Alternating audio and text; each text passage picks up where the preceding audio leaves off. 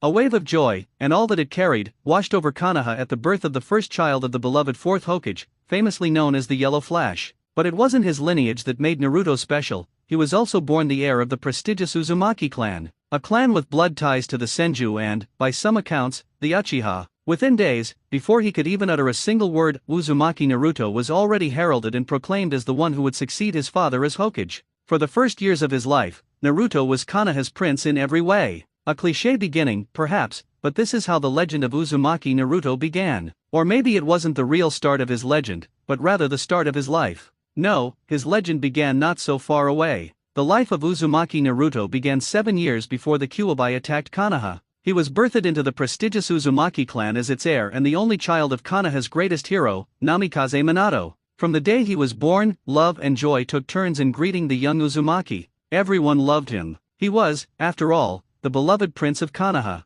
While the Hidden Leaf wasn't a monarchy, the redhead was still considered his highness more than anything. He was a celebrated crimson-haired child who basked in the affection the leaf and even outsiders gave him. Perhaps if life had continued in that manner, his legend wouldn't have begun. He would have grown up as a spoiled child who got everything he wanted. From the moment he started understanding words clearly, he was always addressed with Sama, a respect of birth, not of achievements. It was good while it lasted. They say that nothing ever lasts forever. Naruto thought this saying would never reveal its ugly literal face to him, but it did, almost like a cliché sad story. The waves of joy disappeared in just one night. The terror and dread that ran rampant removed all traces of the highness Naruto enjoyed. A sister was supposed to be a blessing. Yes, Naruto had been thrilled to know he was going to have a younger sibling. His parents were overjoyed as well. But the night became a cursed blessing when the sibling was born. Horrors occurred. A mountain-tall beast ran rampant throughout the village. Destruction was left in its wake, and death was at large. The spoiled highness of Konoha had observed everything. He had never been gripped with such dread in his short, joyous life.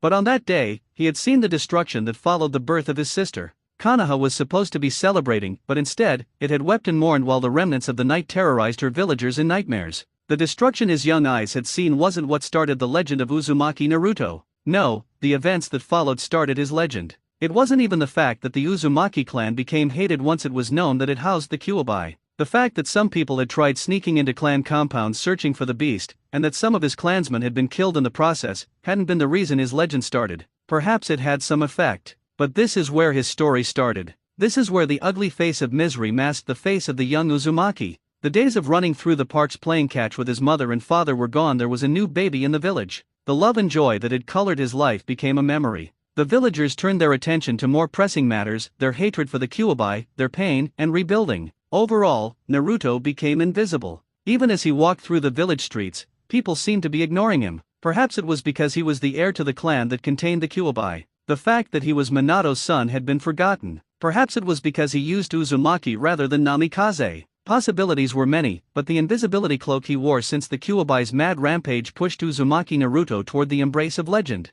The story begins. Uzumaki Compound. The main house was bustling with activities as the clan members went in and out. The new baby was all that mattered these days. Her birth had been risky, unlike his. There was also the fact that some of the Kyuubi's chakra resided in her. Naruto may have heard wrong, but those were just the whispers that bounced through the walls of the main house. Naruto strolled through the crowd and walked toward his mother's oversized room. It had been a month since the Kyuubi filled the village with dread, and ever since, Kushina had been lying in bed with her blonde-haired daughter. The extraction of the Kyuubi had left her weakened, and resealing it had taken a lot from her. A normal person would have kicked the bucket, but Kushina was an Uzumaki by blood. She wasn't normal. The villagers didn't know exactly what happened. All they believed was that their beloved fourth Hokage defeated the Kyuubi and, since it couldn't be killed, the Uzumaki sealed it inside their compound. There were ludicrous stories that said the Kyuubi was living inside the clan's shrine. Some said it was in the temple. Naruto followed the rumors closely. They were quite amusing, but the clan didn't seem to care much about it.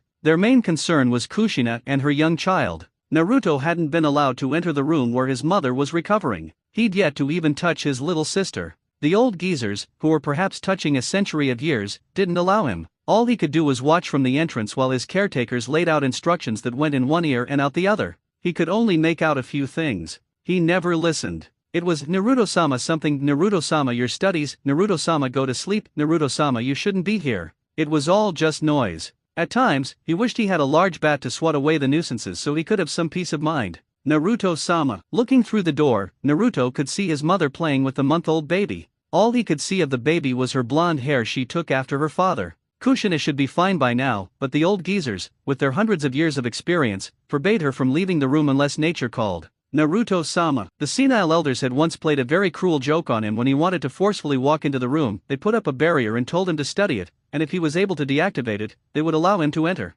It hadn't been funny. He was 7. He couldn't understand advanced work from a fuinjutsu expert. When those words had been said, Naruto hadn't bothered looking back. He had walked away from the door toward his room to do something useful, destroying some things he owned in anger. Uzumaki-sama. There was something in his ears, but Naruto couldn't really make it out. He was busy with his thoughts. Sometimes he just wished he could deactivate his hearing and become deaf. Perhaps he would apply to become deaf when it was convenient for him. Ouch! Naruto cried, placing his hands on top of his head where he'd been hit. Naruto turned to the wrinkled face that was staring at him sternly. He smiled nervously. The advantages of being a child. If only he was dealing with normal people, he could get away with it. But the people that surrounded him were beyond normal. Especially this old woman. Yet, trying didn't hurt him. Who knew? Perhaps one day those eyes would give in to the demands of age. What did I say about coming here during the day? The stern tone. It was piercing through his senses. It wasn't the kind that would go in the left ear and leave out the right.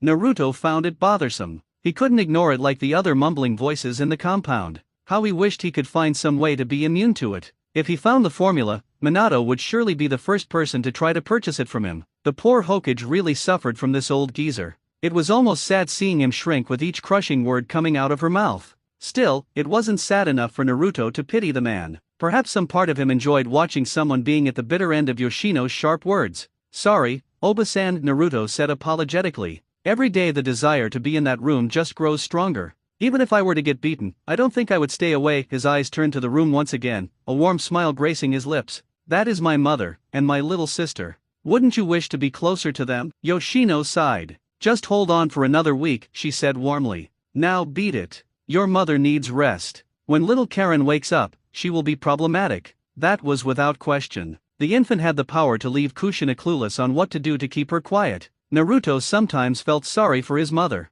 He was sure he hadn't abused his mother as Karen was. The girl made his mother look like an amateur at raising kids. Looking back at the obstacle in front of him, Naruto internally shook his head, shoving all the thoughts to the back of his head. Outwardly, Naruto nodded and turned away from the old woman. What to do? Around this time, when the days were still pleasant, full of love and joy, he would be hanging with his mother at the park, away from the senile geezers who made him suffer through learning fuinjutsu. Seriously, even his mother had to step in to shield him from the amount of knowledge being crammed into his little head. Now that everyone was on their feet, securing the clan compound parameters, he had free time to roam around without being tested. It was even more of a joy that the century-old woman didn't question him about his progress in fuinjutsu. At times, Naruto thought the woman was insanely obsessed with his advancement in the art. She had no problems in playing cruel games in order to get him to learn. Well, he could go to his room and do a victory dance or just run about the village doing a victory lap since he wasn't questioned about something he had been avoiding since Karen was born. Naruto. Curses. Naruto turned around to face the old woman. Why did he even have such thoughts?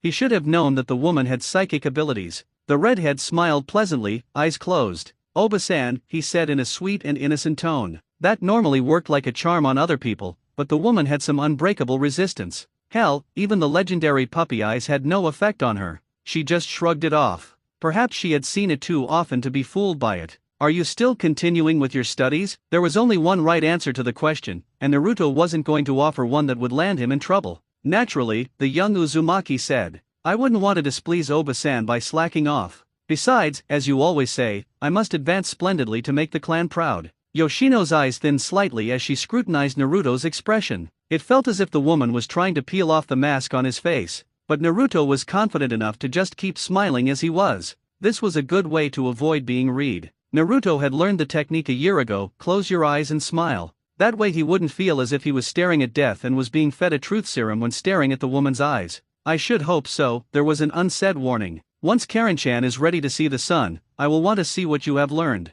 Of course, if there is no improvement, there will be consequences. So much for leaving the warning unsaid. He could have had the bitter joy of creeping himself out thinking of what his punishment could be should he disappoint. Well, it was time to get back to the books again. Naruto didn't want to be locked in a room full of explosive tags and told to disarm them within an hour or they would explode. Thinking about that experience, Naruto couldn't help but shiver slightly. The senile old woman believed the best learning course was through pain. Well, she was right. He certainly worked fast when he was in danger. Naturally, he wouldn't willingly agree to such brutal methods. Even his beloved mother didn't agree to them. But of course, Yoshino seemed to have the upper hand in every argument. "You won't be disappointed," Obasan, Naruto said sweetly as he turned away. Some fresh air outside the clan compound would do. Perhaps he could go see his father. It was around lunch, anyway. The man should be available for a chat. That decided, Naruto smiled contentedly, and marched toward the Hokage Tower to see his beloved father. The thought of seeing his father made the blood inside him flow freely and electrolytes poke here and there around his body. If there was anyone who understood, it was Minato, that loving father of his. The smile Naruto put on when he thought of his beloved father didn't deserve to be in this world. Yes, it was out of this world. He could as well be taken to heaven while writing the joys of the memories he had with his father. It wasn't just his father only, but his mother as well. Ah, how could he not love his mother like that as well? She was a delight. The silent treatment from the streets didn't bother Naruto as he flew toward his father's office. No, he didn't even notice it. The memory joys were pushing him like a monstrous wave. He couldn't see anything from the other side but the wave. Hokage office. When Naruto reached the office, he found his beloved father present. Otusama, the redhead, greeted happily as he entered the office. Minato peeked through the mountain of papers that seemed to be holding a meeting on his desk. The fourth Hokage smiled at his son. The smile was weak. Even a 7-year-old Naruto could see that. It was very weak. Even gravity seemed to be pulling it down. Minato couldn't keep it for too long. Every second it seemed to fall off as if it was dozing off. The man had been hardly home over the past month. Naruto couldn't really follow what was going on, but he just made out bits about enemies being outside the village outskirts and dealing with the effects of the Kyubai's mad rampage as well as the resentful villagers. It was tough, apparently. Still, seeing his beloved father like that made Naruto frown slightly. Obviously, even if he asked, the man wouldn't be able to go to the park with him. It was sad. All those happy thoughts just got buried 6 feet under even before Minato could say anything. "Naruto," Minato said weakly. "You caught me at a wrong time." The voice was weak. It was almost as if the man had been starved for days. His eyes were slightly unfocused. He wasn't getting much sleep. Naruto blamed being Hokage. If it wasn't because of this job, he would be having his father now. They couldn't even go to the ramen stand to enjoy lunch together with his mother as well. How things changed. If only that tragedy didn't happen. Things wouldn't have changed. Naruto pushed all the gloomy thoughts away. He chose to act as if he had suffered from a memory loss, having forgotten what his father had just said. "When is your lunch, Otusama?" Minato closed his eyes slightly as he tried to put on a strong mask on his face. "I've already eaten," he said, still weakly. He wanted to strengthen his voice, but he couldn't. He was too worn out. Oh, the sadness and disappointment in Naruto's voice hit Minato like a cold slap. He couldn't disappoint his son like that. And so, he was quick to try to correct things. "How about this? We will have lunch together, tomorrow. Ichiraku ramen. I'll get you as many bowls as you like," Minato offered, trying to appease his son. "I'll even be back home for dinner today. Perhaps I'll take you to the Hokage monument thereafter." There had been disappointments of late. His father had once said he would come back for dinner, but when he came back home, he didn't even eat. He went straight to bed. And that wasn't the only time Minato had done so. Yet even so, Naruto smiled at his father. He would wait patiently for his father to come back home later on. This was his father. His beloved father. There was no reason to count the sins of the past. Naruto was cut off when the doors burst open. 2 geezers walked in side by side, their movements in sync. They didn't even spare him a glance. They just ignored his presence and went straight to his father. "Minato, what are you still doing here? The feudal lord is waiting for you at the council chambers." Minato blinked. He'd forgotten about that. He looked at Naruto for a moment and sighed. He was going to disappoint his son, yet again. The boy had been forced to come here because he was hardly home these days. It couldn't be helped, but he seriously had to make some time for Naruto. He couldn't keep disappointing him. "I'm sorry, Naruto, but I have to go to a meeting right now," Minato said, walking over to his son. He kneeled in front of the redhead and smiled sadly. "I'll see you later, okay?" Naruto pulled his father for a hug and nodded. "Enough of this," Koharu interrupted the moment. "You can't make the daimyo wait for you. We don't want to displease him at this stage." That tone, it was commanding his beloved father to get away from him and rush over to meet this feudal lord. Of course, he understood who the man was.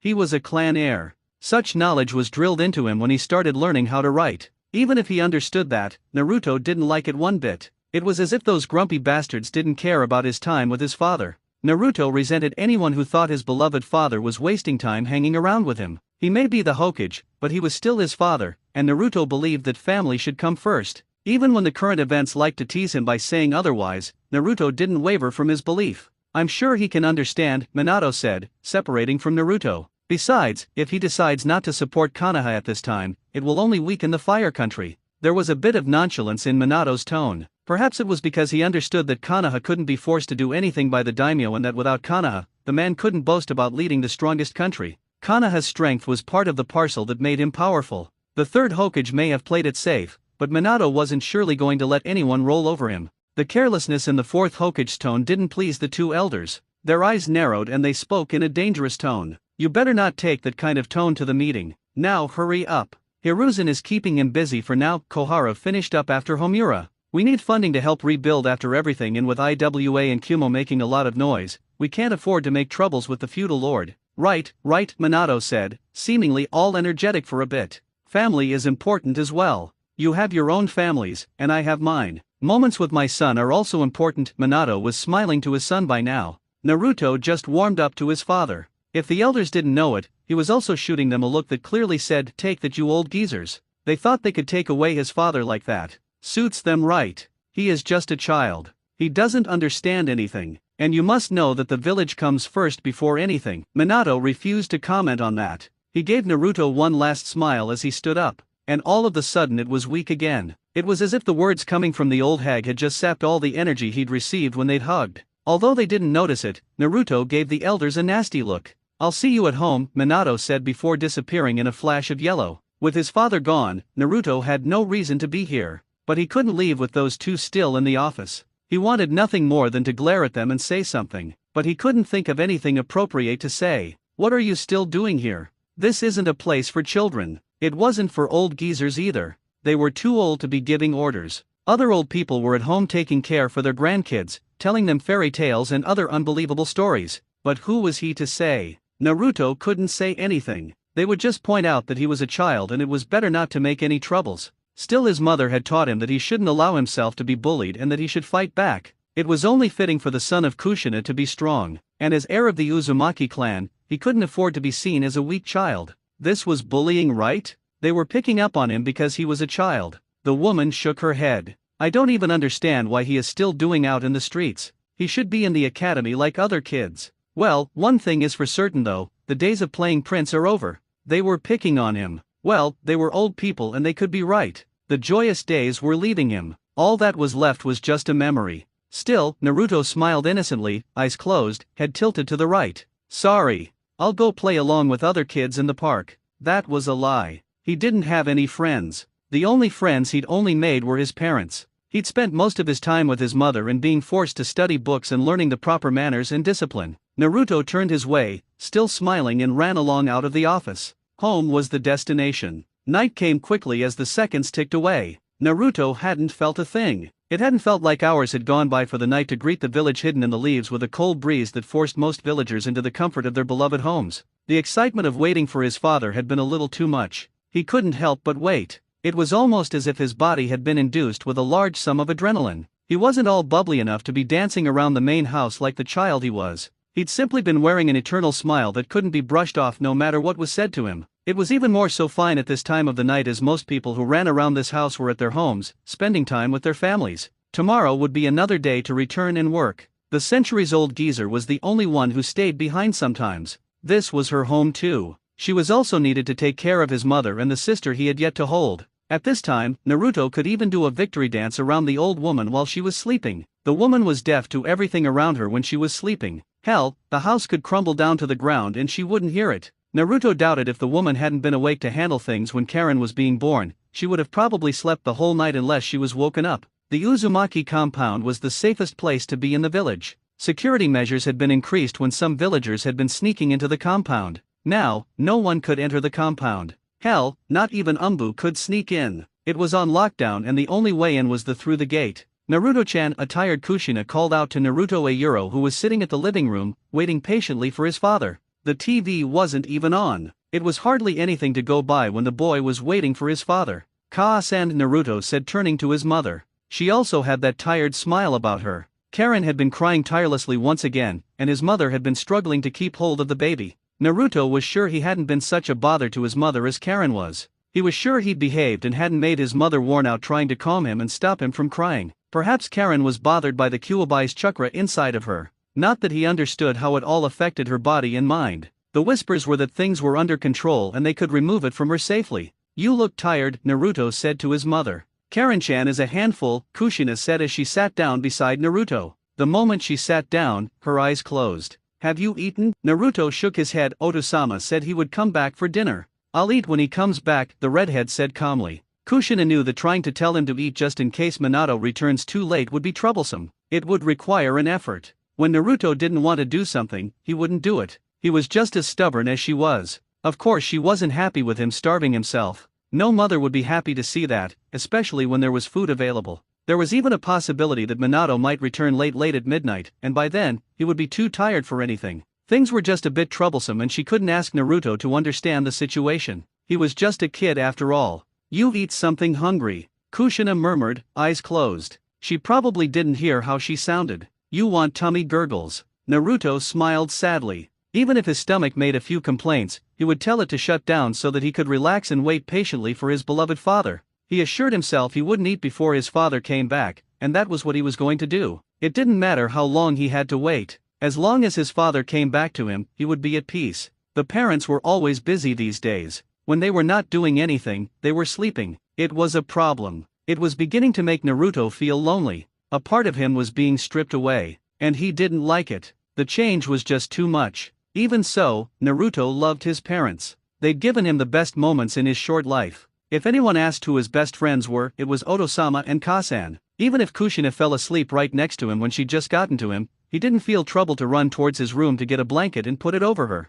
And he did so, happily. And then waited for his father. And waited until he fell asleep. At around 11 p.m., Minato returned home. He found both mother and son sleeping on the couch. The son curled up like a cat. He must have been feeling cold. He didn't have anything on him like his mother. It didn't take a genius to figure out why Kushina had a blanket and why Naruto didn't have any. It left a bitter taste in Minato's mouth knowing that Naruto fell asleep in this place waiting for him. He wasn't just waiting. He had told his beloved son that he would return for dinner, and he hadn't. It wasn't the first time that he'd let his son down. He was tired, but the thought of disappointing his son gave him some energy to be mad at himself. How long before Naruto started doubting his word? If things continued like this, his son would stop believing him when he says he would be home. Not being trusted by your own child. That would be heartbreaking. Well, there was nothing he could do to solve at this time of the hour. First thing first, Minato removed the blanket on Kushina and put it on Naruto before picking up the mother of his children. He flashed away in blur of yellow. A few moments later he returned and gently picked up Naruto. Another flash of yellow and he was in the center of Naruto's room. He placed the redhead down the bed and hopped in himself. He wanted to stay just a little while with Naruto, even though he was asleep. It meant something to him. Just being close to his son gave him some comfort. Naruto stirred slightly. "To-san," he mumbled slowly and in a sleepy tone. Minato smiled, pulling Naruto closer. "I'm sorry," that was all he could say. Naruto didn't respond. He'd gone back to sleep. Minato didn't say anything again either, he too fell asleep. The following day. "Yo," Kakashi greeted, walking towards Naruto Ayuro who was sitting under a tree at the back of his house. Naruto looked up from his book. The first thing he noticed was Kakashi's smile. "You should teach me that smile, Kakashi. It's classic and I like it," the redhead said lightly to the Umbu. He was always looking to add to his arsenal.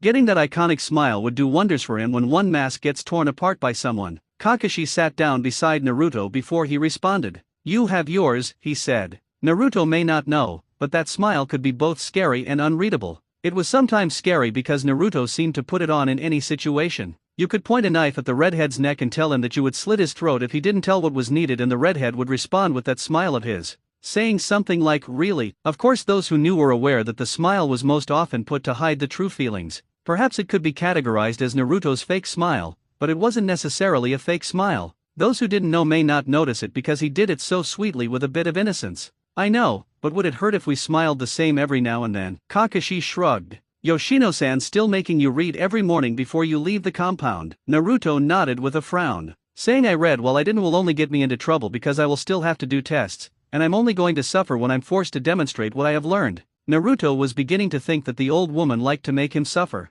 Perhaps he'd done something horrible unintentionally. Who knew? What was without question was that he really didn't enjoy spending time with Yoshino. Think of her made his muscles tense, and there was always the urge to either just dig a hole and crawl inside or just smile pleasantly while praying to the gods to make her disappear from his head. No slacking off, but it was only reading. As far as Kakashi was concerned, the redhead wasn't taught any other shinobi art other than fuinjutsu. They focused on art of sealing because it was a proud skill that Uzumaki possessed with great expertise than any other. They specialized in seals. No wonder they didn't bother with other arts. Then again, Naruto was still young. Things may be tense outside, but no one was forcing kids to be put into training so that they could be shipped to war as they were during the Third Shinobi World War. Kakashi hoped that things didn't go that far, but with how things were outside, anything was possible. Naruto was the Hokage's son. If things reached a boiling point, they would first look at him. He would be expected to fight as his father, leading by example. At least the boy had his mother. Kushina would tear apart anyone who comes up with the idea of sending her son to war at his age.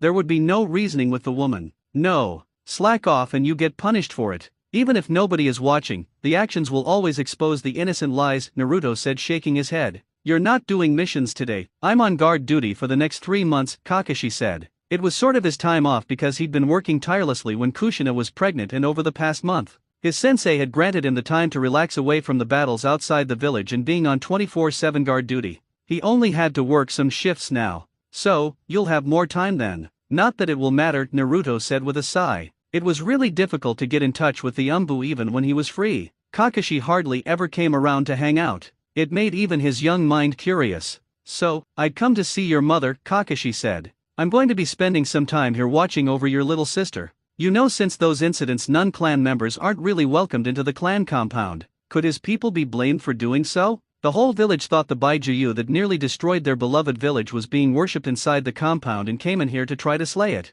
The thought that they could worship such a creature was ridiculous. No one tried to say otherwise though, not from the clan. Minato had tired to say something, and only succeeded in calming his people from doing stupid things. But the Uzumakis have kept their distance and their silence. They chose not to involve themselves in petty conflicts with the villagers. Hell, the fact that they thought the Baijuyu was inside their shrine was because the clan had decided it wasn't worth telling them who the Baijuyu was sealed into. It was decided that it should be kept a secret. And as far as Naruto knew, even the village council didn't know. That century-old woman had simply told them that the Kyuubi was their burden since it came to Konoha, and unless they planned to use the Baijuyu as a weapon then they didn't need to know. But of course there was the punchline that if that were the case, those clan members would have to volunteer one of their children to become the host weapon, and the Uzumaki would willingly ensure the sealing was a success. It was allowing the council to know who the Baijuyu was sealed into that led to the information leaking out, so they didn't have much of a say. How are things? Naruto looked into the sky for a few moments. Okay, I guess, he said. Kakashi raised an eyebrow in response.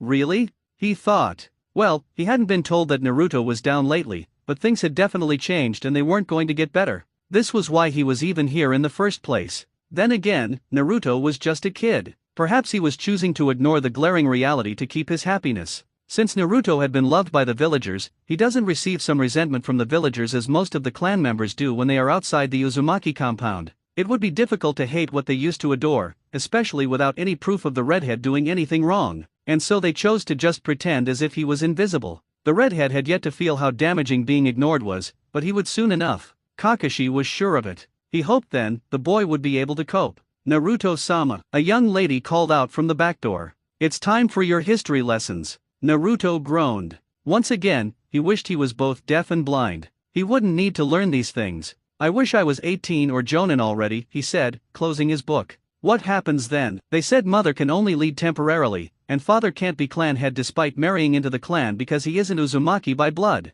So, when I reach that point, I will become head and will get to do whatever I want. No one will be saying Naruto you can't do this, Naruto you can't touch that, you can't go there. You're too young to know. Kakashi's amusement was clear. Naruto's childlike tone was a perfect fit. Just become a Jonin fast, and you can avoid all of that. Kakashi had meant it as a joke, but Naruto took it seriously. You became a Jonin at a young age. I can do the same. I'll ask my senseis about it and see what they say. You're not serious, are you? Naruto did his usual thing, a closed-eyed smile, with his head tilted to the right. Who knows? As Naruto walked away, Kakashi shrugged. The redhead wouldn't actually do it. Not yet, anyway. He couldn't become a Jonin with only his fuinjutsu skills. Naruto had no fighting skills whatsoever, so Kakashi wasn't worried. A week later. The week had dragged on for Naruto. It had moved at a snail's pace, slower than a turtle running a marathon. There were moments he wished he knew where the person who controlled time kept the big red button that pushed time forward, just so the week could finally end. But it had passed slowly. It had been torture to his young mind and made him sleep more than he normally did. The only upside to all the sleeping was that he was able to avoid Yoshino and her scathing tongue. His room was his sacred space, not a place where everyone could enter as they pleased. Perhaps she had also been keeping her distance because the final tests were being carried out around the house and the compound as a whole. The village was also getting a new look thanks to the Fuinjutsu at work. Naruto had shown up for every meal. Things were difficult, but not so much that he'd skip a meal. Had he missed one, he would have been forced to eat. That senile old woman would have shoved the food down his throat. She wouldn't have hesitated to feed him like he was an infant. Throughout the week, Naruto hadn't seen his beloved father. That night, when his dear father had apologized and then fallen asleep in his bed, had been the last time he saw him. It bothered Naruto, more than he was willing to admit and more than he let on with the sweet smile he gave to anyone who asked if everything was alright. Naruto pushed away the disappointments of the week with bone-chilling excitement. His mother was finally going to be allowed to leave that room whenever she wanted, and he would be able to hold his young sister. What more could he ask for? There was nothing more. Especially since a little voice inside of him whispered that even his father might be able to get some time off from his demanding work and spend some time with his children. More family time. Naruto was thrilled about that. Ah, Kushina stretched, breathing in the fresh air outside the main house. I feel like taking a walk outside. She had been cooped up inside the house with nothing to do. The first 2 weeks were understandable. She had gone through the Kyuubi's extraction, and then the Biju was resealed into her. Normally, the extraction would have killed anyone. Only an Uzumaki could survive. Not even the Uchiha, who saw themselves as the most powerful clan in the village, could have survived something like that. The ordeal had left her worn out and with little energy. She had recovered after 2 weeks, but then 3 more weeks were forced upon her. And who is going to look after Karen-chan while you're out? Yoshino demanded. I am not going to take care of another one of your brats while you run around the village. Naruto was a handful enough. I will take her with me, Kushina said simply. That's not going to happen. Not with how tense things are outside, Yoshino said sternly. We don't know what might happen if you go outside. They ignore Naruto and show contempt for our clan. Karen shouldn't be exposed to such an environment. We won't know until I get out there, Kushina said with a shrug. Besides, Kakashi will be guarding me. Nothing will happen. I'm just going to the Uchiha compound to see Mikado-chan. As the words left her mouth, Kushina sent a dangerous look toward Yoshino, who was reminded that Kushina was just as stubborn as she was. You have to understand that we couldn't allow anyone inside the compound. Not even friends, Yoshino said a bit quickly. It won't be necessary for you to go there anyway. Mikato is coming here herself. At this moment, Naruto stood at the doorway, watching the standoff between his beloved mother and the old hag. You didn't plan that so I wouldn't go out, did you? Kushina questioned, walking toward Yoshino. Of course not, the old woman said quickly. Good, Kushina said with a smile. Because when Mikado comes here, I will walk her out of the compound, and you won't stop me. You can try, but I doubt you'll be very successful. Naruto smiled inwardly. Ah, that was one way to win an argument with the old woman. The challenge of physical prowess. One thing was obvious, Kushina wasn't afraid to get physical with anyone. Come on, Naruto, Kushina said, pulling Naruto. They went into her oversized room, and she showed him Karen. Naruto just stood there, frozen. The baby was beautiful. It was the cutest thing he had ever seen. The little hands, the little fingers, her eyes. They were just like his. The bright hair was obviously from their father, but there was no doubt she was his younger sister. Naruto felt a sudden wave of emotions wash over him. It was a bit overwhelming and made him want to cry, but he held back. He didn't want to cry in front of his younger sister. That would be wrong. What if Karen cried too? Who would his mother comfort first? The redhead looked at his smiling mother. Can I? Of course, you can. Naruto leaned over and picked up the little girl. He was sure her eyes had looked at him with curiosity. She didn't recognize him. She had yet to see him after all. Her little hands were raised up slightly as if she was trying to grab his face. Naruto gave the baby his finger, and she took it with both hands. He played with her slightly, and she giggled. The sound was a soft melody that just coursed through his entire body, and Naruto found himself giggling as well. This caused Kushina to laugh, but Naruto didn't look at his mother. He was in heaven. Let's go outside and wait for Mikado-chan, Kushina said to Naruto. The redhead didn't respond. He just turned around, Karen in both of his hands, held firmly, yet gently. Kushina just smiled. Perhaps she shouldn't have allowed them to deprive her son of this feeling. He seemed so happy, and oblivious to the world around him. Where do you think you're going? Whether Naruto heard that stern voice was up for debate. He didn't even so much as twitch. He just continued walking, playing with the baby. It was his beloved younger sister. Naruto. Now that was a mad dog growling. Curses. I told you that after a week, you would have to show me your progress. Now give Karen to your mother so we can go. Naruto looked at his mother pleadingly. Kushina was sure the old woman wouldn't back down, and fighting this would only give Naruto more work. Besides, she wanted to have an adult conversation with Mikado. There was a lot she had missed over the past month. I'll be back quickly. Promise, Kushina said, taking Karen from Naruto. Naruto hid his disappointment from his mother. It didn't matter if she would be back sooner or later. The fact was that he didn't want to leave with that old woman. He wanted to spend time with his beloved sister and his mother. Nothing else. And the fact that she was going to leave him in the hands of that senile sharp tongue was a disappointment. Where were the good days when she used to shield him from most damages? She couldn't do it all the time, but there were days she tried, and even if he ended up being dragged to the torture chamber, he would know that she had tried but failed because she was trying to push a mountain. Come on, Naruto. My legs aren't as youthful as they used to be. Naruto smiled, turning toward the old woman. He was tempted to tell her to just lie down and crawl like a snake. He'd heard one of her grandkids tell her that when she had complained about her age, but he was certain it wouldn't end well for him. So, he settled for a smile and said, "Hi, Oba-san." Yoshino frowned at the smile on Naruto's face.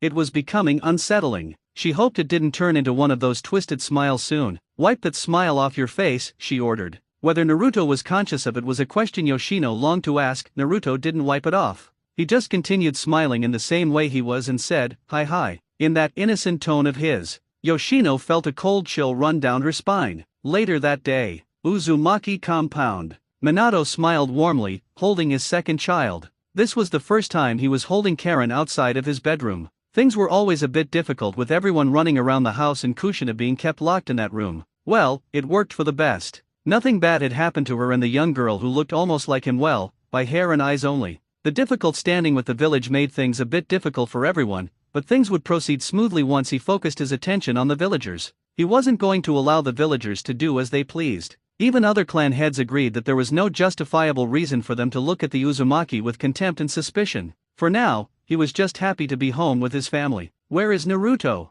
Minato asked Kushina, who was leaning against his right shoulder, sitting on the couch in the living room. "He's probably still with Oba-san," Kushina said. She frowned slightly. "He's getting worked hard because of the responsibility that will fall on him once he grows. I wish they didn't take it too far, though." "You should talk to them," Minato said. "I also want Naruto to have a normal childhood. Well, we did everything we could before this. We can't be blamed for not having been there for him. He had made time for his son and wife. Things were just different now, but he had raised Naruto as best as he could. He had even replaced himself with a clone during lunchtime to spend time with his son. Naruto was his son. He had a responsibility toward him as well, and he had fulfilled his duties as a kage and a father splendidly. Not of late, though. That made him frown, disappointed with himself. "The Uzumaki won't listen to me, but they will listen to you," Minato added. Kushina sighed. "I will try to do something," she said a bit tiredly at the thought of facing off with that woman. "At least he has learned the necessities required for a clan heir and the so-called Prince of Konoha. That should be enough." Minato laughed at hearing Naruto's title. "Prince of Konoha, huh? Things have changed now. But I still hope I treat this one as they treated Naruto." He was sad and hopeful at the same time. "Have I missed that much?" Kushina asked, seeing the sad smile on Minato's face. The fourth Hokage nodded. "Your clan and the Uchiha clan have become scapegoats for everything. Since they can't direct their hatred at the Kyuubi because they can't see it, they're directing it at the Uzumaki clan. The Uchiha are suspected of being the ones that led it to the village. Although it's the Uzumaki who managed to reseal the Biju, you are being made to look like you're sheltering the Biju from harm. All I did was teleport the Biju away from the village, stopping it from destroying the village. You did the rest. But they seem to see what I did as the only good." Kushina released a long breath. "It's that bad, huh? Well, no wonder it was being kept away from me. But when I was walking through the streets, they didn't seem to hate me. In fact, most of them came up to me to see Karen-chan. I don't think we will have a problem with her." Minato smiled. "That is at least good," he said. "Naruto is being ignored, though. I think they will like Karen because she carries my name." He paused for a moment. "I hope that things will change soon enough. We can't live happily in such conditions." Kushina nodded. She turned to the door as she heard it open. A tired-looking Naruto entered the room. Both parents smiled, seeing their older child. "Naruto, come and join us," Minato said happily. Kushina nodded, already holding out her hands to welcome Naruto. This will be the first time we all sit together as a family," she said excitedly. Naruto liked the idea as well. It was pleasant and just washed away all the tiredness he had in him. He wanted nothing more than to just run into his mother's arms. But he kept his cool. He wasn't about to act like a little boy in front of his younger sister. As Naruto walked toward his parents, Karen started to cry. That killed the mood. Both parents scrambled, trying to make the baby stop crying. They appeared to be unsuccessful, though, as this went on for a couple of minutes. Minato just seemed clueless on what to do. Naruto just waited on the sidelines until he decided to just excuse himself. All that tiredness he'd been feeling had returned at full force, and then some. Even as he left the room, no one seemed to notice him. He understood Karen was crying, but that didn't make the negative emotions in him go away.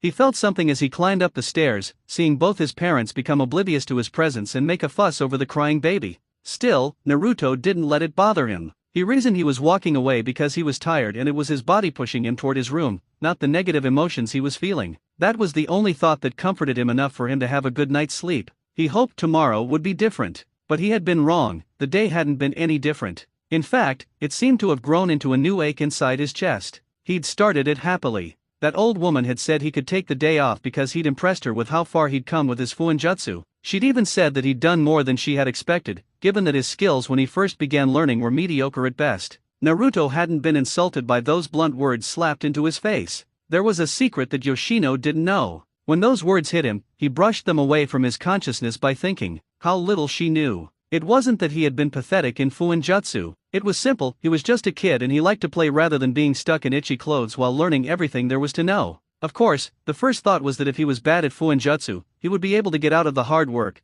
and they would just leave him be as a useless brat who couldn't do something both his parents excelled in. That wouldn't have bothered Naruto. As long as he ran wild in the park with his parents watching his every move, he would have enjoyed his life. But his little hopes were dashed when that old hag theorized it was just best to teach him the cruel way. That way, he would eventually learn. She thought her harsh lessons were proving to be productive, but it wasn't like that. Still, Naruto cursed himself for having made that choice. It has only landed him in more unnecessary pain. He hadn't bothered telling the truth, however. With the day off, Naruto had thought he would enjoy some time with his mother and little sister. His beloved father was out of the question because he always had to run off to work early in the morning. Those hopes were quickly dashed. It may have been morning for him, but he was much later than usual. The weariness of yesterday's night had made him sleep in, and no one had bothered waking him up since it was his day off. Even so, what killed the happy thought was that both his parents were said to have left early with Karen. Naruto might have been jealous, but it bothered him that his father was willing to make time for Karen but couldn't make it for him. What was worse, they'd left without him. They didn't wake him up. They had breakfast and left him all alone. Perhaps he was being childish and feeling negative about it all. But who could complain? He was a child. He was supposed to have childish thoughts. The young Uzumaki took care of his body and filled up his gut before making his way out of the compound. He didn't go too far, though. The atmosphere became all too apparent to him. Perhaps it was because he was feeling down. But what had apparently happened was that Minato had stood before everyone with Kushina and revealed his second child, his daughter, Karen, who looked like him. They'd done it without him. Shouldn't he have been there with them to take a family photo? Shouldn't he have been the one to hold Karen as her brother? Naruto felt isolated. The whispers on the streets only amplified the loneliness he felt inside. The talk everywhere was about how she was the spitting image of her father, and how the other kid didn't resemble Minato at all. The other kid. They seemed to have selective amnesia. He'd walk right by, and they wouldn't even see him. Pondering this, Naruto realized he'd been wearing an invisibility cloak since the Kyuubi attack. He'd been too naive to realize it before, but now it stung. He didn't want to be invisible. Did they think he was the one carrying the Kyuubi? Were they just ignoring him because he was the heir to the clan that contained the Kyuubi? With these questions and no answers, Naruto had cut his journey short and retreated to the safety of his home. But the atmosphere there was just as destructive as the one outside. The following month, nothing changed. The Uzumaki compound was entirely focused on Karen. It was Karen this and Karen that, day in and day out. No one paid him any mind. Even his caretakers were now solely dedicated to Karen. His father was rarely home, but when he was, he only spent time with his daughter. No one even came to his room to say goodnight. The old man had told him not to let things bother him, that things were like this after he was born and that they would change. But the days just piled up, and nothing changed. Even if he tried to tell himself that he should give Karen time to be loved as he was, the fact that his presence had seemingly disappeared was tearing him apart. He felt as though he was living in a bubble on his own inside Konoha. Worse, even inside his own home. His life, his existence, his worth, it had all vanished. He was left exposed, and no one took pity on him. Naruto understood it then. All the attention he got from the villagers in the good old days wasn't because he was special or they loved him. It was all because of Minato. And now he'd been replaced by something new. The fuss they made over him was like a fleeting fashion trend. Now something new had come along, and he'd been tossed into the back of the closet, never to be worn again. There was also the fact that he hadn't inherited his father's blonde hair. Outrageous rumors spread like wildfire. But Naruto didn't care much about that. The cold, hard truth was that he was nothing. His fame had just been on loan. He never deserved the attention in the first place. But he still deserved to be seen in the house he called home or what had become merely the place he slept and ate. One thing was for sure, if he wanted to be seen again, he'd have to earn it. But what made him bitter was the fact that he could no longer feel his parents' love, and he shouldn't have to earn their love and affection. They were his parents. They should have been there. But now they were just present in the house. They no longer felt like his parents, but rather Karen's. No one questioned anything when things were flowing freely like a waterfall. People just enjoyed the free fall and reveled in the joy of the day. Thinking about bad things made people seem cynical. Perhaps Naruto was becoming like that, but it didn't matter. No one was going to question him about it, and no one was going to notice. No one was close to him anymore. He had become a lone wolf of the Uzumaki clan. Questions had to be asked. It wasn't a bad thing. Then again, what did he know? He was just a brat. That's all the adults said when he asked about certain things. Yes, there were things children didn't need to know and couldn't possibly understand. It wasn't that Naruto wanted to know everything, he just hated it when the "you're just a brat" card was played. What Naruto had come to understand from asking questions about life was that bad things didn't happen because one had done good. Good things happened to bad people, and bad things happened to good people. That was the cycle of life. It was interesting, curious, even, and yet, questionable. So much so that Naruto wanted to meet the person who made these things happen this way. Perhaps there really was a god. If so, Naruto wouldn't mind praying to this god, as long as his own path was blessed in return. As Naruto looked down at the village from the Hokage monument, he saw the beautifully lit streets of the Hidden Leaf, bustling with people of all kinds. The military police could be seen keeping things from getting out of hand between drunken louts and troublemakers. Minato had taught him how to observe the streets. He had been the one to show him this beautiful place that filled his lungs with fresh air that just spoke of nature and peace. Those were the good days. Good days, indeed. When he sat on top of this head, Naruto had felt like he was sitting on top of his beloved father's head, and now he was sitting on top of the Yondaime Hokage's head. It should have felt wrong, but Naruto didn't feel anything wrong with it. There was just a masked bitterness about the situation and nothing else. These days, he often found himself climbing up here to get some fresh air and just be away from everything in the village. Up here, being alone, with no one to talk to, no one seeing him, just being invisible to the village, yet able to witness most things happening in it. It just reflected his daily life within the Hidden Leaf. How he wished things were diff. Naruto cut off his thoughts and looked behind him. There was a man, an old man. He wasn't fond of old people anymore. They frustrated him to no end. If they weren't there to bother children, then their lives would be much better. The view is quite lively from here, the old man said, walking slowly toward him. His tone was empty of all emotion, but that didn't weird Naruto out. It wasn't the first time he'd heard someone speak like a zombie. If you say so, Naruto replied, looking back at the village. There was a slight shrug of indifference from his right shoulder, one that the old man noticed, but didn't say anything about. Now, where had he seen this old man before? Naruto thought deeply. Ah, bingo. He'd seen him in the Hokage's office.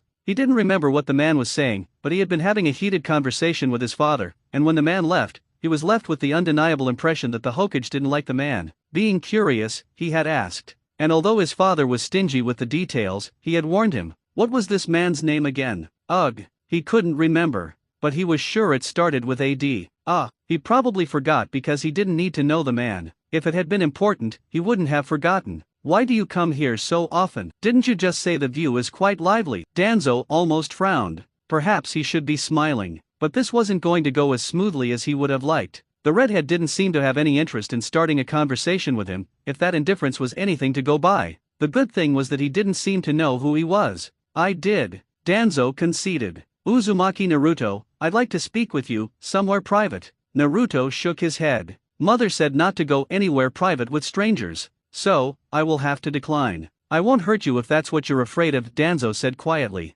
I am one of the village elders and was one of the Sandaime's teammates. I wouldn't wish any harm to the future of Konoha. Naruto just repeated what his mother told him, no matter how good it sounds, don't go, and don't say yes. Just because it looks and smells like candy doesn't mean it is candy. The child was obviously not going to go with him unless he used force. But that wouldn't end well for him, especially with how things were in the village. The damned Hokage had made it difficult to move about, and one wrong move from him would land him in trouble. There was no Hiruzen to manipulate in that office now. Minato might be peace-minded like the Sandaime, but he didn't give in to pressure. You have been overlooked by the villagers. No one notices you anymore, and your parents don't love you anymore. The first is true, but then again, I never deserved the love in the first place. The second is false. My parents love me. There was defiance in Naruto's tone. Danzo liked it. He liked them this way. They all eventually broke, and he would pick up the pieces and shape them into his preferred image. If they loved you so much, why are you sitting here alone? Why don't they take you to the park anymore?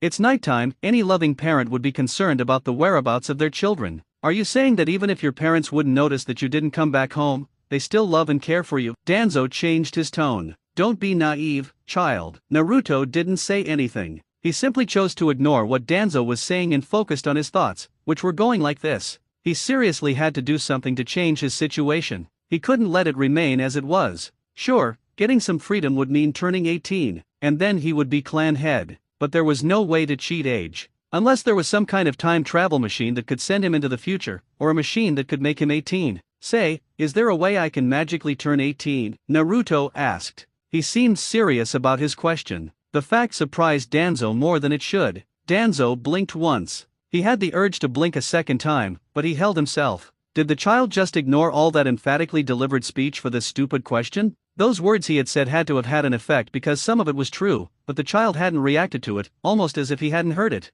What was wrong with this kid? I guess there is none, Naruto said, seeing that Danzo wasn't going to answer him. Then it would have to be becoming a jonin. This was the quickest way. He didn't want to remain invisible. He wanted to become a light that would outshine all other lights. He wanted everyone to talk about him, more than they spoke about the Yondaime Hokage. This was the only way he would become visible. Becoming a jonin would remove some of the limits placed on him. That was something worth looking forward to. He had to go to the academy, though. This was the only way he could become a jonin. Kakashi had gone through the academy first. All great shinobi attended the academy. It was his time. Have you thought about entering the academy? Danzo asked. Naruto yelped as if he'd been hit. Adults can really read minds, he cried, holding his head, trying to shield it from further penetration from the old man. So you have thought of it, Danzo said quietly. It won't teach you anything that will get you recognized. Those who have excelled in the academy have done so because they received additional training. I can give you that special training.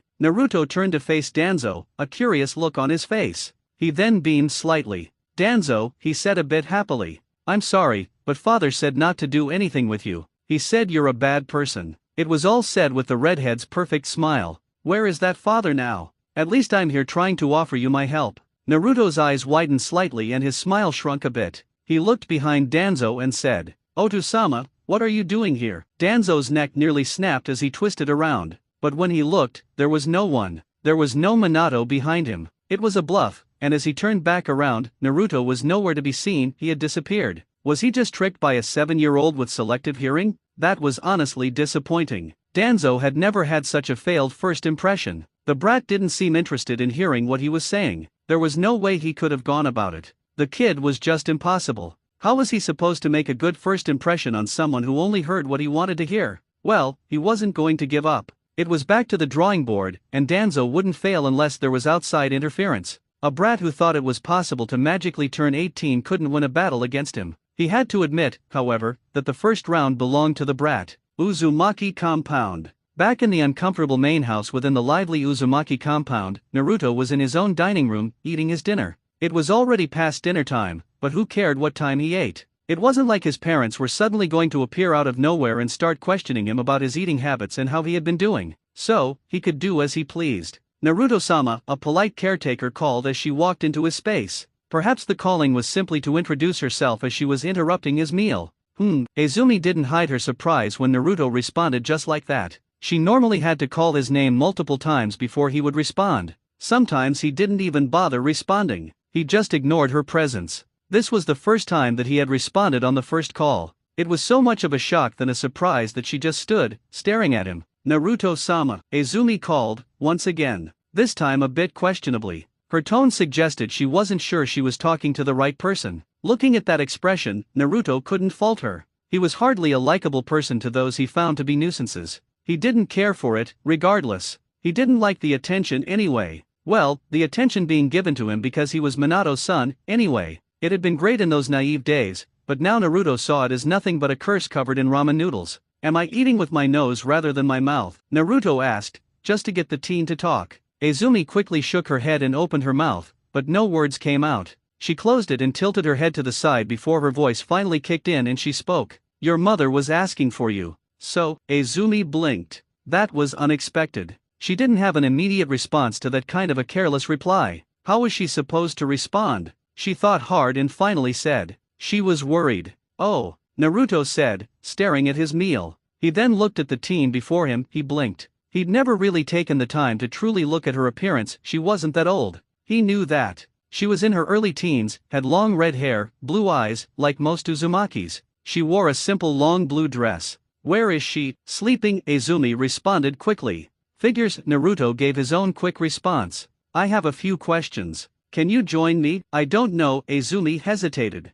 I was supposed to have been home some time ago. I don't want Oba-san to worry about me. Then again, she is probably dead in her sleep. The last part was said in a whisper. Naruto smiled pleasantly. Please. He trailed off when her name wouldn't come to mind. Well, that was embarrassing. But he didn't stop smiling. He just turned it into a sheepish, apologetic smile. Sorry, I forgot your name. Izumi, the teen said. You didn't forget it. You just never learned it the day I was introduced to you. You have a habit of letting things pass through your ears when you don't want to hear them. Naruto just continued to smile. Guilty as charged, he said. So, Izumi, will you please sit with me? As you said, your Oba-san is probably asleep right now. You can afford to spare some time. Even so, I don't want to make it a habit of going back home later. I understand that, Naruto said pleasantly. But I need your help with something. How about this? I will listen to you as you tell me more about yourself after you have answered my questions. That sounds fair. No, it's fair enough, Izumi said, sitting across from Naruto beside the small table. How can I be of service? What am I to you? Naruto asked, curiously.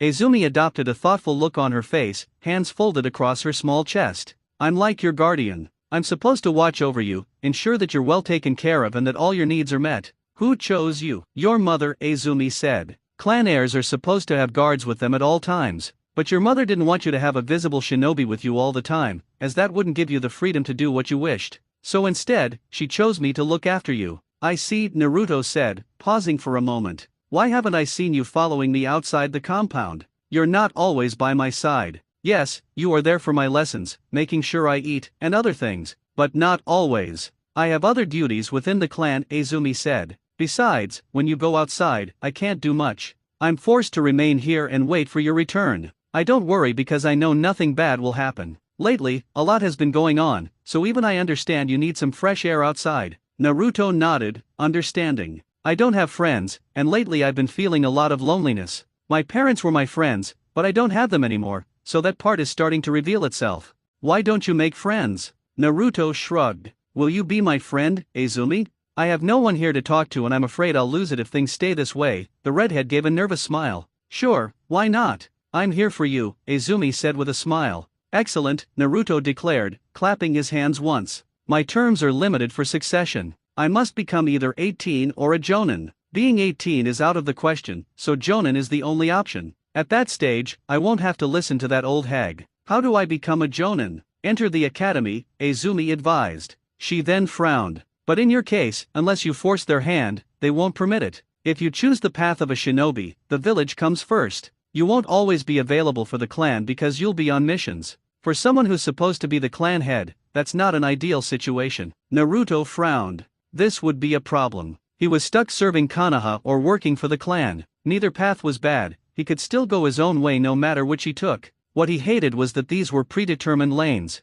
It felt like he was being forced down a specific direction. There was no such thing as true freedom, was there? I can attend the academy, learn what's needed to improve myself, and become a jonin, and then we'll handle other matters. I realize there's no way to become a jonin without going through the academy first, Naruto decided. That was what he would do. Why should I steer clear of that old man named Danzo? Izumi blinked before speaking in a serious tone. He is a bad person. Very bad. Naruto tilted his head. I assume as much, he said. But what? If he's as bad as you say, then you must know something. As my guardian, you must be informed. Well, Danzo isn't a secret. Some things are, but what I can tell you is his people have been caught trying to break into our library. He has also been campaigning to have the Kyuubi given to him so he can tame it and make it his weapon, Izumi said. Obasan can't stand him. She said he is evil and power-hungry. Well, she is evil herself. She must be able to sense others on her wavelength, Naruto said with a smile, causing Izumi to giggle. That's about it. The academy is decided. So, Uzumaki Izumi, what do you do besides this? While you're at it, you can tell me about yourself, as promised. Izumi beamed, but she didn't say anything about herself. I have a question first, she said. I don't understand you. Can I be honest with you? Naruto nodded. You frustrate me. Your ignorance, to be precise. Your question? Naruto clearly saw nothing wrong with his ignorance. He was already aware of it. Never mind, Izumi said, a hint of frustration in her tone. She felt like pulling her hair. She had a feeling he wouldn't listen anyway, and even if he did, he would offer a half-hearted response. I don't have to tell you about myself. You will learn, just as I've learned a few things about you. She stood up and offered a smile. Good night, Naruto-sama. The academy. The academy entrance was nothing spectacular or grand, it was just the normal thing that happens at the beginning of every year. Perhaps his entrance was a little curious since the registration period was already over and the Shinobi Academy had started a month ago. But Naruto wasn't going to entertain any questions about his late entrance, even though he knew he was abusing the privilege of being the Hokage's son. This was a matter where he felt no problems in using his father's name to get what he wanted. Well, it wasn't like most people were complaining anyway. Naruto arrived at his class just in time. He hadn't made the effort to come early just to be a good student. He had his own reasons for coming here, and it was to grow. Arriving early wouldn't help in any way. He had no desire to become the teacher's pet or suck up to anyone. The class was full, all eyes turned to the only redhead in the room. Naruto just walked in and went toward the man sitting behind the desk in the front of the class and handed in his registration form. The man looked at him for a moment, a look of recognition came over him before he smiled.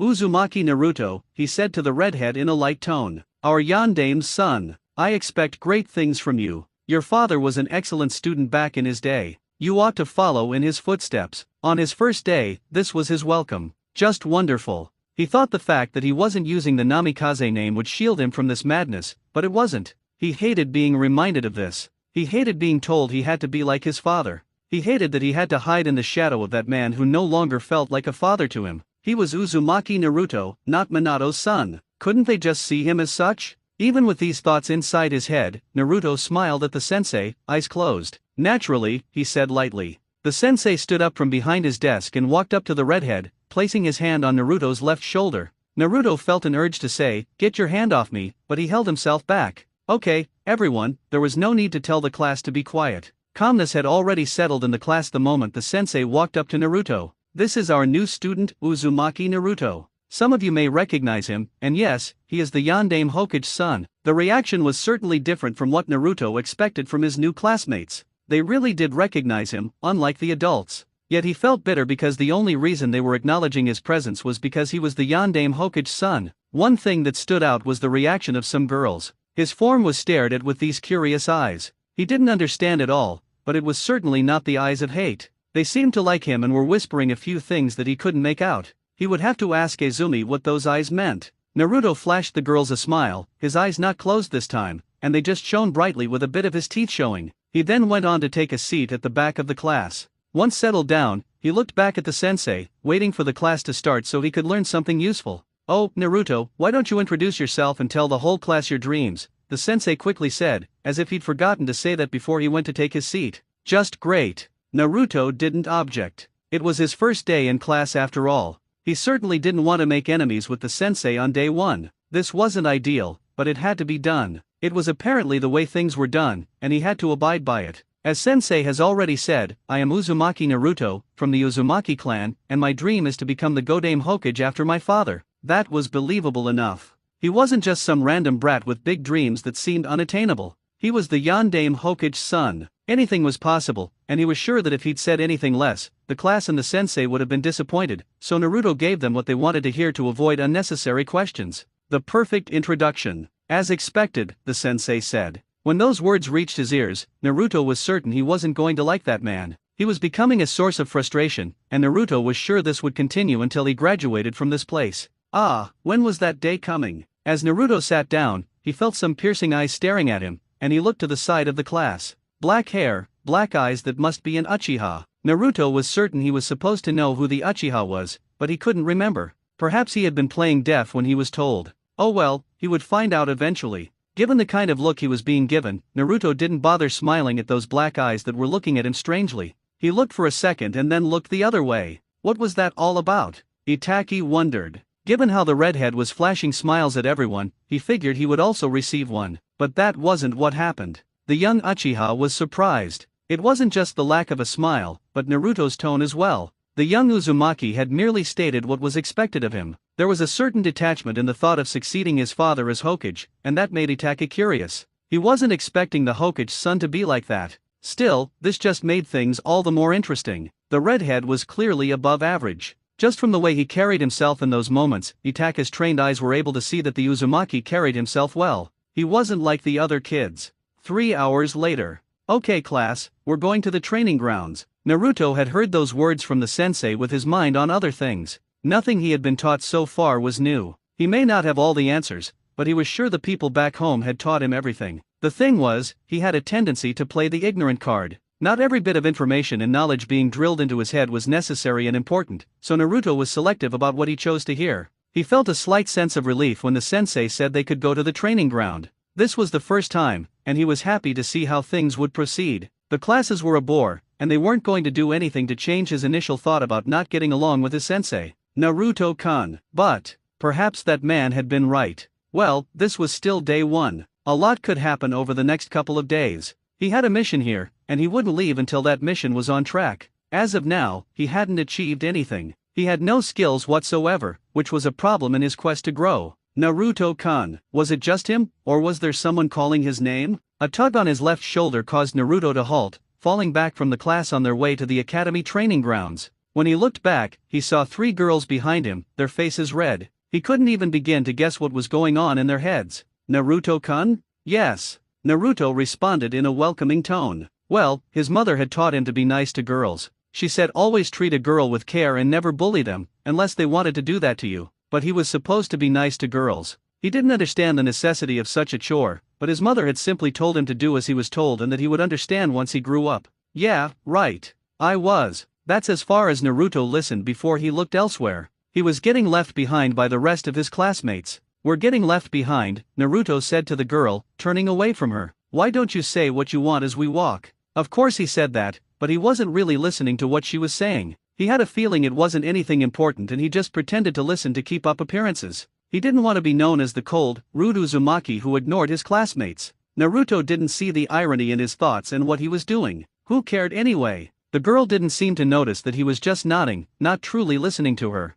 The group arrived at the training ground, and the sensei stood out among the students. His smile was bright enough for everyone to see. Okay, before we start teaching you Academy Taijutsu, I want a demonstration. His eyes fell on Itachi, the top student. Itachi, why don't you come here? The black-haired boy quietly obliged. Who wants to take Itachi on? None of the boys wanted to take on the Uchiha. Naruto wasn't about to jump in without knowing anything. There had to be a reason no one was volunteering. From what he had observed, the silent Uchiha was probably the top student, and judging from his demeanor, he had no friends, but the girls seemed to give him all their attention. Of course, the Uchiha just ignored it all with a cool air. Naruto. Curses. Naruto smiled at his sensei. Yes? He knew what the man wanted, but he wasn't looking forward to it. The reason was simple. He was afraid. He wasn't afraid of Itachi or anything. He was afraid that he might disappoint. What would happen then? All that hype he'd gathered would be crushed. The unknown was truly scary. His mind couldn't guess how things would end, and that scared him enough that he didn't want to take part. Why don't you spar with Itachi? It's nothing serious. Your father must have taken some time to teach you, so show us what you can do. How little the man knew. Naruto frowned for a second. He hoped no one noticed it. That man hadn't taught him anything. Sure, his father had given him love and affection back then, but there was nothing now. He hadn't spoken about training with him. Not that it would help. If the man couldn't spend 2 minutes with him at home, he wouldn't be able to spend an hour with him in the training ground. Since he was asked, Naruto didn't refuse. He walked toward the Uchiha, smiling. There were whispers among the students, all of which Naruto let pass through his ears. He didn't want to know what was being said. It was probably just gossip and annoying talk. Itachi, show Naruto the peace sign, the sensei ordered, and the Uchiha did as told. Now hold it. Take your stance, and begin. As soon as he said begin, it was all over. Even Itaki was surprised. He looked surprised, and that was more emotion than anyone in the class had ever seen from him. The stoic Uchiha's eyes widened, and he looked shocked at how quickly it had ended. He wasn't the only one. Lame. The Yandame's son. PFT. So weak. Disappointing. Itaki-kun is the best. Naruto was on the ground on his butt. He couldn't ignore those whispers. He heard them loud and clear. But they didn't do much to his pride, losing in a single second. Uzumaki Naruto had pathetically lost without even fighting back. It may have been a spar, but his loss was embarrassing. For someone who came with recommendations and all the glory of Minato's achievements, it had been an embarrassment. Even the sensei didn't hide his disappointment. It was obvious to him that Naruto couldn't fight. After everything he had said, and this was the best he could do? Pathetic. Naruto seethed with self-loathing. He was furious at himself for such a pathetic loss. He hadn't had any training, but to be shamed on his very first day at the academy? It got worse. The other kids started to laugh at how quickly it was over. Some even called him a fake, questioning if he was truly the son of the fourth Hokage, because there was no way the son of such a legend could have lost so pathetically. The young Uzumaki was torn. To be called a disappointment, an embarrassment. The worst part was he was certain the other kids would either mock him or simply ignore him. There was nothing special about him. He was a loser. He was not even worthy of being called Namikaze Minato's son. A weakling. Weak. Embarrassing. Disappointing. Worthless. Just another shadow of the fourth. Those words ricocheted inside Naruto's head, and for the first time in his life, his smile vanished. He couldn't force one. He had been so humiliated. He wanted nothing more than to run away and never return. Yes, it didn't matter that he had only just joined the academy. He could just lock himself in the Uzumaki compound and hide forever. But the fact remained, he would only be met with a cold reception at home, and that nothing would change. And a different thought emerged: no one would call him the fourth son anymore. No, he would just be Naruto. And that was something that warmed his heart, a feeling that brought back his smile. Hesitant as it was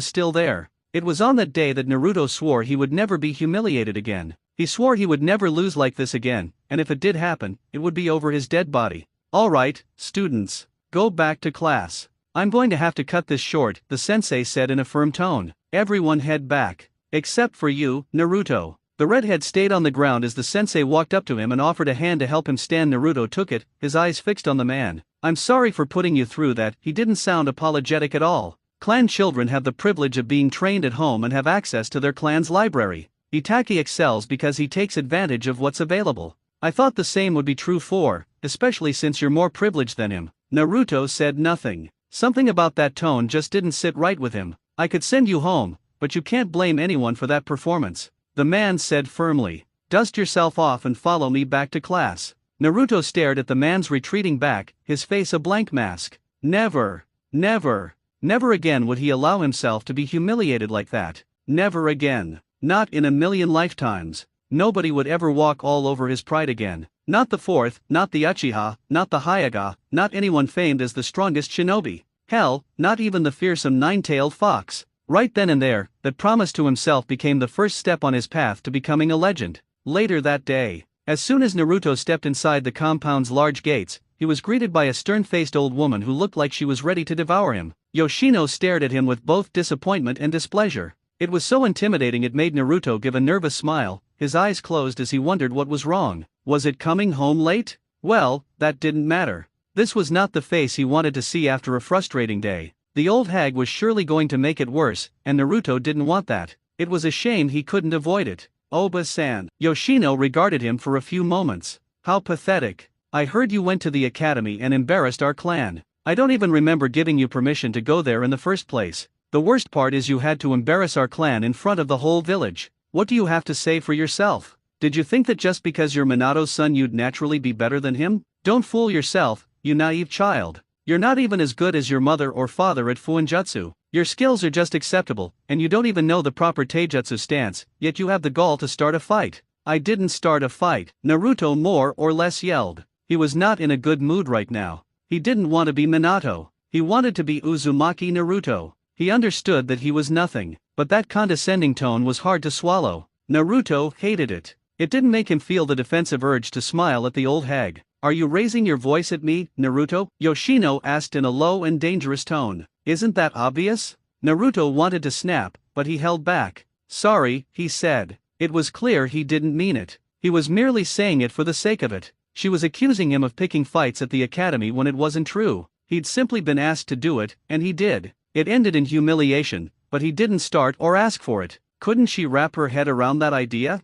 Maybe he needed to spell it out for her to understand. She must have heard wrong. Her ears had been working for too long. They must be tired by now from all the work they've been doing for the past few decades. You're the heir of the Uzumaki clan, and if the responsibility is too much for you or you can't meet our expectations, we will replace you with Karen. Do you understand what I'm saying, Naruto? Whether she meant it or not was a question only she could answer. Naruto tilted his head to the side and put on his beloved mask. Crystal, he said. Yoshino was certain she must be seeing things. But Naruto's eyes had been partially open, and there was a chilling coldness that seeped out. It would be frightening for a brat to have such a look. Yoshino immediately shook off the thought, blaming her eyes for playing tricks on her. She had only said that to make the redhead work hard, but it seemed as if the boy had taken her seriously. Well, that will make him work hard. Good, Yoshino said, now smiling and seemingly satisfied. If I hear another word of embarrassment, you will be forbidden from going to the academy until you learn how to properly represent our clan. Do you understand? Naruto gave a subtle nod and Yoshino turned away. Slowly.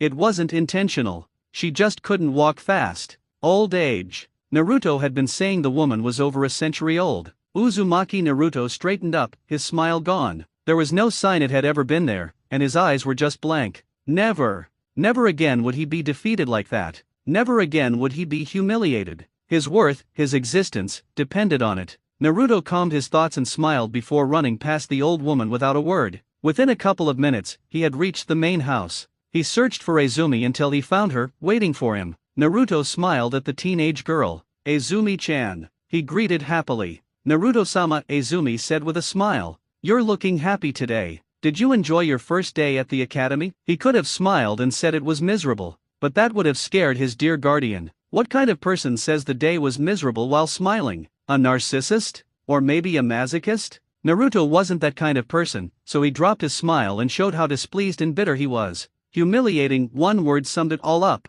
How? Izumi asked curiously. Naruto shrugged. A miserable story for another day, he said. Who is Uchiha Itachi? Izumi blinked. How can you not know, Naruto-sama? She shook her head. Your ignorance baffles me sometimes. Uchiha Itachi is the heir of the Uchiha clan. He is known as the light of the Uchiha and is a genius prodigy. He is the best. Naruto frowned. Ignorance was truly a terrifying thing, but his motto had always been ignorance is bliss. Would he change it? Maybe, maybe not. And I'm the disgrace of the Uzumaki clan, Naruto said with all the bitterness he could muster. He was an embarrassment. The one who made the kids laugh while ridiculing him for how weak he was. No, you're not, Izumi said rather quickly. Naruto smiled at her attempt to console him. Do you know some kids even questioned if I was really Minato's son? Hell, I'm certain they are now telling their parents all about it, and tomorrow as I walk towards that damn place, they will be looking down on me as if I'm some pathetic brat. There was a bitter smile still. Well, it's good they stripped away my father's shadow from me.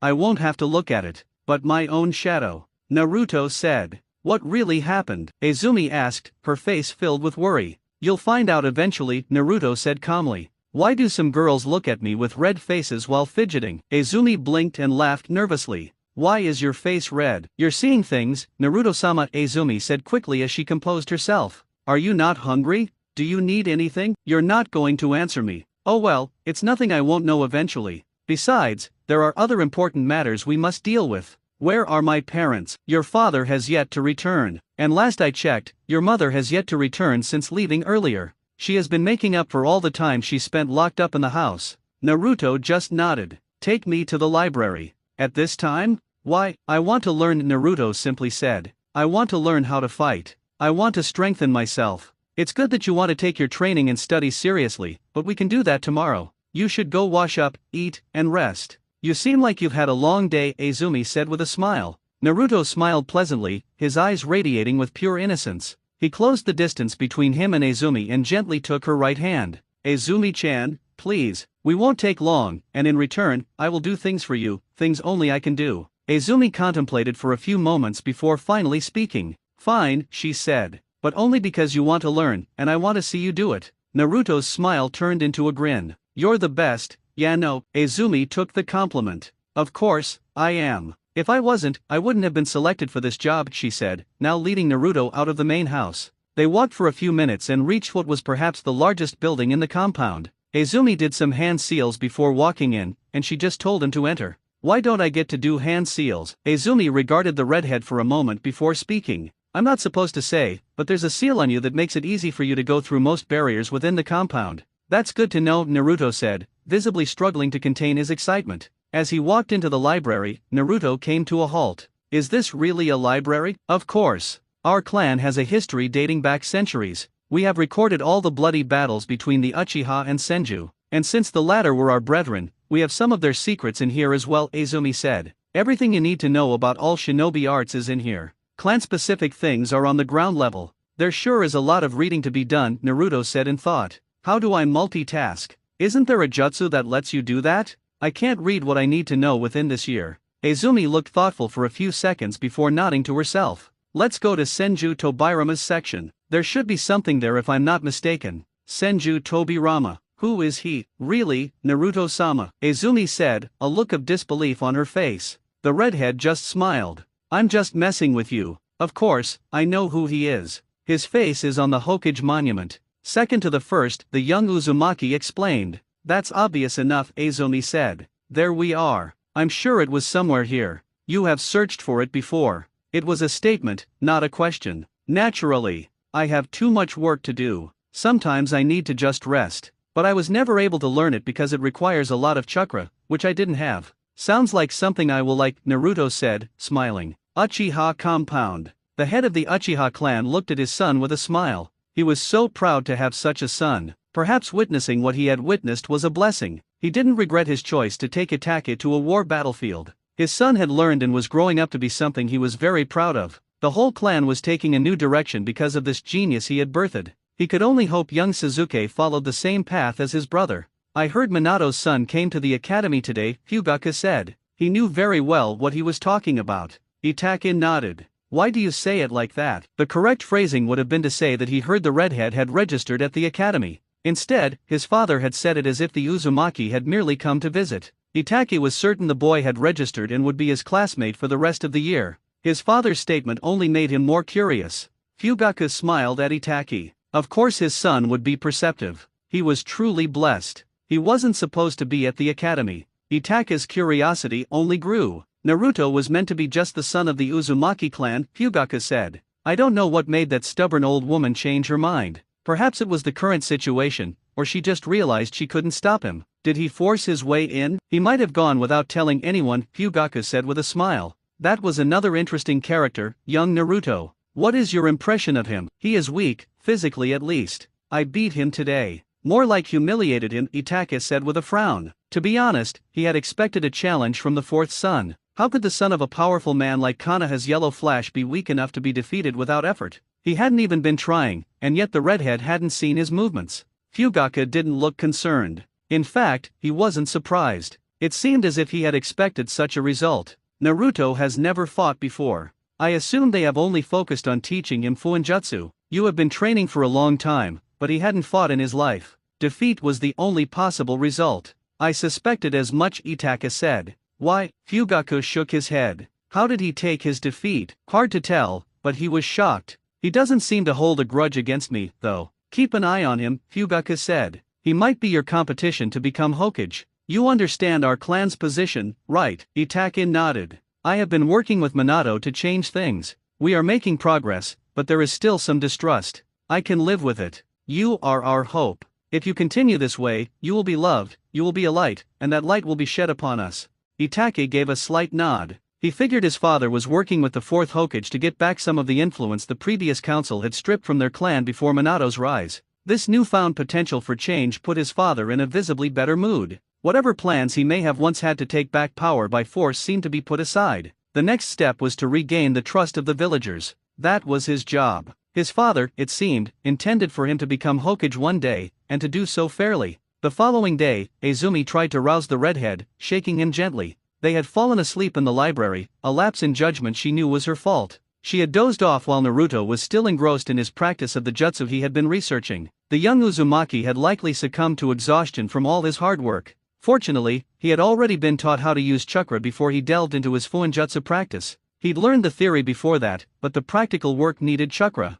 Since Naruto was so young, they had to be careful not to damage his chakra system. Naruto mumbled, his eyes fluttering open slowly. He winced as he got up, his body aching as if he had been beaten by a cranky old woman. He was probably sore from pushing himself and sleeping on the cold floor. "Is it morning already?" he asked. There was no way to tell the time in the library, it felt completely cut off from the outside world. Izumi nodded. "You should get home and get ready for the academy," she said, a hint of urgency in her voice. It wouldn't look good if she allowed him to skip class. "I'm not going today," Naruto stated matter-of-factly. He stood and started gathering the scrolls scattered on the floor. "I'm starting my training today. I want to master this jutsu first, so I can get some real work done by the end of the day." As soon as he had the scrolls in his hands, Izumi took them from him. "You're going to the academy. You can do this after your classes." Naruto's head tilted to the side as a small smile spread across his face. "Really?" "Yes, really," Izumi said firmly, emphasizing her point with a firm nod. Naruto didn't feel like arguing. He hated arguing about anything, especially when he knew he couldn't win. So he just nodded. "I'll head home. You should too. You don't want that old hag to find you in yesterday's clothes. I'm sure she'll be furious." Izumi shivered and bolted, scrolls in hand. Naruto frowned. "I thought she would have dropped them off, but oh well," he shrugged, following her toward the library exit. Once outside, Naruto went straight home. After washing up, he decided to spend another hour mastering his new jutsu. He could only create one stable clone after all the hours he'd already put in. Another hour would surely help, and he could send the clone to the academy to handle his obligations. An hour later, Naruto went to the main kitchen to get something to eat. His meals were usually prepared, but there was nothing there since Izumi hadn't made it back yet. He himself had never bothered to learn how to use a stove. Naruto found his mother eating alone. She looked tired, but she quickly masked it with a smile. "Good morning, Naruto," she greeted him cheerfully. The words felt awkward. When was the last time she had said that to her son? She realized she hadn't seen him around the house very often lately.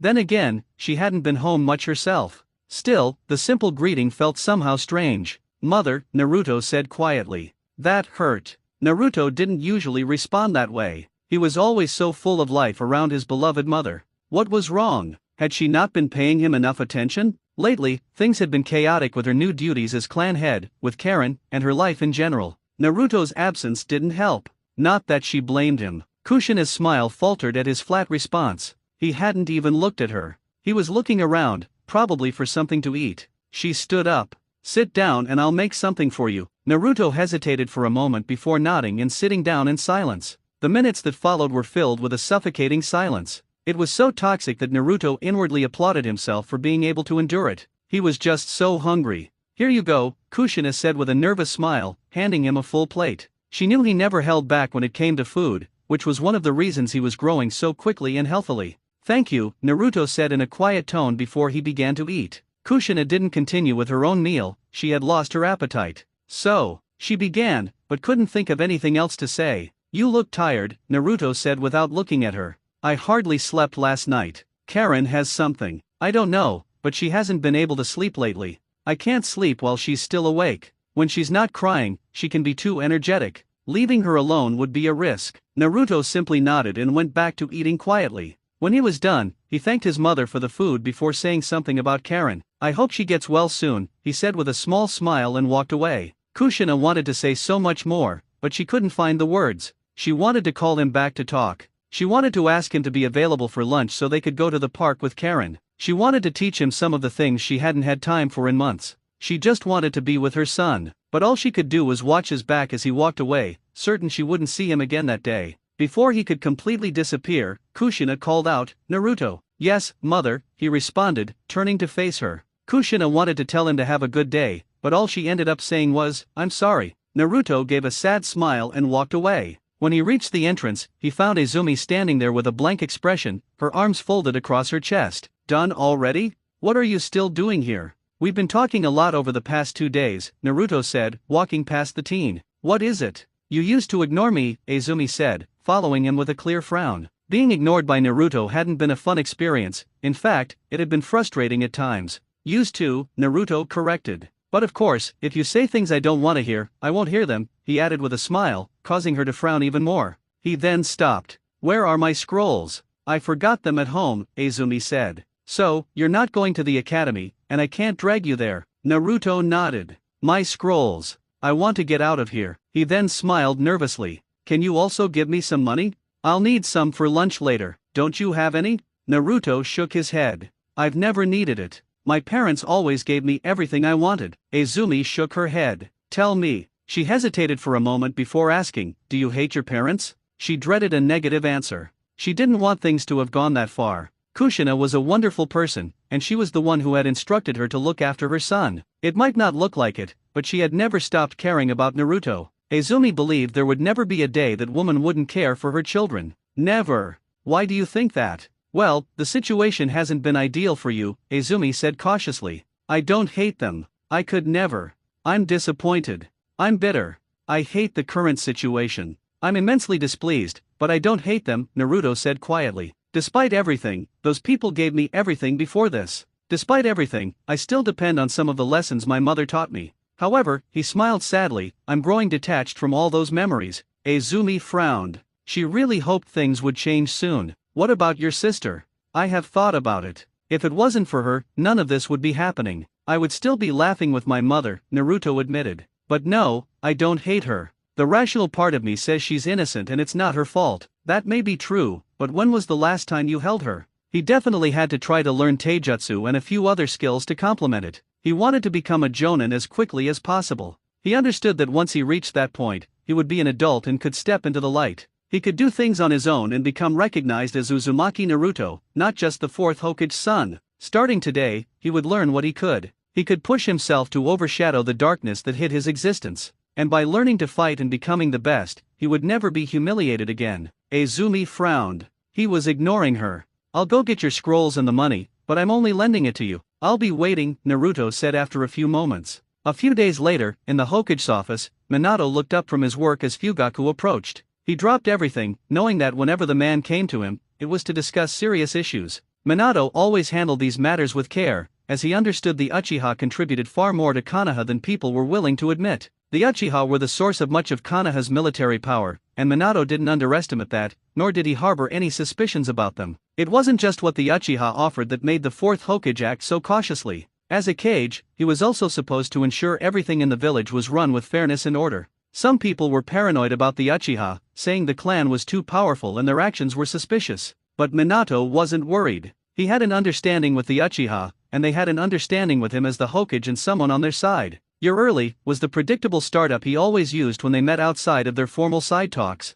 "We have things to discuss," was Fugaku's equally predictable response. Minato waited until the man sat down before responding. "We always do. But at least we're making progress. That's something to be happy about," the fourth said with a small smile. Fugaku didn't return the smile, he just nodded. He understood. "I heard your son is at the academy as well." The man said nothing further, just studying the Hokage's reaction. "He is." "It surprised me," Minato said honestly. He never spoke about becoming a shinobi, and that brought a pang of pain and disappointment to Minato. If he had been more present, Naruto would have spoken to him about it before joining. "Have you spoken to him about it?" Minato shook his head. "No," he said. "He's hardly home these days." "So am I. From what I hear, he's rarely at the compound. Izumi says he's alright. He probably sneaks off for some privacy." "Perhaps," Fugaku said. "I thought you would have someone watching over him. I assume he goes off to train." "You see, on his first day, he was soundly beaten, humiliated is the right word, by my son." Minato frowned at the thought.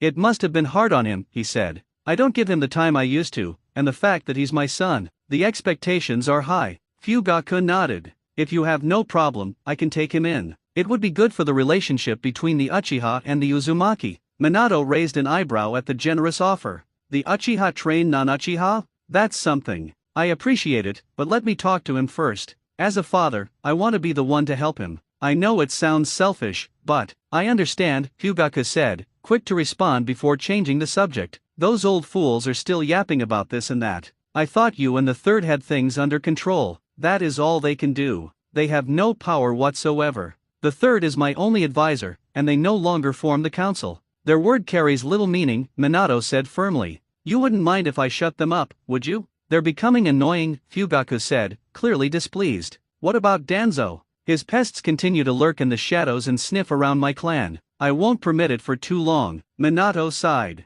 Danzo was a troublesome subject. The man never listened to anyone, but the third insisted on keeping him due to the village's current situation. Still, even knowing he was only being tolerated, it didn't stop Danzo from making his moves. I'll talk to him, Minato said. You can do anything you want to anyone you find trespassing in your space. That's acceptable, no? Fugaku nodded. I can live with that, he said before standing up. We should head to the chambers. The other clan heads must be waiting for us to start the meeting. Minato nodded and the two walked out of his office and toward the council chambers. There was to be a meeting with the clan heads. Minato had abolished the previous council because he considered it ineffective and lacking in many ways. The old members were senile and were making decisions that would lead to a rebellion. So he had formed this new group. He held the most power as Hokage and they couldn't usurp any decision he made. He was only obligated to listen to their opinions, and he could choose which to follow. But for better cooperation, Minato always made sure he listened to them. The fourth Hokage took his seat at the center of the large table and greeted everyone with a small smile. I see no one is here to represent the Uzumaki again, some said flatly.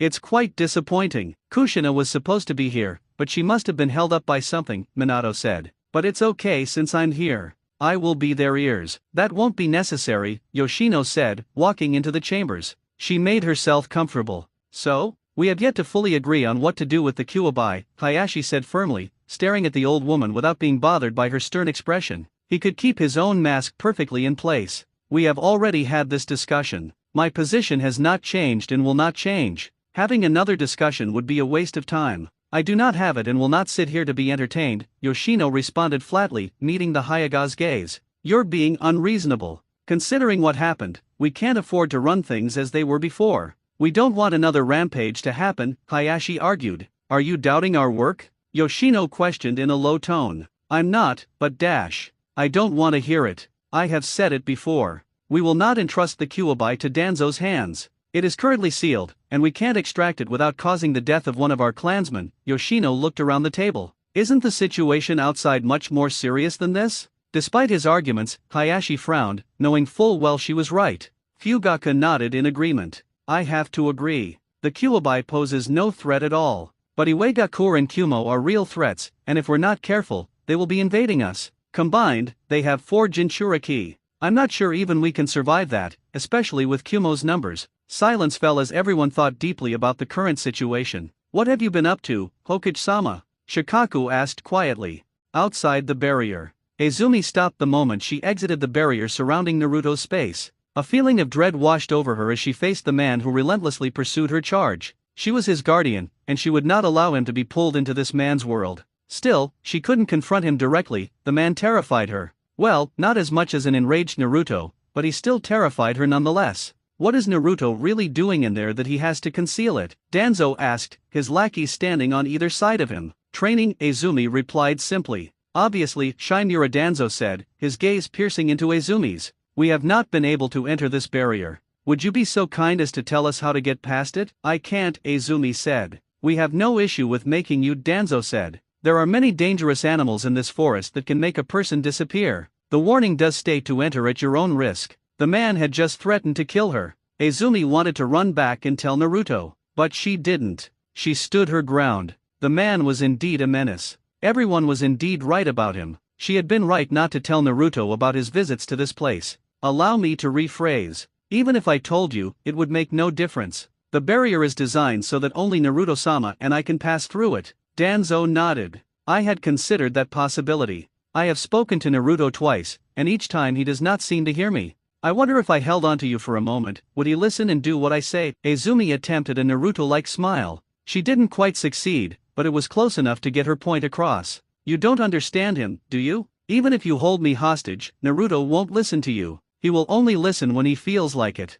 I doubt he even cares enough about me to allow himself to be put into a losing position to save me. We won't know that until we try, now will we? Danzo said calmly. Izumi nodded. Her heart was beating frantically. She thought she was going to have a heart attack. Even so, she held out her hands, surrendering. Danzo gestured to his agents, who quickly moved to seize Izumi. She was brought before the War Hawk, who ordered her to summon the young Uzumaki. Izumi didn't object, she clasped her hands together, and the barrier pulsed twice. So you're the one who created this thing, Danzo said. You Uzumaki are truly gifted when it comes to Fuinjutsu. It doesn't seem like Naruto is as blessed as the rest of you, though. Izumi didn't respond. A minute later, Naruto stepped out of the barrier. Oh, Izumi, you're still here, the redhead said, with his usual faint expression on his face. He tilted his head to the right as his mask turned to Danzo. Danzo-san, what can I do for you? Will you not reconsider my offer? I cannot respond to that as I have not heard your offer. Please feel free to tell me about it on a good day.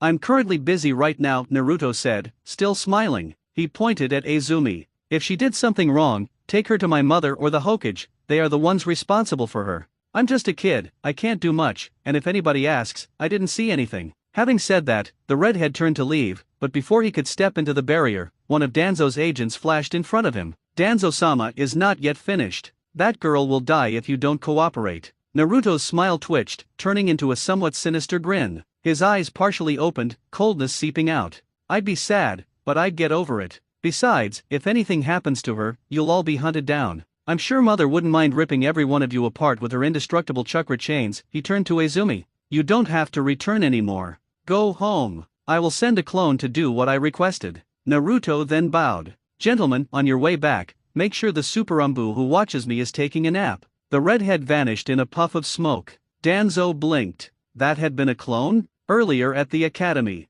Naruto strolled through the bright passages of the Shinobi Academy that had become so familiar to him he could walk with his eyes closed. This was his daily routine, walking through the passages as he went in and out of the Shinobi Academy. It was a chore, but he still had to do it. If it was permitted, he'd have Izumi attend his classes for him. It was not enough that a clone was doing it, he still had to experience it when the clone dispels. He tried by all means to maintain that air of nobility he had been forced to adopt in front of other children by that old hag who demanded that he act like the heir of the prestigious Uzumaki clan and the son of the Yondaime Hokage, instead of an orphan. That damn old hag. It has been about 6 months since he first stepped into the gates of this place so that he could change and step outside the shadow of his father so that he could make a story of his own, be a light that wouldn't be ignored by anyone. But of course, by light, Naruto didn't mean he would be showering every human with kindness and purity as if he was an angel of the good God. He had his own agenda, and he had come to believe that even if there was a God, that God didn't like him very much. How many times had he prayed? There was not even a single response to his prayers, not even a damn sign.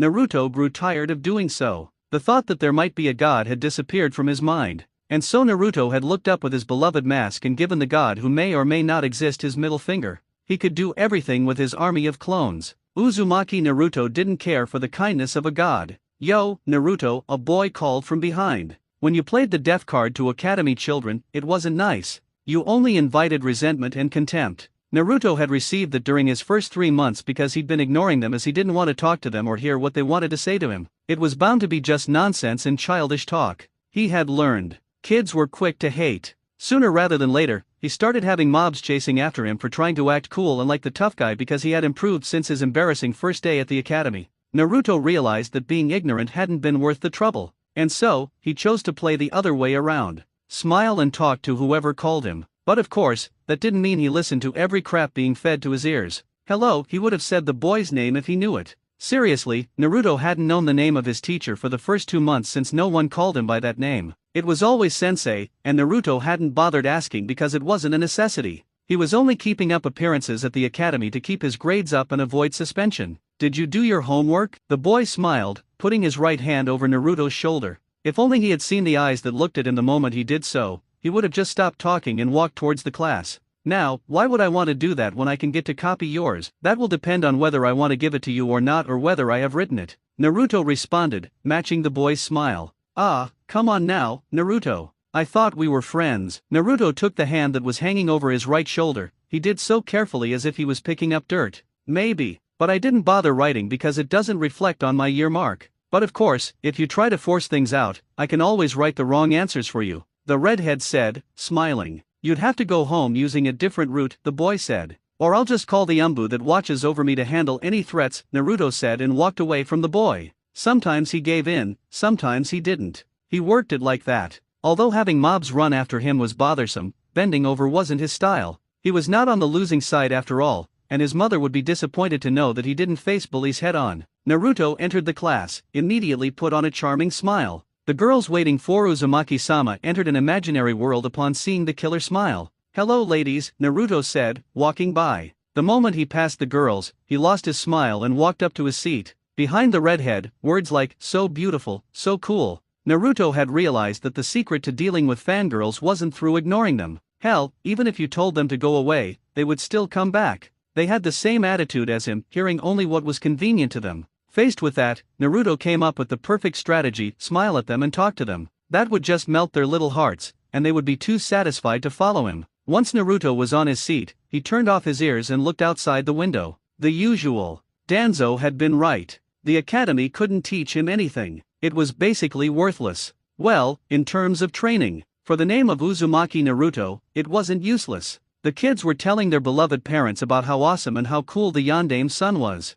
It was his own efforts that made them talk. But it didn't please Naruto that they still saw the Yandame in his work. It infuriated him even. After all that he had put in, they still saw the shadow of Minato Namikaze, not Uzumaki Naruto. The teacher was always like, as expected of Yandame-sama's son. If Naruto really paid attention to class, he would have already told the man to go suck up to the Yandame Hokage and leave him alone. "Good morning, everyone," the sensei said as he walked into the class. There was a chorus greeting to the man. "Did everyone write their math homework?" "Yes, sensei." The entire class. Well, it seemed that everyone had said so. The man smiled. It was somewhat of a devious smile. "Is there anyone who didn't do their homework?" No hand was raised. The man looked at Naruto and frowned. He looked at his beautiful class for a moment to get a happy memory. Uzumaki Naruto. Naruto didn't look. There were words flowing inside his head in this form. There was only one competition in the class, and that was Uchiha Itachi. He was competition because he was the only one who equaled his efforts.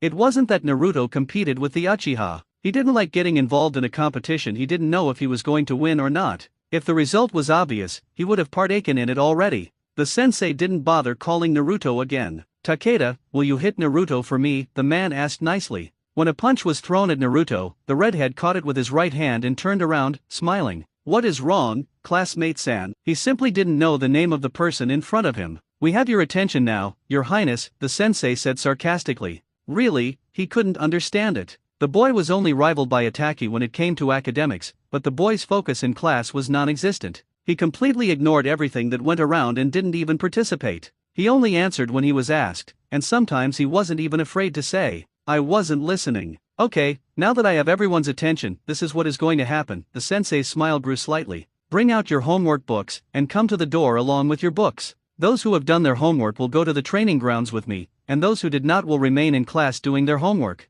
There was joy and a complete shattering of some dreams when those words came out. "Not fair, sensei," someone cried. "What are you talking about?" the man responded innocently. "I asked if everyone had written their homework, and everyone said they'd written. You shouldn't complain unless you were lying when you said you'd written." He paused for a moment, clasping his hands. "Now, my beloved students, follow me." This was the part that Naruto could follow. Some fresh air outside rather than being stuck in a pointless class that was nothing more than just time-consuming. How Naruto wished he could be allowed to graduate yesterday so that he wouldn't have to keep up appearances in this manner. It was almost like torture. Oh well, it was not like it was only him suffering, the real him would suffer as well when he dispelled. "Hey, Naruto, you don't happen to have my homework, do you?" Naruto didn't look. He had his hands inside his pockets, going down the front of the class, following other students. He could get some reading done. A part of his job wasn't just to keep up appearances but to also get some reading done as well. It wouldn't be good to be ignorant of even the knowledge that would determine whether he passed the theory tests or not. "Oh, come on. You don't even care about this? Why don't you just let me go, and you'll remain here, alone, taking a nap or something?" Training ground. The place had been his beloved holy ground. It was where he got his honor back. It was the place that made it possible for him to walk around the academy with his head held high without having to hear the snickers and snorts about his dismal performance, if you can call it a performance, against Uchiha Itachi. But then again, this was the place that had humiliated him and played ball with his pride. After months of determination and brutal work, he had regained what he'd lost by improving in the field. He'd worked hard to beat other kids in his class and improved the kunai throwing techniques and other things. His grades in class made it possible for him to be admired once again. The people who'd called him lame and a disappointment were now saying perhaps he'd lost because Itachi had caught him off guard. That wasn't true, but Naruto didn't go out of his way to correct them. They could think what they wanted. He didn't support it. He ignored the rumors and didn't delude himself into thinking that perhaps Itachi had just caught him off guard. "Naruto, Itachi, would you two like to do an exhibition match before we start teaching those still lagging behind in the same taijutsu we have been doing since the year began?" the sensei said, looking at a few faces in particular. Itachi looked at Naruto. He didn't have a problem with it, but Naruto always turned down the chance to battle him. It made Itachi curious. Perhaps the loss had been too much for him, and he couldn't face him again. Well, that had been the first thought, but Itachi came to realize that the redhead had other reasons, of which he couldn't figure out. Naruto held out both his hands in a defensive manner. I'd rather not, the redhead said with a smile. You can select someone else. There are other students who are good. Besides, Itaki and I aren't the only ones who've mastered the style. Well, he was right about that. There were students who had mastered the academy taijutsu, but the two were just above average. It would be something nice to have them fight, just so that other students could see what a real fight was, but Naruto always turned the opportunity down, and he couldn't force him to do it. He couldn't use any cheap tricks to get the redhead to do it, and Itaki wasn't the type to goad someone into battle. If he had that kind of heart, he would have done it already. But the sensei valued his morals and his code of conduct as a teacher and role model to his students. Surely, if he did nasty tricks, the others would copy as well. Well, you're right about that, but are you sure? This will help you test how far you've come and if you can beat Itaki, the sensei offered sweetly. Naruto, come on, show us what you've got. If you don't do this, there won't be an undisputed number one. Yeah, Naruto still refused to do it. While the idea is appealing, I'm not that glory-seeking to be looking for number one. I'm fine with being second best. More words being just thrown out, Itaki thought. It was clear that the redhead didn't like being second best. He knew for a certain he didn't even like being in his father's shadows. He would seek to prove himself. Then this presented the best chance to prove that he could be as good as his father when he was still at the academy, but Naruto didn't follow that thought. Why? While he couldn't mask his disappointment, the sensei sighed and looked at the silent Uchiha. He'd asked the Uchiha's opinion about Naruto's continued refusal to fight him again. It was just a sparring session, and the sensei was sure that Naruto didn't have any grudge against the Uchiha, and despite being the best two students, there wasn't some sort of a rivalry between the two. They just acknowledged each other, and it ended there. Doesn't it bother you, Itaki-kun? The Uchiha shook his head. I have no complaints. If Naruto doesn't want to, it's fine, he said quietly. Not helping, the sensei thought. Okay, he said, looking back at his class. Itaki, Naruto, I'm leaving you in charge of the class. No kunaus or shurikens unless you're being supervised. Those who are still lagging behind can practice now. I'm going back to class to check if those we left are doing their work. But if I return and find you goofing around, I will make you write tests every day, next week. That said, the man smiled and walked away. By now, Naruto was already under a tree, leaning against the tree's trunk. He then looked up as someone came up to him. The redhead smiled and turned to the person. If it had been anybody, he would have simply continued reading his book. Itaki-san. Itaki just stared at Naruto for a moment. Do you mind walking out of the academy with me, today? He'd said it just like that. Naruto didn't seem surprised by it. In fact, the only noticeable reaction from the redhead was a widened smile. I have plans today, Naruto said. But I don't mind, he really couldn't decide on his own anyway, that was his boss's call to make. Tomorrow will be fine. Tomorrow, then, Itaki said. He stood for a moment, then settled beside Naruto. What are you dash? Itaki-san, come help. The Uchiha sighed, clearly not wanting to do it. His sensei had tasked him with supervising the other students,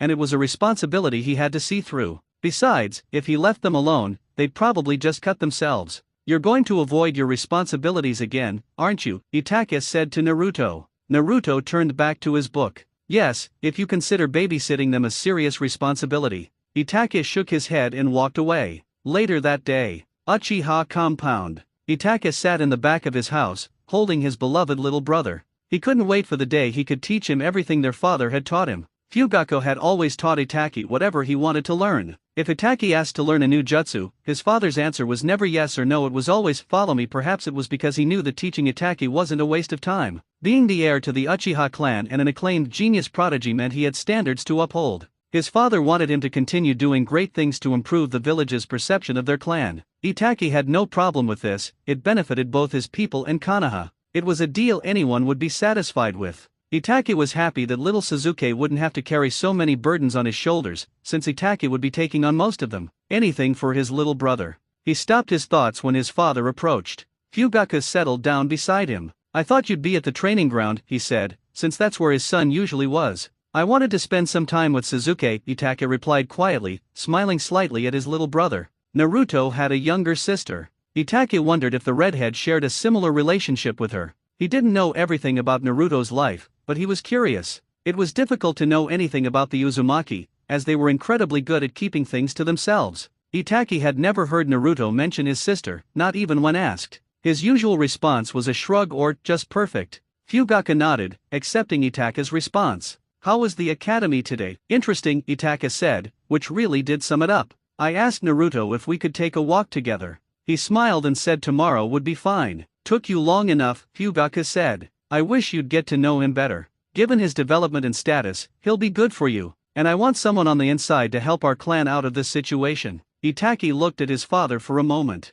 "I thought everything was fine with the Hokage's decision to let us keep this land and still remain Konoha's security. That's just a step in the right direction, and it soothed many of us. As it stands, we're on equal or better footing with other clans, but the villagers still don't love us," Hyugaku said, looking thoughtful. "The same can be said for the Uzumaki. Actually, they have it worse, but they don't seem to mind. Unsurprising, since they've always been a peaceful clan. Things can change in time," Itaka said. He liked the thought of the Uzumaki being peaceful, despite the fact that Naruto was anything but. Becoming friends with Naruto will be a little difficult. He's complicated, and I don't really understand him. Hyugaku chuckled lightly. "Not really," he said. "People can bond in different ways, Itaki. Some shinobi bond through a clash of swords, some through shared ideals. Minato and I are different people, our ideals differ, yet we get along. Do you know why?" Hyugaku paused for a moment before answering his own question. "Understanding. Try to get to know him, and you'll find out." Itake nodded. "Father, why doesn't Naruto compete with me?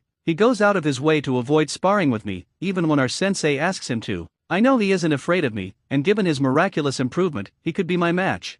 Hyugaku smiled. "Because he uses the same technique you do the shadow clone," the Uchiha had said. "That's one reason. I also believe that young Naruto doesn't compete with you because his objective isn't being better than you. There's a bigger shadow than yours that he's eyeing. It's also possible that he doesn't engage in battles he isn't sure he can win." Itake looked thoughtful for a moment before nodding slightly. "That makes sense. I guess I'll have to ask him tomorrow. Maybe we can become training partners," the Uchiha said. "How often does he use shadow clones?" Hyugaku smiled. "Every day," he said. "From morning until evening. You never know what he's actually training, but he trains every day. He only goes home to sleep. A few days ago, he was taken to the hospital with severe burns on his right hand. We handled his case, and he requested that his father not know." "Why, I don't know," Hyugaku said. He had an idea, but Itake could figure things out on his own. His mother was a Jinchuriki of the Kyuubi when she was carrying him. I think it may have had some influence on him because the flames that burned him weren't normal flames.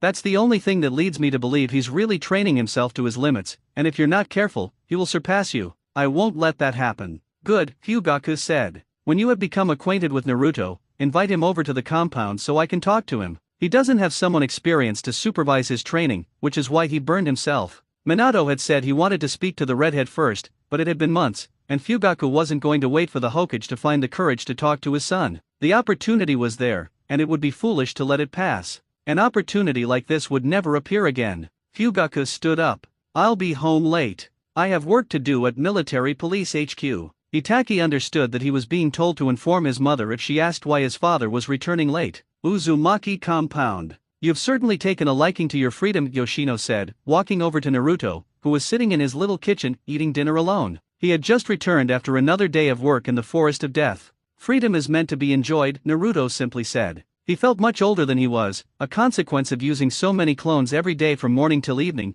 only taking breaks to recover his chakra through meditation. Or is it wrong to enjoy this illusion? "You're growing. That's good," Yoshino said, not bothering to answer his question. "Don't go to the academy tomorrow." Why? Although Naruto had nothing better to do at the academy and only his clone attended classes, he wouldn't simply agree just because the old hag said so. "Oh, questioning me now, are we?" Naruto didn't respond. He just continued to eat his meal as if the old hag hadn't said anything. The best way to deal with her was to ignore her. He was willing to play the ignorant card as long as he could get away with it. "The Hyugas will be here tomorrow to conduct business. You will be with your mother to negotiate whatever they want. This will be part of your training on how to handle diplomatic missions." "Did my mother request my presence?" "Wear something noble and don't embarrass the clan in front of those damn Hyugas," Yoshino said sternly. "Do you understand?" Naruto was tempted to ignore the old hag as she had ignored him, but he wanted her to leave so he could eat in peace. "I will be on my best behavior, Auntie," the redhead said with a smile. Yoshino didn't respond.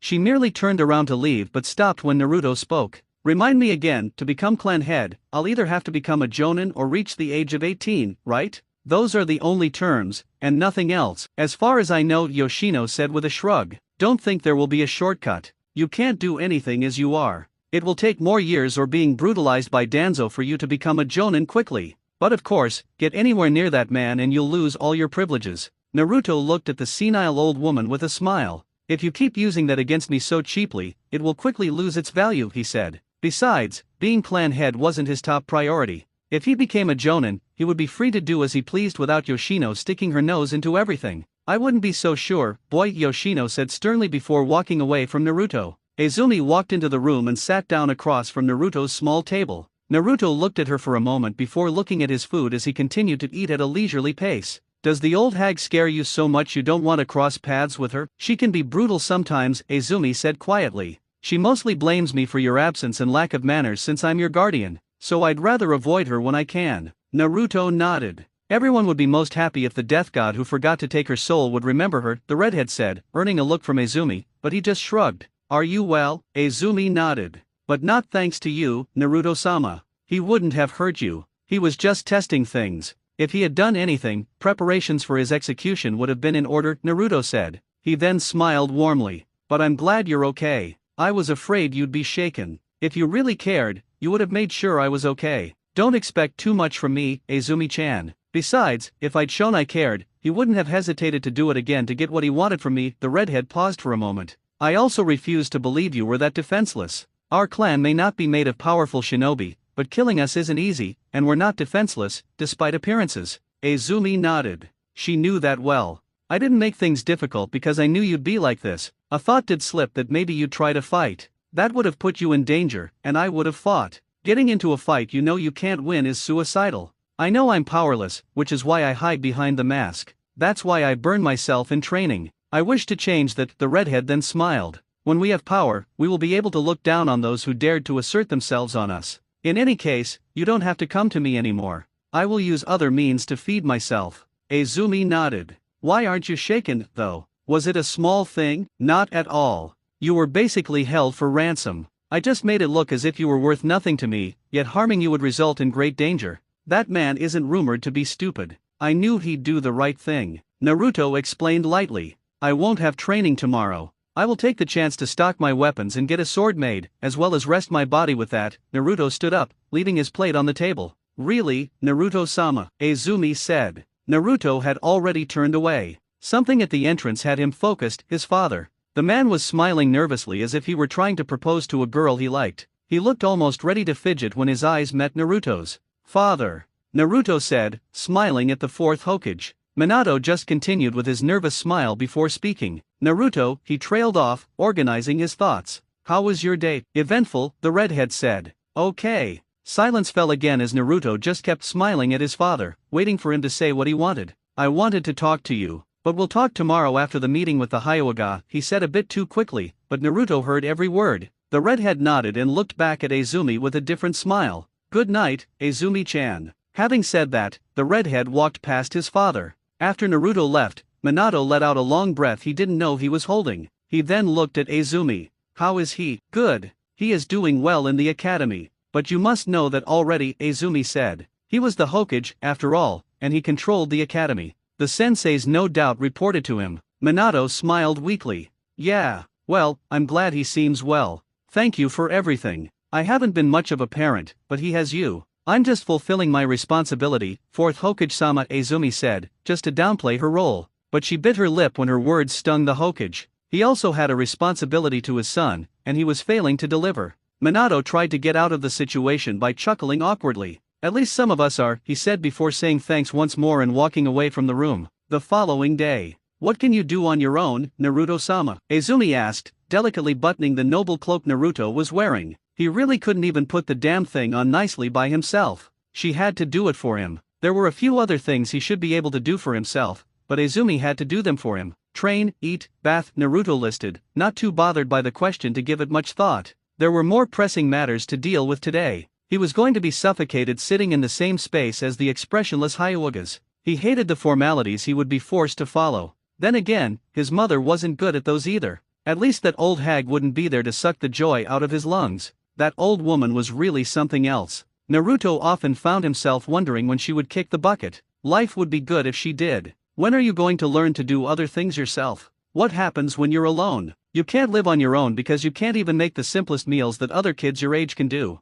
Naruto waved his hand. I don't need to worry about mundane things. That's your job. You're the guardian. I have to focus on what's important. Izumi stared, taken aback that he'd actually said it. He called her work mundane. How could he say it so casually and expect her to just accept it? She realized he probably didn't even care what she thought. To him, he'd merely stated a fact, and that was that. She sighed. My work is very important, she stressed. There, you look like a fine heir of the Uzumaki clan. I am the heir of the Uzumaki clan, Naruto corrected, though he didn't sound pleased. He seemed to view it as a burden more than anything, but Izumi wasn't going to comment. I'm all done, Izumi said, stepping aside. Naruto looked at himself in the mirror. What's left? A smile? He smiled at his reflection. Perfect, he said. Sometimes I worry about your sanity, Izumi said, shaking her head. Who did that? He was staring at his strange smile in the mirror and calling it perfect. I will not see you until later. Have my reading materials prepared before I get back, Naruto said, walking away from Izumi.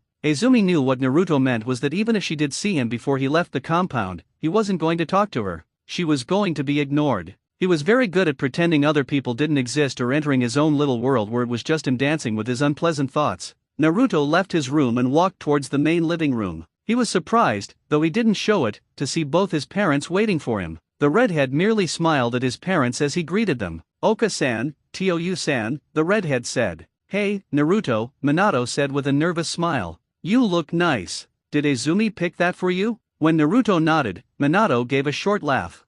We probably spoiled you a little too much. Then again, you were our joy. Still are. The Yondaime Hokage was quick to correct himself. Naruto acted as if he hadn't heard his father's last statement. He didn't respond. I wasn't expecting you to be present for the meeting. No more work overload these days? There is still work. This is part of my work, Minato managed to say, feeling a bit unnerved by Naruto's expression. It wasn't a scary face. It was a smile. But Minato knew there was nothing to smile about. Naruto shouldn't be smiling at him, but he was. I see. Then you're acting as the Yondaime Hokage right now, Naruto said before walking past both his parents. I'll be outside. Once Naruto was out of sight, Minato turned to his wife. Well, that was disappointing, but not as bad as I expected it to go. What did you expect? For him to ignore me. He does that so well, Minato said with a sad smile. I'm happy that he's still able to talk. I did manage to make some time to be able to talk to him after the meeting. Kushina returned the sad smile. As long as Yoshino doesn't show up, everything should be fine. We will be able to talk to our son. I really do miss my son, Minato. I want to have him in our lives once again. Minato pulled Kushina closer to him. We will try, Kushina, he said. Does Naruto not get along with Yoshino? Not at all, Kushina said, shaking her head. You know how stubborn Yoshino is, and Naruto likes things his way. He doesn't like being bossed around. I've seen how he smiles at her. It's unhealthy. Perhaps we should talk to her about backing off slightly from him, Minato suggested. He doubted that conversation would go well, though. That woman was seriously stubborn, and Minato didn't like dealing with her. No need, Kushina said. From what I was able to gather, she has been staying away from him. She only goes to him when she has to. What makes it even possible is that Naruto is hardly home these days. This has become a motel for him. Before Minato could respond, Naruto walked back into the room. They said the Hyugas have arrived, he said. Minato nodded. Come here, he said to Naruto. The redhead looked at his father questioningly for a moment before obliging. The man touched his right shoulder and the three disappeared in a flash of yellow. They appeared at the clan gates where Hayashi and an old man were waiting. Kushina took the lead. Welcome to the Uzumaki compound, Hayashi-san, she greeted the clan head respectfully. I'm sure you know our son, she added, pointing at Naruto. Hayashi didn't respond to Kushina's smile, his expression remained blank as he spoke. Yes, I'm quite aware of him. I have been hearing good reports about him from one of my own who was in a class with him. Naruto didn't hide his surprise at those words. Not that Hayashi had heard he was doing well in the academy, but that there was a Hyuga in his class. For months he had been in that class and he honestly hadn't known someone from the Hyuga clan was his classmate. Why the surprise? The old man beside Hayashi asked as the five made their way into the compound. Naruto smiled pleasantly as he responded. This is the first I'm hearing there's a Hyuga in my class. I hadn't noticed. Hayashi seemed offended, but Naruto just added, not sounding very apologetic, but then again, I didn't know my sensei's name until just recently. He wanted to add something, but he stopped, figuring it would only make the Hyuga mad. Hayashi faced the front. He hadn't liked how Naruto spoke. For someone who has garnered as much attention as Uchiha Itachi, your attitude is disappointing. I'd expected you to know that. Ignorance truly is bliss to the young ones. Naruto actually nodded in agreement. Well said, he said. Perhaps my attitude is disappointing. I will apologize for that. I have a habit of ignoring trivial things and things that I have no use in knowing. He said that with his smile. Minato had to hold himself back from laughing. Kids. It was obvious Naruto had merely said that because Hayashi had called him disappointing. It was amusing to see Hayashi trying hard to make sure his mask didn't slip at the blow from his son. Nothing further was said as Hayashi didn't want to end up arguing with a child. It was even worse since both parents didn't seem like they were going to stop their son from talking to him in such a disrespectful manner. No child had ever spoken to him like that. It was disrespectful, but he kept his mouth shut because he'd come here for help, and he was the one who started it, though he wouldn't admit that to anyone. The rest of the walk towards the main house was a silent one. Everyone was wrapped up in their thoughts, with the Hyugas taking their time to look around the compound. It was a rare sight. No one outside the compound could actually see what was going on inside. The place appeared to be just like a forest because of the genjutsu-infused seal that surrounded the compound. The group made it towards the reception room, the room designed specifically for things like this. Kushina sat at a small podium, looking uncomfortable. She didn't like sitting like this, but the others were used to this kind of thing since they did it regularly. Hayashi and his companion sat facing the Uzumaki woman with Minato and Naruto sitting on the sides, both facing each other. As part of his training and because he is the heir of the clan, Naruto will only observe. He won't be saying anything, Kushina said quietly. The Hokage is here as per your request that he be a witness. Hayashi nodded and looked at Minato. I hope you will remain neutral and fair, even though this might affect the future of your son, the Hyuga clan had said. Of course, Minato said with a nod. I will appreciate it, Hayashi said. There are a lot of things that have to be discussed, and I truly hope that we will come to an agreement on some of them. I'm willing to compromise if that is needed for an agreement to be reached. The man paused for a moment.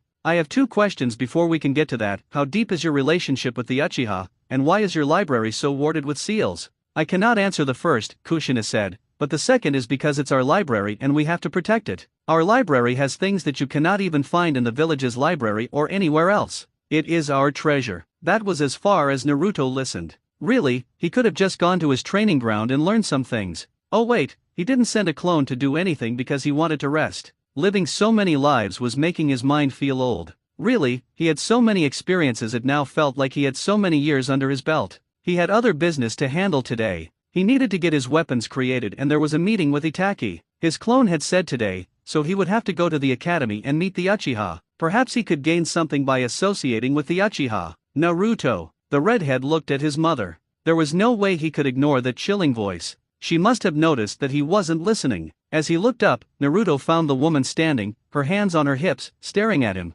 Naruto smiled. Yes, mother? That smile once again. Kushina steeled her nerves and spoke. Go wait for us in the main living room. We are just going to see Hayashi-san out. Naruto nodded. He hadn't heard anything that was being said when the negotiations were proceeding.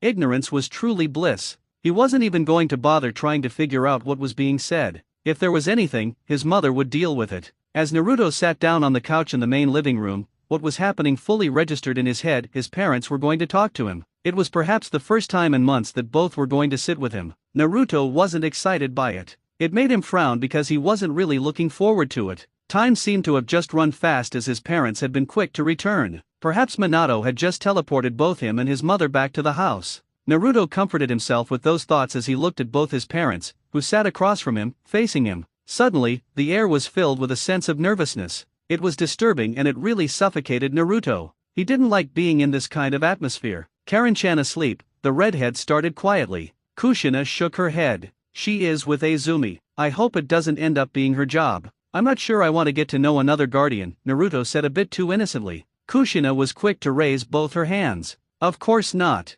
Azumi will always be there for you. She is yours alone. Glad to know, Naruto said and then gave both his parents a look that clearly said, so? Minato looked at Kushina for a moment before looking back at Naruto. We haven't really been parents to you. We want to change that. We want to make it up to you, but we first want to know, do you resent us? No, Naruto said with a shake of his head. I'm disappointed. Bitterly disappointed. Immensely disappointed, but I do not resent you. With that said, the redhead stood up. But as he tried to leave, Kushina grabbed him. She gave him a pleading look. She was begging him to stay. It was the first time he was seeing her make such a look, but Naruto didn't want to stay. But he had an alternative that would suit them both. I will join you for dinner tonight, he said with a smile, then tilted his head to the side. As long as you show up. Both parents flinched when those words left his lips. Well, enjoy the rest of the day, mother, father. Naruto walked away. Kushina turned to Minato. If we mess up this time, we won't get another chance, she said. Minato nodded. I will be sure to return in time before dinner so we can prepare it together, the Yondaime Hokage said. I got to return to work. See you later. With that said, he disappeared in a flash of yellow. With Naruto. After leaving the Uzumaki compound, Naruto entered the village hidden in the leaves. Really, being inside the compound did feel as if one was inside another village. Well, it was better that way. They were hidden from the rest of the villagers, and things were a lot quieter, unlike how noisy the streets could be. The obvious cloak of invisibility that Naruto wore as he made his way through the streets wasn't forgotten to his mind. He wasn't ignoring things. He was being attentive, this one time. He did have his moments, but that was beside the point. It was obvious that he still needed to do more than he was doing for the cloak to leave his shoulders. He needed more than what he was doing. He had to do more to be able to leave the shadow of his father. Even so, Naruto wasn't going to compromise anything in order to gain the power that he needed. He wasn't a fool who would be tempted by power. Power that was given wasn't something that he would be proud of. It wasn't something that would get him out of his father's shadow. Naruto wanted to earn his power. He wanted to work himself hard in order to become something else. He wanted to stand proudly on his own efforts. Danzo's offer was a little appealing. Perhaps if the man hadn't said he could make him strong and give him power, Naruto would have went along with the man. But he wanted to do something for himself. He wanted to learn his trade, come up with a style that would be unique to him. Given power wasn't what would make his light hit the elemental nations. His own sweat would do so. Progress was there. Naruto could feel it. He could see it. Not a year had passed, and he had already improved greatly. What would he become in 2 more years? He would certainly. The sound of a bell ringing cut through Naruto's thoughts. He'd reached his destination, Hisaragi weapons shop. As he walked into the shop, Naruto wandered around, looking for what he sought. Kunows of all kinds were at large, but Naruto wasn't going to stock up on them. He was looking for a blade. The redhead passed the kunao section and wandered into a section of swords. He just stood there watching swords of all kinds. The weaponry was simply amazing, beautiful even. Naruto could see himself owning such a stash inside his room. It's not very often you see someone your age looking at swords with such eyes, a broad voice said behind Naruto, who didn't even turn to face the big bearded man who was behind him. There is no one like me, the redhead responded, his eyes still staring at the weapons put on display. The man merely chuckled. You're certainly right about that, there is only one Uzumaki Naruto, he said, making the redhead turn to face him. Your father is a customer of mine. What can I do for you? I'm looking for a sword, not short as a kodaki. A katana made of strong chakra-conducive material. Not a material that will break after 2 or 3 times of usage. I want a material that will be hard and not one that will disappoint me, Naruto said. I don't want to end up with a sword that will break easily. If it can be repaired, it will be fine. Hisaragi stared at the redhead for a long minute. It was like he was talking to a seasoned shinobi who wanted a weapon that would be good for him in battle. How long exactly? Should it be light or heavy? Should it just be a straight sword? You're the expert. I'm sure you can make something that will be a good length for me, Naruto said. I want something light, straight, and double-edged. He paused, tilting his head to the side. When can I expect it? The man laughed for a moment at the question. In a month. I have to order the material, lots of it since it will require repairs. You do know that a weapon like that will cost. Naruto nodded. Price isn't an obstacle, Naruto said before adding, I will return in 3 weeks to check the progress and try out the samples. We will discuss the payments thereafter. It shall be done, Hisaragi said, holding out his right hand. Naruto took it, and the man smiled. I look forward to seeing you more regularly, Uzumaki. Later. Itachi had been almost disappointed when Naruto didn't show up at the academy. This was the day that they'd agreed that they'd walk home together. Their compounds were not that far from each other. The Uzumaki compound was a little away from the village because of its holding of the Kyuubi and the fact that they liked to keep things hidden within their walls rather than invite other people in to know what was going on. Itachi wasn't bothered by that. He didn't think too deeply about it. He was most concerned by Naruto's no-show. What could have caused this absence? The redhead wasn't the one to miss classes, even though it was obvious he saw it as a waste of time. Their sensei hadn't looked bothered by the absence. That fact made Itachi think perhaps the redhead's absence had been known to the academy. It was possibly something to do with his clan. Naruto was a clan heir, so there were things that he had to do and attend to. Even his father sometimes took him away from the village so that he could learn a few things as the future leader of the Uchiha clan. Still, if the redhead had known about this, he would have told him yesterday. As Itachi approached the gates, he saw Naruto, leaning against the frames, hands in his pockets, with a look that clearly said he was outside the borders of the hidden leaf. The Uchiha shook his head. It was a classic look. Naruto wore the same look in class when the sensei was teaching. Well, Itake couldn't disagree that academy lessons had no benefit for people like them. He was simply going there for formalities. As Itake reached the redhead, he spoke. "I thought I'd just catch you another time," he said, pausing for a moment before Naruto straightened and the two began to walk. "I said I'd walk with you," Naruto was only willing to say before asking, "So, what's the agenda behind this request? You don't look like the type to make friends or anything like that." Itake raised an eyebrow at that. "What makes you think that? You don't even observe me enough to tell. I, on the other hand, can tell that you don't try to make friends as you simply ignore everyone else in class, including the teacher." Naruto smiled. "Ah, you watch me a lot, huh?" he said. "But should you be the one to say that?" "Maybe not," Itake conceded. "What happened?" Naruto didn't respond. He was still waiting for Itake to answer his question. The Uchiha stared at the redhead, who appeared as if he hadn't heard him. It took him a couple of seconds to figure it out before he spoke. "I do have a friend," Itake said. "And I think we will help each other grow if we got along. We're of the same age group and both at our own level in our generation. We can learn something from each other." Itake paused for a moment. "Plus, my father thinks it would be best for me." Naruto didn't respond to that. He answered Itake's question. "There was a meeting with the Hyuga head clan at my compound, and as part of my training, I had to be there." The indifference in Naruto's tone just made it obvious to Itake that the redhead had been there physically, but his mind was somewhere else. Itake shook his head, and as he did, what his father had said to him came to his mind. "There's still some time. What do you say to a sparring session? I wish to understand you a little more." Naruto thought about it for a moment. "That's fine," he said. Itake was honestly surprised that the redhead had agreed. He didn't think he would. "Why?" "Izumi has been bugging me about making a friend, and I think testing myself will tell me how far I've improved. You won't annoy me with things I don't want to hear, and we're in the same position," Naruto explained lightly. There was a slight shrug of his shoulders, though. "Why don't you agree to it at the academy?" "I have my reasons," Naruto said. "I haven't run all day. I need a warm-up.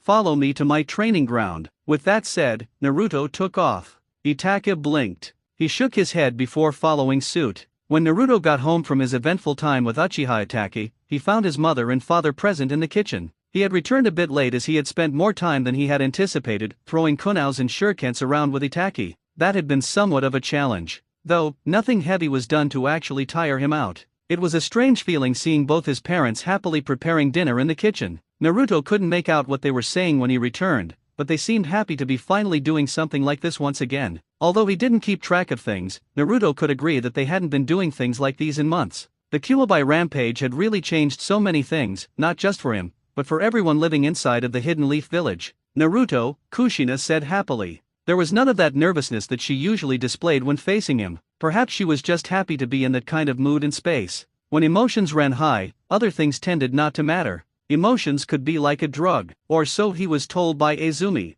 Kushina smiled at her son. He was here. She had been worried that he wouldn't show up for dinner. Time had been ticking away, and it had been late already. But Minato had said they shouldn't worry. Perhaps what worried Kushina even more was Minato, his absence, to be precise. But she was happy. She was glad that he had shown up as he promised. It would have been a disappointment, and Naruto would have been shattered if something like that happened. It would have led to broken bonds, and the once happy relationship they were trying to rebuild would shatter and nothing would change. They would only be parents in name and nothing more. "I'm so glad you made it," Kushina said happily. Minato nodded with a small smile, just beside his wife. "I was beginning to worry," he said. "Well, that hardly matters anyway. Come on and join us." Naruto smiled at his parents, waving his hands. "I'd rather not. You know I have no skills when it comes to cooking," the redhead said. "I'll just watch. You won't learn anything if you don't make the effort. Now come on and try it with us," Kushina said with a smile. "We are here. You won't mess up the dinner.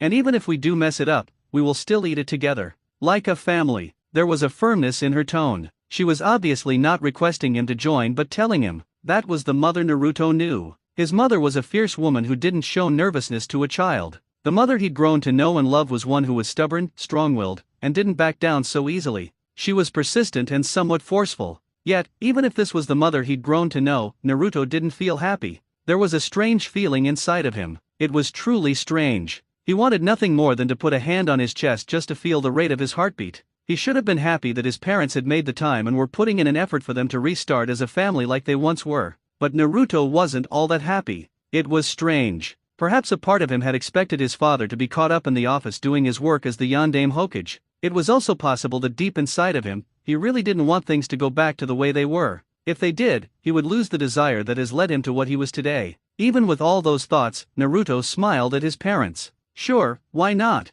Minato waited until he got his hands wet before starting with the casual talk. So, how was your day? Yes, that kind of casual talk. The strange feeling didn't go away. It was still lingering in his thoughts and at the tip of his tongue. He didn't want to be responding to such questions. Perhaps he would have been happy to respond to such questions months ago, but he had grown. He wasn't that spoiled brat he had been back then. Well, perhaps he was still a little spoiled, but this wasn't the sort of talk he wanted to have. Either way, the two were here. His parents had made the effort to change things. That was something to smile about. It was a good change. He didn't want to end up resenting his parents. He doubted things would have come to that point, though. Swallowing his thoughts, Naruto just smiled and responded to his father. It was interesting, he said. That's good, Minato said. Meet anyone new? I wouldn't say new, but I did end up meeting with Uchiha Itachi. Interesting person, Naruto said. The last words had been said to himself more than to anyone. Uchiha Itachi, huh? Minato was rather subdued about it. He seemed to be pondering about something. His mother wasn't having the thoughts Minato was having. She seemed happy about it. Excited, even. Mikado's older son, Kushina, said happily. This is a good thing. I hope you strike up a friendship with him. His mother tells me he's a sweet child who loves his brother dearly. That was new. Naruto hadn't thought of Itachi with sweet and love. There had been none of those thoughts. Well, his mother's smile was explained by that, but his father's reaction was questionable. Naruto didn't question, though. There was nothing that was pushing him to ask. If there was something, he would eventually know. Itachi wasn't going to go anywhere, neither was he going anywhere. Speaking of younger siblings, where's Karen? Upstairs with Izumi-chan, Kushina said pleasantly. I couldn't fix dinner with her on my back. Naruto nodded. I'll go check up on her, the redhead said to his parents. Naruto turned away from his parents who were smiling behind his back. They were merely happy that he had made that choice. It had been long since he last went into the presence of his younger sister. Since her birth, he'd only seen her a handful of times when he was with her, and over the past 3 months, there had been none of those times, and the parents had been worried that perhaps their elder child resented his younger sister. Karen wasn't in his parents' room. Naruto went to check at the other living room in the house. When he found the place, Izumi was alone, watching TV, with the child silently on her lap. Naruto-sama, Izumi said, acknowledging the redhead's presence. Have you come for Karen-chan? Naruto nodded. She's sleeping at the moment, but you can stare at her. I'm sure you have missed how she looks, Izumi said, inviting Naruto. The redhead silently walked closer to the two. The blonde hair that just reminded him of his father and the cute face, it was just as he remembered. His little sister, the innocent little girl who didn't know anything. She was innocent in all this. His sister was innocent. Naruto stared at Karen for a full minute before straightening himself up. All done? Naruto nodded. A cute little thing, isn't she? The redhead said in thought. He then shook his head. I better go back downstairs. You should just move in here. You hardly go home anyway. I'll consider that, Izumi said in thought. Take Karen-chan with you. Your mother wanted her to be there when you have your dinner. She said she wanted to have everyone together at the dinner table. Naruto stared at Izumi for a few moments. He hadn't held his sister since that day. Since the day his mother was allowed to leave the house. He was hesitant to do it again. It wasn't that he didn't want to, he just didn't know what to do. His sister was his sister. He didn't hate her. Sighing, Naruto spoke. Sure, why not? Izumi handed him his little sister. The movements made the baby stir up before her eyes slowly opened. He remembered those eyes, they were the same as both his parents. There was no recognition in those innocent eyes. She just stared at him. Naruto, is something wrong? Izumi asked, seeing the blank look on the redhead's face. Naruto shook his head. There was nothing wrong. He smiled warmly at the little girl in his hands. Hello, Namikaze Karen, I'm your older brother, Uzumaki Naruto. I hope you and I will get along when you learn to understand things around you. 2 days later.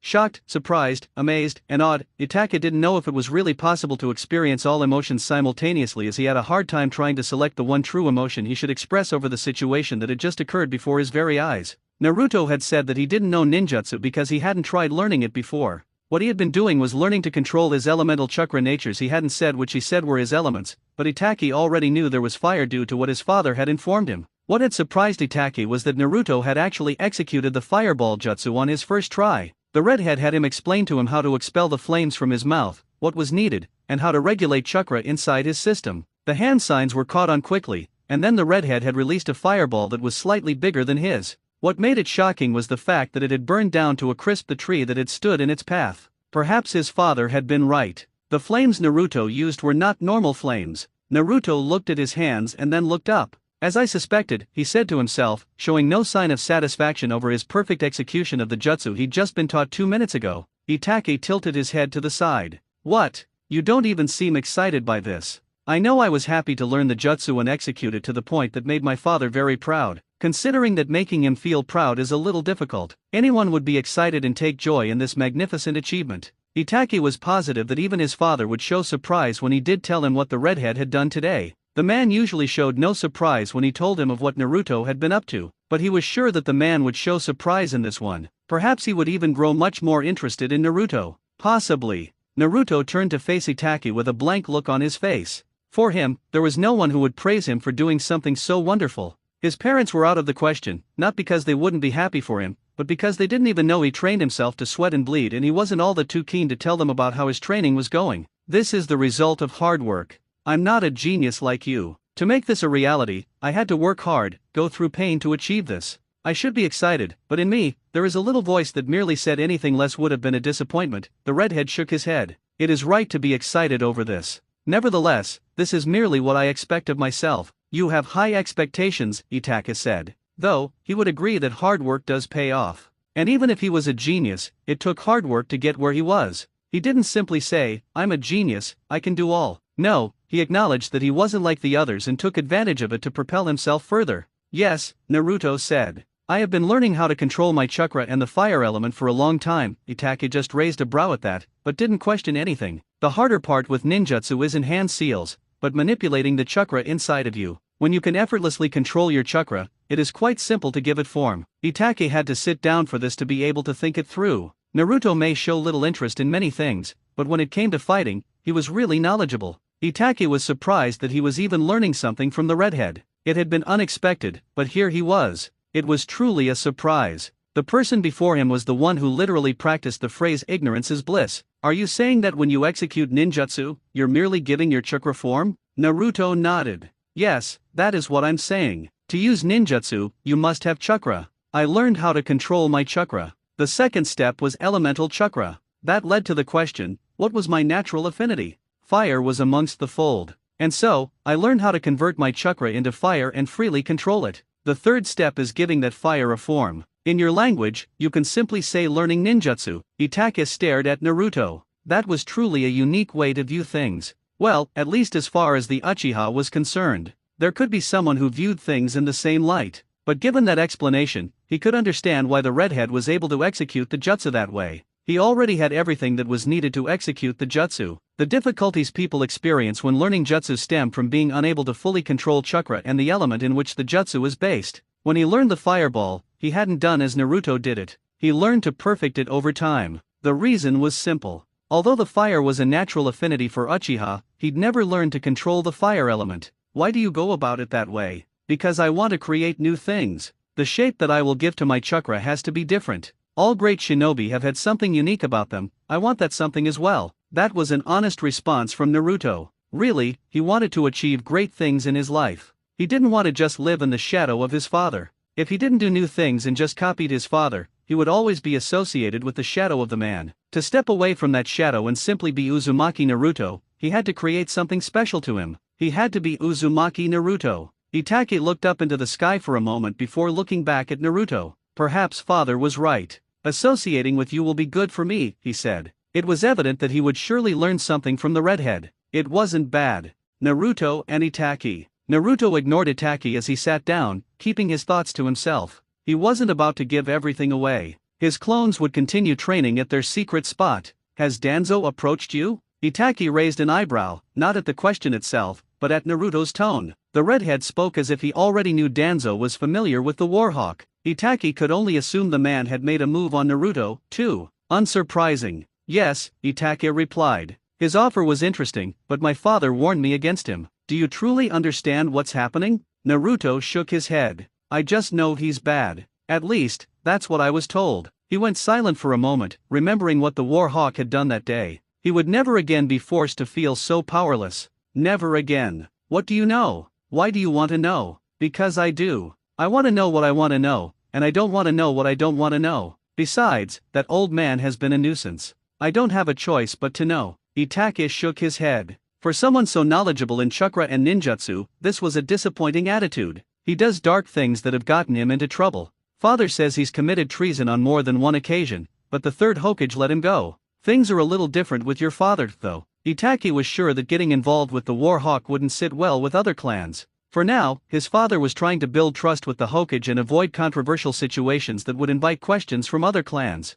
Danzo was bad news, and his father didn't like him, so Itachi had to follow that rule. Still, one thing about Danzo intrigued him. His father admitted that Danzo loved Konoha and would sacrifice everything for it. However, he was an extremist who would do anything, even if it meant throwing the village into civil war, as long as it ultimately freed Konoha from what he saw as a threat to its future success and superiority. Apparently, Danzo believed Konoha should rule over other nations as the strongest. That was something Itachi didn't, and would never, agree with. Bad news, huh? Naruto said thoughtfully. Naruto wasn't one to hold grudges or mark people as enemies, but he was sure he was never going to like that man. He went to the extreme to get what he wanted, which included using other people. Itachi nodded. Why are you trying to become powerful, Naruto? Over the past few months, you've made a miraculous turnaround in your abilities. Something must be driving you. What is it? Naruto tilted his head and smiled. You ask a lot of questions, Itachi, he said lightly. Is that wrong? I'm interested, and observing won't give me the answers. I'll just be speculating. I want to know.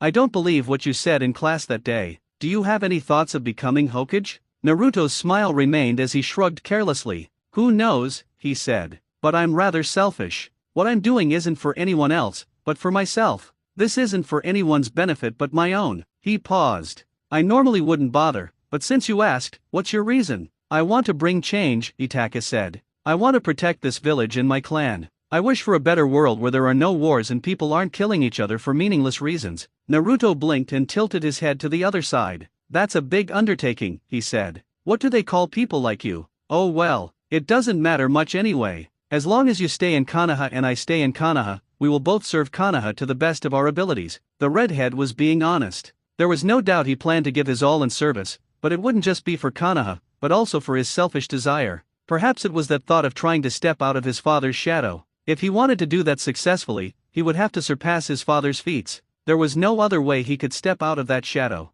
The first anniversary of the Nine Tails rampage is nearing. If Itachi was looking for a reaction from Naruto, he was disappointed. Naruto showed no emotion. His expression remained the same as he nodded. The day that changed my life and most people's lives. You and I are in somewhat similar situations, aren't we? It was as if the redhead had just realized it. Itachi shook his head. Naruto truly never thought about many things beyond becoming the best. That was the glaring reality. But for the good of things, Itachi was going to try to change that. Yes, Itachi said, putting his resolve aside. He stood up and took a stance. I wish to see how good you are. Naruto smiled, waving his hands. I'd rather not, he said. Allow me to rephrase, today, you will show me how good you are, whether you like it or not. Oh? Naruto smiled, eyes closed. He folded his hands across his chest and spoke again. No, you can't. I can simply choose to defend until you tire out. You don't really like being forced into a battle, do you? Who knows? Naruto stood up.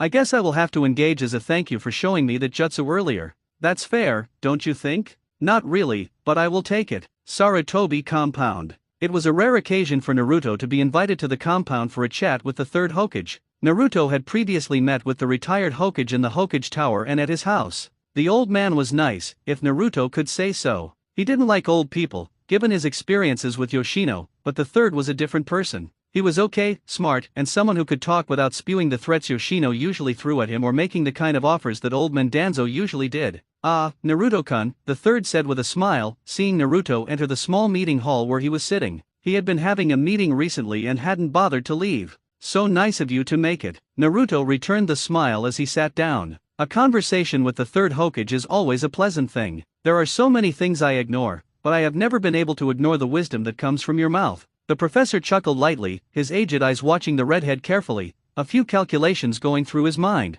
I believe that we who are aged and experienced must always teach the young ones the right ways. But of course, just because we are old doesn't mean we are always right. What worked in the past won't work now. The world is forever evolving. That's a little too deep for me. Naruto wasn't ashamed to say that out loud. He really didn't have time for such thoughts. He was still just a kid. He should be allowed to ignore everything else and focus on just one thing. The god of shinobi stared curiously. What do you mean that's a little too deep for you, Naruto-kun? He already had an idea. He wasn't oblivious to the things that were happening around the village, especially with the future generation. Someone like Naruto was a person of interest. When the third had looked into the redhead's eyes just after he was born, he'd seen the eyes of someone who would become something else in the future. There was the potential to become a name that would be spoken about in all corners of the elemental nations. But for that to happen, the redhead had to stop some of his tendencies. He knew because he kept an eye on things. I don't go that far, Naruto said, before putting on a thoughtful look. Perhaps it was his blatant ignorance that kept him from going far and learning things about life.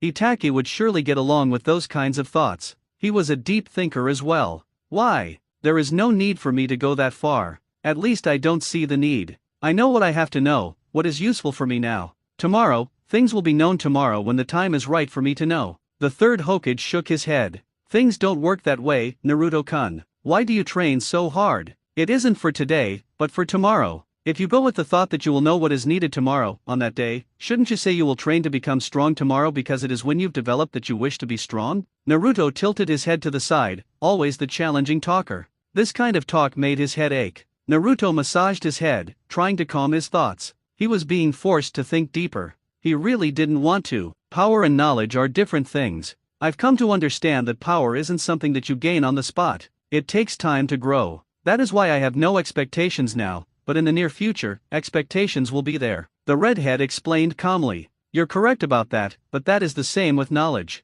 You're preparing for the future by training your body to be able to withstand and do what you wish for it. When you don't know anything, you remain blind. Knowing now helps you deal with things differently and you can come out on top. Say for example, if you'd known about Itachi, you wouldn't have agreed to engage him, but because you didn't know about him, you suffered that experience. Yes, suffering that experience may have helped you, but had you known, you would have avoided it. Some troubles are avoided by knowing. When you don't know, you easily fall into traps. Sometimes you will make it, but you won't always be lucky. Naruto tilted his head to the side, closed his eyes. If he hadn't been warned about Danzo, he would have possibly agreed to follow the man when he realized the academy wasn't going to work for him. But because he knew, he avoided the trap that would lead him to darkness. That makes sense, Naruto said, seeing the logic in what the third was saying. I've never looked at it that way, he added. Still, the back of his head still hummed ignorance is bliss. The third Hokage nodded. Of course it does, he said confidently. You have experienced situations that have worked better because you knew.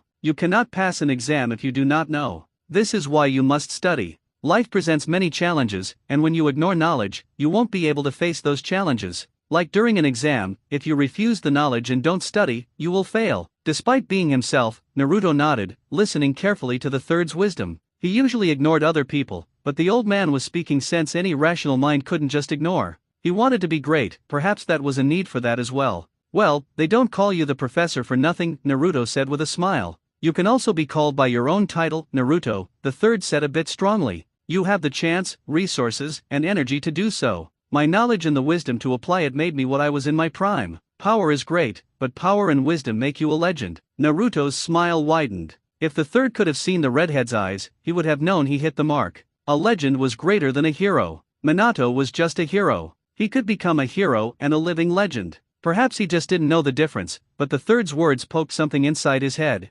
Naruto wasn't going to be satisfied with being great, he wanted to be a legend. Then he wouldn't be stuck behind anyone's shadow. Coming here hadn't been the wrong choice, and his association with Itachi would surely benefit him. Knowledge is vital. Even little things can prove to be important in a situation you never expected, the third continued. Naruto nodded. I'll keep that in mind, Sandaime-sama, the redhead said respectfully. The old man was amused, but he didn't let it distract him from his thoughts. I hear you have been doing rather well in the academy. When I look at your file, I can't help but be impressed. Academy standards are nothing to be impressed about, Naruto said with a wave of his right hand. Oh? The third had a look on his face. Naruto may not have said it, but he had just revealed that there was more to his skills than what he showed in the academy. The old man really didn't know what Naruto could do. The redhead protected his training from all eyes, and even the all-seeing Byakugan couldn't see through the shield he directed around himself. Then I can expect great things from you when you become a shinobi. Naturally, Naruto said. Anything less would be a disappointment. The third smiled. Then I hope to be alive to see you reach your prime. He was sure he wouldn't have to wait too long with the situation outside the village. One wrong move from someone, and a war would be sparked. The third was sure of it. It made him frown to know that even this current generation wouldn't be spared from the horrors of war. They'd just gotten over the Third Shinobi World War, another one wasn't welcomed, but as things stood, blood would be shed once again. You will. The third nodded and then adopted a slightly serious expression. How are things at home? His tone was cautious, yet the curiosity was clearly audible and visible in his eyes. Naruto put on his mask as he responded. Fine, was all he could say. Heard something? The third shook his head. Not recently, he said. I hope things are well. In any case, let's get to the main reason I called you here. Naruto just nodded with his usual smile. Your parents haven't told you this. Your generation doesn't really know anything about what's going on outside the walls of Konoha. Uchiha Itachi, you've been spending time with him, yes? Naruto nodded, and so the third continued. His father doesn't shield him from the reality of things occurring within and outside of Konoha. I know you're still young, but you must know. Must know, huh? Naruto thought. He had that saying, he knew what he must know. At this rate, you're going to be a shinobi soon. The third fell short of saying that by the end of the year, both Naruto and Itachi would no longer be fit for the academy. Itachi would go, but the third was sure Minato wouldn't want his son to be a shinobi at such a young age. He would have few options, though. The rest of the villagers and shinobi looked up to the Hokage. If something happened now, Minato would have to act. How were parents going to send their children into battle if the Hokage couldn't send his own son? That was the unfortunate situation Naruto found himself in, and this was why the third was taking his time to prepare the boy mentally. When you do, you'll realize that things are difficult out there. Both Kyumo and Iwagakure are intimidating our shinobi. We can no longer send anyone below the Jonin rank outside the borders of the Fire Country. Some have gone and have not returned, and because we don't have proof of anything, we can't do anything, the third Hokage said. Naruto closed his eyes. Kyumo and Iwagakure? Where had he heard about those two villages? Oh, yes, they were two great shinobi villages, each with two Jinchuriki. Ah, that was troublesome. Although not getting the full picture, Naruto acted as if he did. Things are that difficult, huh? The third nodded. There's also something that affects you directly. During the Third Shinobi World War, your father made a lot of enemies. This village loved you. Imagine a whole village out to get you as passionately as Konoha was in loving you. This was a new experience for Itachi, not the words themselves, but the fact that Naruto was saying them. The redhead had always seemed so carefree, almost ignorant of his surroundings. Itachi figured that was just a core part of who Naruto was, and he didn't expect that to change anytime soon. Well, our age group isn't focused on that, Itachi replied. It's about playing and having fun. He himself hadn't had that luxury, not with something he had to change on his mind. I had my fun. I had the time many would wish they had. It was fun, Naruto said with a smile. Maybe now is the time to mature. I wish I had remained oblivious to it, though. Knowing things makes life troublesome. Itachi understood what the redhead meant. Would you rather be like those in our class? Naruto nodded. They are basking in their ignorance. Who can blame them? They don't know anything. The bliss of being ignorant. The redhead's tone was light. This situation was perfect for him. It would allow him to start his journey quickly. He wouldn't need to spend a decade fighting for recognition. Itachi shook his head. Just be careful that ignorance doesn't become your downfall, the Uchiha warned. What was it you wanted to tell me? Performing ninjutsu. Why do we weave hand signs before performing a jutsu? Some experienced shinobi are able to perform jutsu without the use of hand signs. I've said this before, chakra, excellent control over it, and the imagination to give it shape are what I need to perform ninjutsu. The Nidaime Hokage was a master of water-style jutsu. He didn't need to weave hand signs for many of them. Why was that? Because of his high control over the element. If controlling an element becomes as easy as moving your hand, there will be no need to waste time performing hand signs. Naruto paused for a moment. It may take time, but I want to make this a reality. Naruto surprised him again. Itachi shook his head. He shouldn't be. When it came to ninjutsu, the redhead had already proven to be knowledgeable. Perhaps this was just how he was. He had a specific way of approaching ninjutsu that worked for him. How good is your control over your chakra? Perfect, Naruto replied simply. With the amount of time I have spent learning it, anything less would be disappointing. Perfect control over chakra makes it easy to learn ninjutsu. You won't have trouble figuring out the right amount of chakra needed for a certain jutsu. With good enough control, you can do it, Itachi countered. But I do see your point. Fire is my natural affinity, so learning fire-based jutsu is quite easy for me. Though he wasn't going to say it aloud, it was much simpler for the redhead given his control over the element. The Great Fireball Jutsu is truly an easy jutsu to do. Its method is simple: knead chakra inside your body, turning it into flames, and then release the flames as if breathing out, Naruto said, holding a single hand seal. Going through many hand seals is a waste of time. One is only necessary for activation. With that, Naruto exhaled a small fireball from his mouth. It may have been small, but the heat produced by the flames was by no means insignificant. Itachi just shook his head. At this level, he couldn't perform the jutsu with just a single hand sign. Naruto was truly going to be amazing when he grew up. Then again, he still had the Sharingan. There was so much unlimited potential up for grabs. If they became partners, they would be a force to be reckoned with and the proud protectors of the hidden leaf. As you can see, it still needs work, but within a couple of days, it should be perfect, Naruto said with a frown. The frown was for his disappointing attempt at a one-hand jutsu he considered simple. Itachi nodded. It wasn't as good as the one he did with hand signs, but still something nonetheless. My father wants to speak with you, the Uchiha said a bit cautiously. You don't have to see him anytime soon or feel forced to do it. You can do it whenever you choose. I'll see you tomorrow, Naruto said, walking away from the Uchiha. I have other matters to attend to. Itachi just shook his head. Well, he got the message across. The redhead may have acted as if he didn't hear him, but Itachi was sure Naruto had heard him. The day would come. For now, Naruto just had no interest in talking to his father. Perhaps he needed time to think about it and look into his father before meeting him. Oh well, the day had been productive. He had no complaints. The redhead was surely going to train some more in this hidden training ground. If Naruto was going to get more work done, it was best he did so. He didn't want to be left behind by someone he'd beaten without even trying less than a year ago. You've made quite the friend there, Shisui said, sitting atop a tree branch. We're not exactly friends, but training acquaintances. Itachi corrected. He did hope they would become friends soon. All that was needed was time. How long have you been here? Long enough, Shisui responded calmly. I know the fourth Hokage, he is nothing like him, in personality at least. But then again, that seems to be the purpose, isn't it? Itachi just nodded. How are things out there? He asked Shisui, knowing the older Uchiha was already a shinobi. So, he knew about what was happening around the shinobi world better than he did. Shisui looked up at the leaves that obstructed his view of the sky. This village needs to be protected by those willing to sacrifice everything.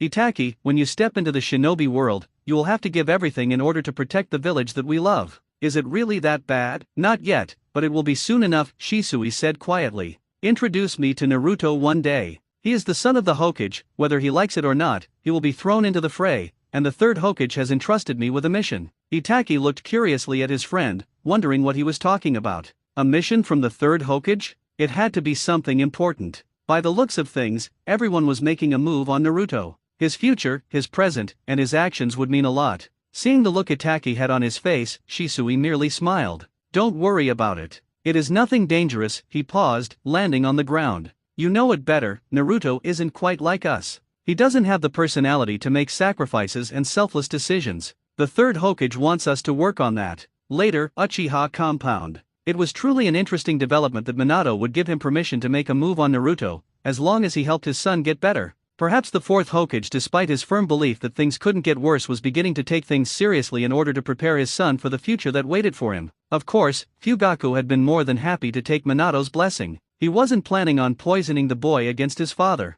He had no such plans. Given what he had learned about the redhead, he figured even manipulating him wouldn't be an easy task, not that he had those plans. He just wanted someone who would become a valuable partner to the Uchiha and secure their future inside the hidden leaf. Their future was here, and nowhere else. Father Uchiha Fugaku was taken out of his thoughts when Itachi walked into his study. Itachi, the Uchiha, had acknowledged his son's presence. You're back a bit late today. Too many things to do at the training ground today. Itachi nodded. I had a session with Naruto and then one with Shisui, the black-haired boy said as he sat down in front of his father's desk. Fugaku nodded. Ah, he truly was blessed to have both Shisui and Itachi in his clan. It was especially wonderful when Shisui was excelling so tremendously that the third Hokage even took interest in him. Itachi wasn't the only one loved by the villagers, but Shisui as well. If he could have Naruto as well, how things could turn up for the Uchiha. Yes, things would be smooth for the clan. How was young Naruto? He is simply amazing, father. Even Shisui was impressed by him. His understanding and control over both chakra and the fire element is exceptional, Itachi said, sounding a bit happy.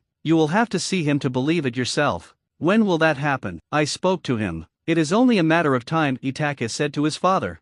Fugaku allowed a smile to grace his lips. That was good news. Do you have something you want to tell or ask me, Itachi? He asked, seeing the look his son was giving him. Itachi nodded. He didn't know if there was an easy way to go about it, and so, he just went with it. Shisui told me that we may have a war soon. Fugaku frowned. The older Uchiha hadn't been wrong to inform Itachi about it. It was the truth. he knew it too well. He was always in communication with the fourth Hokage after all. That is what it looks like. We've just had a war recently. People are still recovering from the losses. I don't think any village will be too keen to enter into one. However, anything is possible. Itachi wanted to know what was causing the problems. He couldn't really understand why the nations would want to engage in another war. He'd seen one. He didn't want to see another one. Why is it, father? Perhaps they are nervous. Konoha called things to a halt with Iwagakure because both villages had suffered massive losses. If it hadn't been for Minato, I doubt Iwagakure would have agreed to a truce, Hyugaku explained calmly.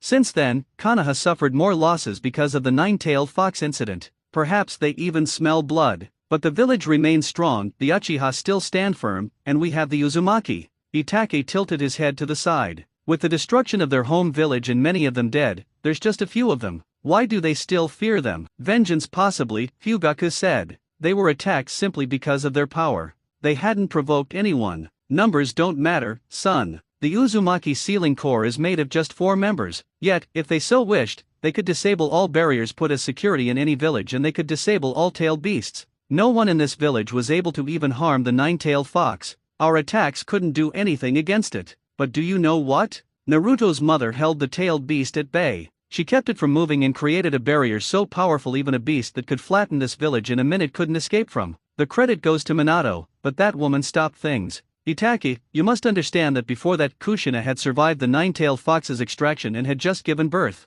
Perhaps you don't know. But if it had been me who had the nine-tailed fox extracted from, I would have died at the scene. Itachi absorbed it all silently. When he had fully digested what his father had told him, he opened his mouth to speak. She must have been a great kunoichi. She was, Hyugaku said. Do you understand what could become of Naruto if you combine his Uzumaki specialties and what he is currently doing? The following morning, Yoshino had woken up early and made her way toward the compound's gates, waiting for Naruto to make his way toward the academy. There was no other way to leave the compound aside from the gate. She had made sure of that, and Naruto was too young to have learned the body flicker technique to teleport away from the compound. There was also a concrete report that he made his way out around this time, heading toward the academy. She didn't have to wait for too long as the redhead came into view with his hands inside his pockets. She waited patiently until he reached her before glaring at him sternly. I know that useless girl gave you my message, and you chose not to oblige, the old woman said sternly. Naruto opted to just look at the woman impassively. It was possible that he hadn't heard her because he was busy trying to figure out how he was going to get out of this one. It was a really tricky situation, and he needed to find a good way to get out of it.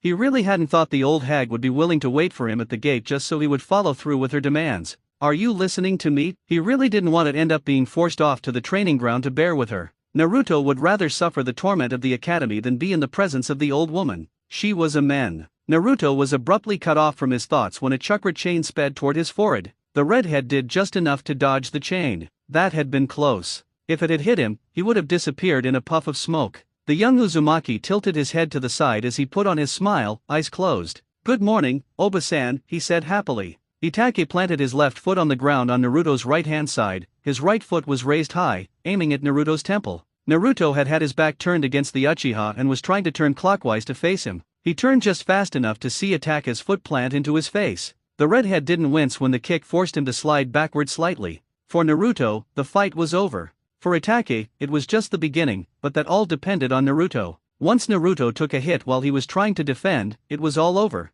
The defense was supposed to be so perfect that nothing could pass through it. If Itachi was able to bypass it once, he would do it again and again. As such, Naruto couldn't go with this again. Not before he went back to the drawing board to get something done to ensure that something like this didn't happen again. Naruto looked at his hands with a frown. It was disappointing that Itachi had learned him this quickly, but it was to be expected. Itachi was smart, way smarter than him. One way or the other, unless his defense was perfect, Itachi would eventually outsmart him. It made Naruto think that those blessed with genius genes had an unfair advantage over normal people like him, who had to nearly kill themselves in order to gain what they had. It took him years to get better, but Itachi hadn't done so in the time he needed. If Itachi had the number of years he had when training, the Uchiha would obviously be way up his league. There was also that something called the Sharingan. Now that he thought about it, Itachi had yet to reveal it to him. The redhead shook his head. He didn't know anything about the visual jutsu, but he was sure there would be something in the Uzumaki library. Senju Tobirama had done a thorough research on the Uchihas during his time. Defeat, huh? Naruto finally said something, his tone was bitter.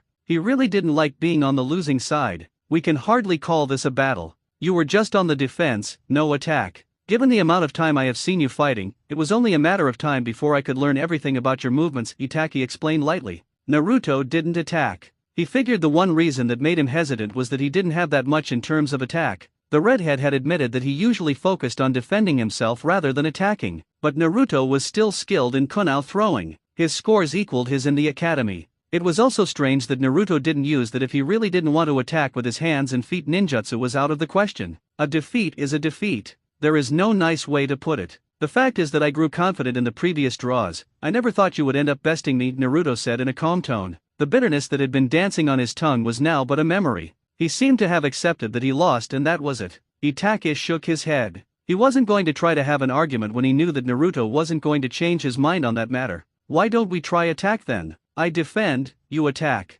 Naruto frowned again. Perhaps you think that the only reason I don't attack is because of my lack of attacking skills, but that isn't the reason. There is another reason, Naruto said with his index finger raised. Even when you're attacking, I see no opening to attack. Itachi smiled inwardly. Naruto was impressive when he fought. Yet, that response has led him to fully confirm that Naruto couldn't really attack head-on because he knew he would lose the moment he did so. He could only defend fully when not attacking. It wasn't that Itachi didn't make mistakes, it was that if Naruto attacked, he would be open to attack, and the redhead didn't want that. He wanted to be in a position where he could attack and not be open. But that meant incorporating his defensive skills with his attacks. Of course, if he did that, he would slow down his attacks. Some shinobi might say that the best defense is attack, but when facing a stronger opponent, you had to know how to defend, or else you would lose the battle. A stronger opponent will always overpower your attacks, but when you are able to defend, you can bear his attacks and strike when the opportunity presents itself. A light bulb appeared above Itachi's head when a thought came to mind. You said that you could defend until I tire down. Naruto tilted his head to the side. He had a feeling that Itachi had found something, but he merely said, so, defending doesn't take much energy and chakra from you, but when you continuously attack a stronger defense, you continue to increase your output and power to break through. Naruto smiled. You will naturally tire quicker as you grow frustrated when your attacks are proving futile. A frustrated man can be dangerous, but I know that when he is tired, he will leave an opening, and I will take my chance.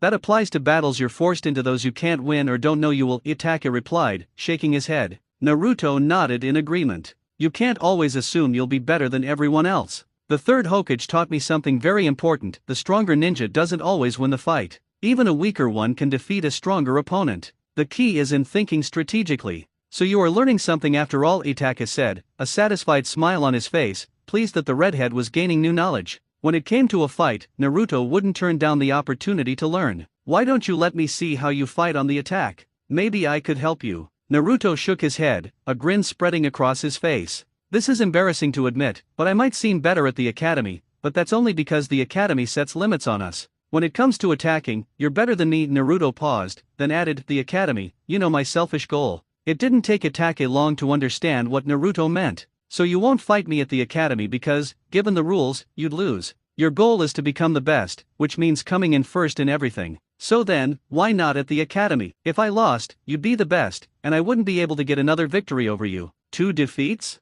No way. I'd rather share the spotlight than suffer another loss that would make all my efforts feel worthless. With throwing kunai and shuriken, I'm supposed to be your equal, but not better than you. Itachi shook his head. All the more reason you should let me help you improve your offensive abilities. And I can't do that if you don't show me how you attack. Naruto considered this for a couple of minutes before shaking his head. Some other time. I have no doubt I'd learn something, but not right now. I did accept your invitation because I knew I would eventually gain something. Itachi nodded, accepting his answer. As long as you're saying you'll let me help you. What jutsu are we going to learn today? Itachi thought for a moment before shaking his head. Why don't you show me a jutsu you've created on your own? Naruto didn't need to think. He held out his right hand, and flames ignited, swirling violently in his palm, without any distinct form. I wanted to create a small fireball that I could use like this. It's not complete. I was hoping you could give me some pointers. Itachi raised an eyebrow, not surprised by the jutsu itself, but by the fact that the redhead didn't seem to know his jutsu was essentially a copy of his father's Rasengan.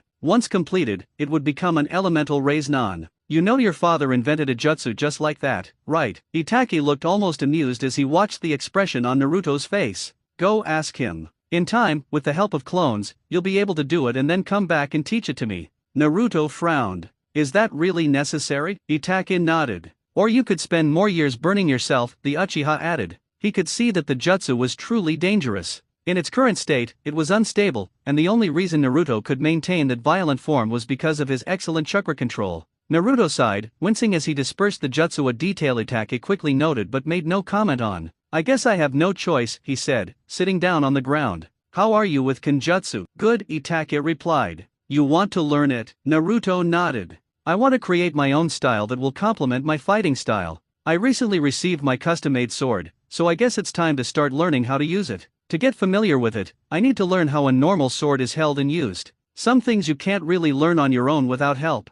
I wouldn't be a good teacher, but I know someone who can help you, Itachi said. Shisui, you can come out now. Shisui appeared in a flash behind Itachi, smiling. How long have you known I was here? Long enough, Itachi said, giving him the same response Shisui had given him the other day. Fair enough, Shisui said, turning to Naruto. I'm Uchiha Shisui, a real ninja and Itachi's friend. It's a pleasure to finally meet you. Itachi has talked about you a lot. Naruto smiled warmly. The pleasure is all mine, he said politely. It was possible that Naruto didn't know who Shisui was at that time. Whether that was true or not, Itachi didn't ask. He figured if the redhead didn't know, he would by tomorrow. Later that day, Izumi raised a curious eyebrow as she entered the library and found Naruto surrounded by stacks of scrolls. It wasn't that he was reading that surprised her, that was hardly a surprise. Naruto had been reading at the library every night for the past few weeks, spending hours there after returning from his daily training. She had to do her job of bringing him food even though it wasn't allowed. She still did it because she didn't want him to starve himself.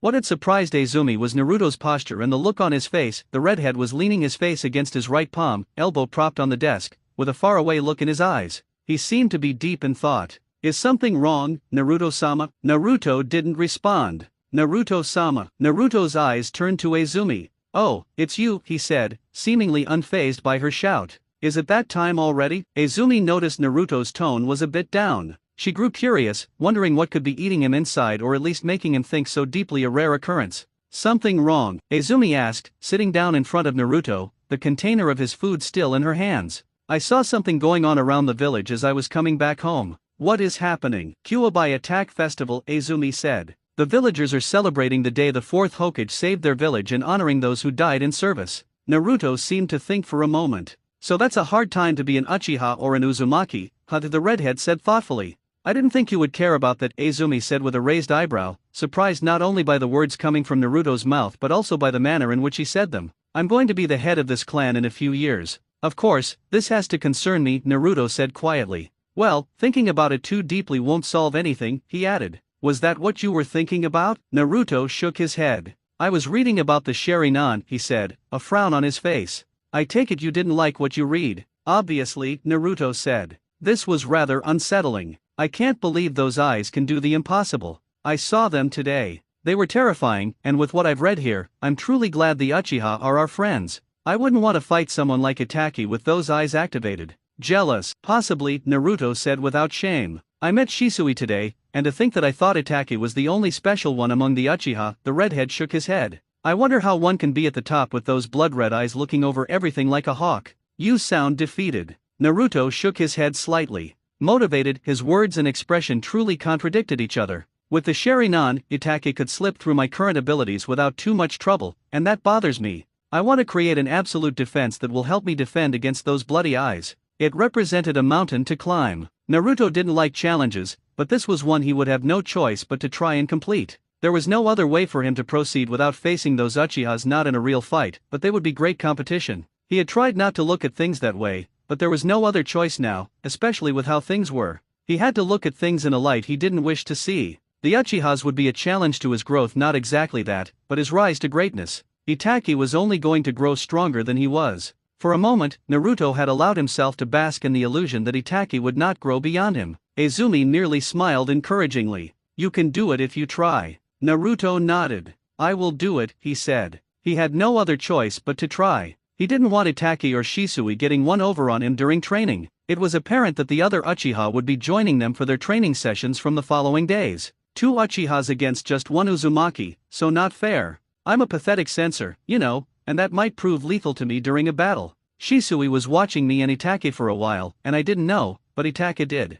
I want to use your Fuinjutsu skills to create a special seal. When do we start? Izumi said excitedly. She was more than ready to help Naruto with anything he wanted, especially when it had something to do with Fuinjutsu. The way Naruto spoke, he seemed to have an idea of what he wanted anyway. So, creating the seal would be easy, or so she thought. After we eat, Naruto said. I have already eaten. Doesn't matter, you will eat again. We always eat together when it's just the two of us. Besides, I wouldn't eat comfortably if you're just watching me, Naruto said calmly. The following morning, Minato had never looked so happy. The fourth Hokage looked as if he were about to burst at any moment like a balloon. If he could dance, Naruto was sure his father would be dancing right now. Hell, the man went so far as to dramatically wipe away a joyful tear from his right eye. This was because Naruto had said one simple thing. Father, I need your help with something. Naruto hadn't realized that asking for his father's help with his training would mean so much to him. Yes, he had known that the man was disappointed that he wasn't asking for help, but he didn't think asking would cause this kind of reaction from his father. Minato was ecstatic. He was so close to saying, sulk on that, Fugaku. The man was trying to get his son into the Uchiha compound so that he could train him, taking his job from him. No matter how little it was, Minato was going to take joy in helping his son with whatever it was he wanted help with. All that mattered was that his son had asked for his help, and he could spend some time with his son, teaching him a few things, and screw going to work early. What do you want me to help you with, son? Minato asked, his joy contained, yet clearly visible in his eyes. The man was hovering all over Naruto, ready to get his answer inside his head if it didn't come soon enough. Naruto shook his head. He'd forgotten this side of his father. It brought back old memories. It reminded him of the idiotic and foolish father he had once known. This turned his lips into a smile and then a short laugh. Minato was touched. This was truly a blessed day. When was the last time he had heard Naruto laugh? When was the last time? It might have been brief, but it was laughter nonetheless. Oh, how he wished Kushina was present to see their son laugh.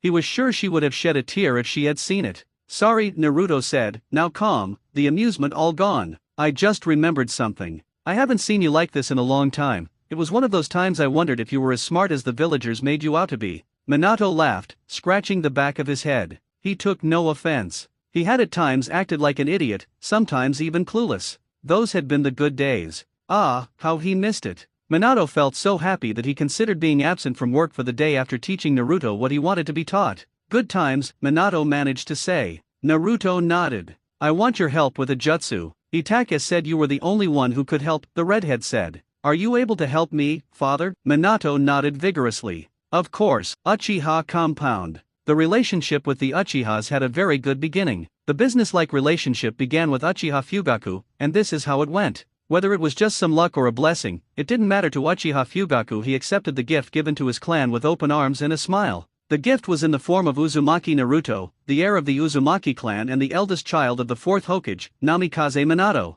Ever since the Kyuubi went on a rampage and destroyed parts of Konoha, ending many lives, the Uchiha had always been blamed. Kushina had kept quiet about the Uchiha who had extracted the beast from her, and so had Minato. The revelation would have caused them to be hated by everyone in the village, as it was one of them who had done so. It was even more painful since they didn't really know who the person was, but Minato had told them the man claimed to be Uchiha Madara. Neither Minato nor Fugaku really believed it, but the man had claimed so, and they had nothing else to go on. Nevertheless, the village continued to look at them with suspicion. Uchiha and Uzumaki, a shifting alliance. It was a tough blow, a truly painful turn for his clan. The only saving grace was his solid bond with the fourth Hokage, a man of integrity who fought to reclaim the power stolen from the Uchiha. And now, that power was theirs again. Now was the moment to secure their future. Their current standing within the village's power structure was positive, but their reputation with the villagers themselves was unacceptable. That would soon change. It would change soon. He already had Shisui and Itachi working wonders.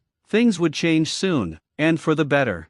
Fugaku gazed at the boy, counting the stars. The two prodigies weren't enough. Sooner or later, the villagers would wake up and realize the Uzumaki was the son of their beloved fourth. They had adored the redhead before and they would again. Fugaku simply had to play his cards right, and the villagers might even credit him for raising the fourth son. If the Hokage trusted the Uchiha with his child, they must be good people, right? The Nine Tails incident had sparked countless changes. It was astonishing how one night could flip the village on its head. It was just amazing how things change overnight. Minato had unwittingly given the redhead permission to enter the academy. Fugaku had laughed when Itachi told him how Naruto had tricked his father into signing the registration papers. Naruto might not realize it, as he was rarely seen in the village streets, but he was getting people to talk. They were comparing him to his own son. The time was right for the redhead to come to him. He would pour everything into training the boy alongside his son. For now, Fugaku could finally say, finally. He'd been waiting for the redhead. "I've been watching you, Naruto," Fugaku said to the Uzumaki.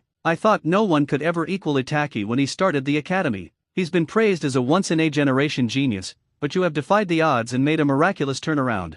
I'm honored you think so highly of me," Naruto said with a smile. "But Itachi is still the better fighter. If I wasn't cheating time, I wouldn't even be close to his level right now."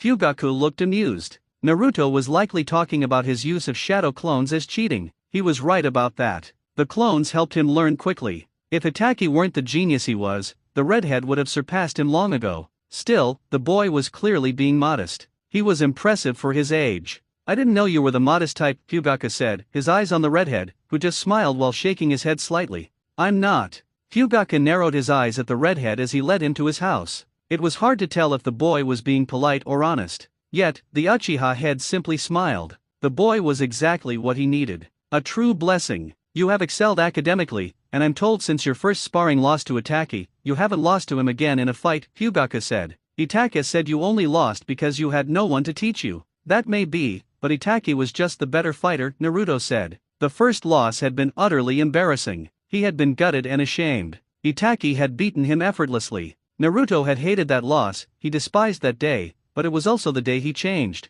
It was the day he swore never to lose that way again and never to lose to Itachi again, in a real fight. He hadn't gone to the academy to be a flop and be ignored. It was true that Itachi attracted the most attention, but he was just an Uzumaki. The Uchiha were more prestigious, yet his clan was the most feared. After all, the Uzumaki housed the Nine Tails and were the sealing masters that had Iwa and Kumo knocking on their doors at night. "Don't sell yourself short," Fugaku said. "There's no one in your generation who can match Itachi besides you." The Uchiha head paused. "Itachi tells me you're looking for a teacher and have already mastered the fireball jutsu he taught you." Naruto tilted his head. That wasn't what he said. He didn't remember telling Itachi he wanted a teacher. In fact, his training buddy had been the one to tell him his father wanted to see him. Naruto might be ignorant, but he noticed when something was fishy. But of course, he wasn't going to correct the man. It would just complicate things. It was best to just let it be. Besides, if he said he didn't need help, he would be lying. He needed an experienced person to teach him things he didn't know. He had realized he couldn't do everything on his own. He needed a hand to help him develop further. "I have done what I can alone, but I think it's time to get professional help from someone of your caliber," the redhead said. "I tried asking the third Hokage, but he was hesitant and only offered his knowledge and wisdom." That wasn't completely true. He'd never asked the old man to help him fight. The third was usually the one to call him. Naruto would never go to the old man on his own without being summoned, but that didn't mean he hated being in his presence. He learned a lot from the old man. On this matter, he figured the professor wouldn't have agreed even if he asked, not that he intended to. "That's not bad," Fugaku said. "He may be old, but his mind is still sharp." Once again, Fugaku paused. They reached his house, his words still held back. He sat down and looked at the redhead carefully. "I'm willing to teach you ninjutsu, and some life lessons along with Itachi." Naruto only asked one question, why. It was to be expected. If he was learning from the third, Fugaku would have been disappointed if the boy had jumped at the chance to be trained by him. The boy was ignorant, but not stupid. Itachi had told him that. "You show promise and Itachi needs someone to remind him he hasn't reached his peak yet. He also asked me to teach you, and not teaching you anything will just be letting your talent go to waste," Fugaku explained easily enough. Naruto wasn't satisfied. "Why? I'm not from the Uchiha." It wasn't a secret that the Uchiha didn't take outsiders. Hell, they didn't even allow anyone into the military police. Izumi had told him other clans had tried pressuring the Uchiha into accepting some of their members into the police force, but they'd refused every time. Fugaku looked at Naruto carefully. He figured it was best to just be honest. Besides, he couldn't even read the redhead to tell what he was thinking. It was best not to make him feel like he was being lied to. Perhaps if he was honest, the boy would show him something. "Do you understand the situation between our clans?" Naruto nodded. "As holders of the Nine Tails, my clan is hated for holding the very beast that destroyed the village and killed many. It gets worse, as some even believe we worship the tailed beast. On the other side, your clan is suspected of being the ones who released the Nine Tails. Both our clans are in difficult positions, yet we hold important positions in this village. No, we are its defenses. The Uchiha handle internal security, and the Uzumaki head the sealing corps. You also control the barrier that surrounds the village and keep track of movements around it. Don't you know more about what comes in and out of the village than the Umbu? Your library even contains secrets that not even I know." Naruto shook his head. "I'm not privy to all information. What I told you is what I know." I know about the sealing core, but the rest is news to me, the redhead said. If Naruto wasn't infamous for his ignorance, Fugaku wouldn't have believed what he just said. There was nothing on his face that told him he was telling the truth or lying. The Uchiha clan head shook his head. Now you know, he said. Yet, both our clans are not in favorable positions in the eyes of the villagers, Fugaku said. I want to create a bond between you and the Uchiha. Your father is the Hokage and you're likely to succeed him. You are also going to be clan head when you reach that age. Fugaku didn't need to explain further, Naruto would figure it out. Naruto appeared to think for a moment before smiling. When do we begin training? Fugaku's reasons didn't matter much to him. He was more than happy to get this done. The man would teach him what he wanted to be taught and he would grow stronger. At the end of the day, they would all get what they wanted. Itachi should return soon. We will wait for him and then begin, Fugaku said. You should go home and tell your mother you'll be back late. I don't want to worry her. Naruto shrugged. It's okay. I usually go home late anyway, the redhead said. Besides, as you said, since some members of my clan know what happens in the village, they'll tell her where I am if she notices I'm not home. Fugaku nodded and a thought came to mind. This compound is surrounded. There are 4 large structures that oversee everything that happens in here. I don't like it. Naruto tilted his head. He made a look that clearly showed he was thinking. It took a minute or so, but Fugaku was patient. Do you want the same barrier we put around the Uzumaki compound? If you can put in a good word for me, yes, Fugaku said. It caused a commotion when your clan put that barrier up to keep other people and even Umbu out of your compound, but that matters little. I like that nobody really knows what happens in your compound. That kind of secrecy will only lead to more suspicion. People will start to think you're hiding something, Naruto said with his head tilted to the other side. Fugaku smiled. They don't have to know it's there, and we don't have to explain to anyone why we're protecting our clan in that manner. The barrier is only visible to both the Sharingan and the Byakugan. No, it is, Naruto said. I will speak to mother. I doubt that old hag will allow it though, but if it happens, I doubt they will even reveal how it's made. I understand, Fugaku said. The Uzumaki weren't exactly sharers of their sealing secrets. Hell, even Minato was forbidden from telling his Umbu certain things about the village's barrier. Then again, every clan had its secrets, and none shared with others. Have you started your lessons in sealing jutsu? It was small talk. He already knew the answer. But given Naruto's ignorance, it was reasonable to think the redhead wouldn't dare to think he was making small talk. Naruto nodded. I didn't start by writing my name when I learned to write, I started by writing sealing formulas.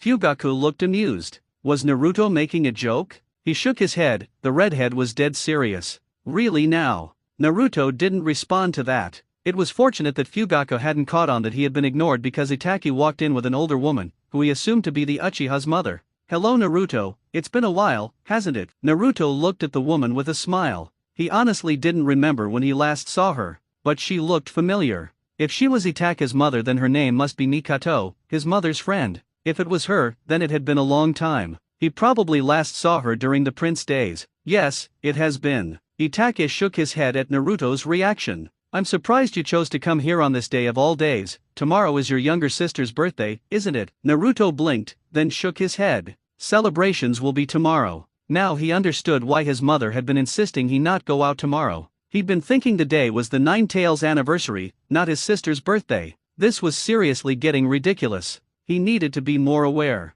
And he thought he was learning. Well, he couldn't be faulted. There was just so much to know. Now that he thought of it, he didn't even celebrate his own this year. Fugaku stood and looked at Mikato. We will return late tonight. Don't wait up, the man said to his wife. As Mikato nodded, Naruto faced her once and smiled a different kind of smile. Following day. Uzumaki compound. Should you be wearing that expression? Izumi asked, looking directly at Naruto. This was his sister's first birthday, he had to look happy rather than wear the scowl he had on. For someone who smiled at every situation, the look was quite surprising. Then again, he had been smiling less these past few days. It was truly strange for Izumi, who was used to seeing Naruto smile. The redhead always had one. Perhaps it had something to do with his encounter with Yoshino. Okay, that was a bad joke. More seriously, it could be the things he's been filling his head with. He was spending a lot of time reading things he'd been ignoring and now he understood more about the world around him. Izumi was glad for that, he couldn't remain blind forever. Naruto turned to look at Izumi, he wiped the scowl off his face as he stared at the team before him. My body hurts, the redhead said calmly, and I'm feeling bitter about it. Izumi arched an eyebrow at Naruto's response. Why? She asked. A thought came to mind when she remembered he came home later than usual last night. She cocked her head, a habit she was picking up from Naruto. Does it have something to do with the fact that you came home in the middle of the night? Naruto nodded. Your mother was worried, thinking you might not come back because according to her, she had been all over you about the importance of staying home today. She thought you may have run away, Izumi said, looking slightly amused. Kushina had been a bit hysterical about it. She had even asked the fourth Hokage to go look for Naruto because she was afraid she may have messed up by being too demanding. Izumi had nearly rolled on the floor because the woman had been holding Minato by the collar of his t-shirt, with the blonde looking nervous as he tried to calm his wife. Naruto didn't ask what amused Izumi. Mother wouldn't forgive me if I decided not to attend Karen's birthday. I had no plans to miss it either way, even though he may or may not have realized it was today.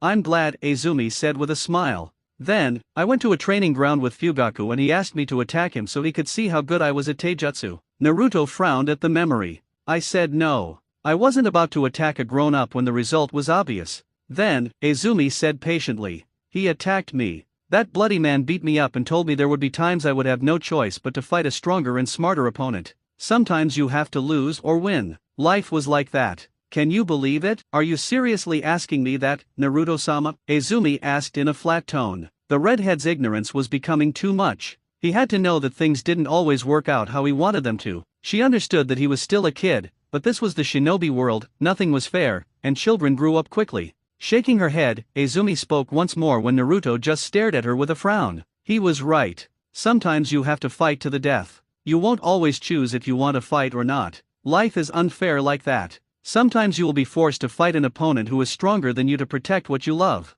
I despise this kind of world, Naruto spat, shaking his head. Life is supposed to be a beautiful thing. That's what we're promised growing up. Nobody mentions a cruel world that steals your freedom to choose. It wasn't fair to live like that, but it seemed to be his only reality. Naruto's brow furrowed at the thought of the adult world's cruelty. As a child, everything was simple, there were no worries. One could be carefree and let adults handle everything, but it wasn't as simple as it appeared. Welcome to the real world, Izumi said with a smirk. That's just wrong, Naruto said, his tone flat, as he looked at Izumi, who was mimicking his smile. Don't do it again. I couldn't help myself, Izumi said with a laugh.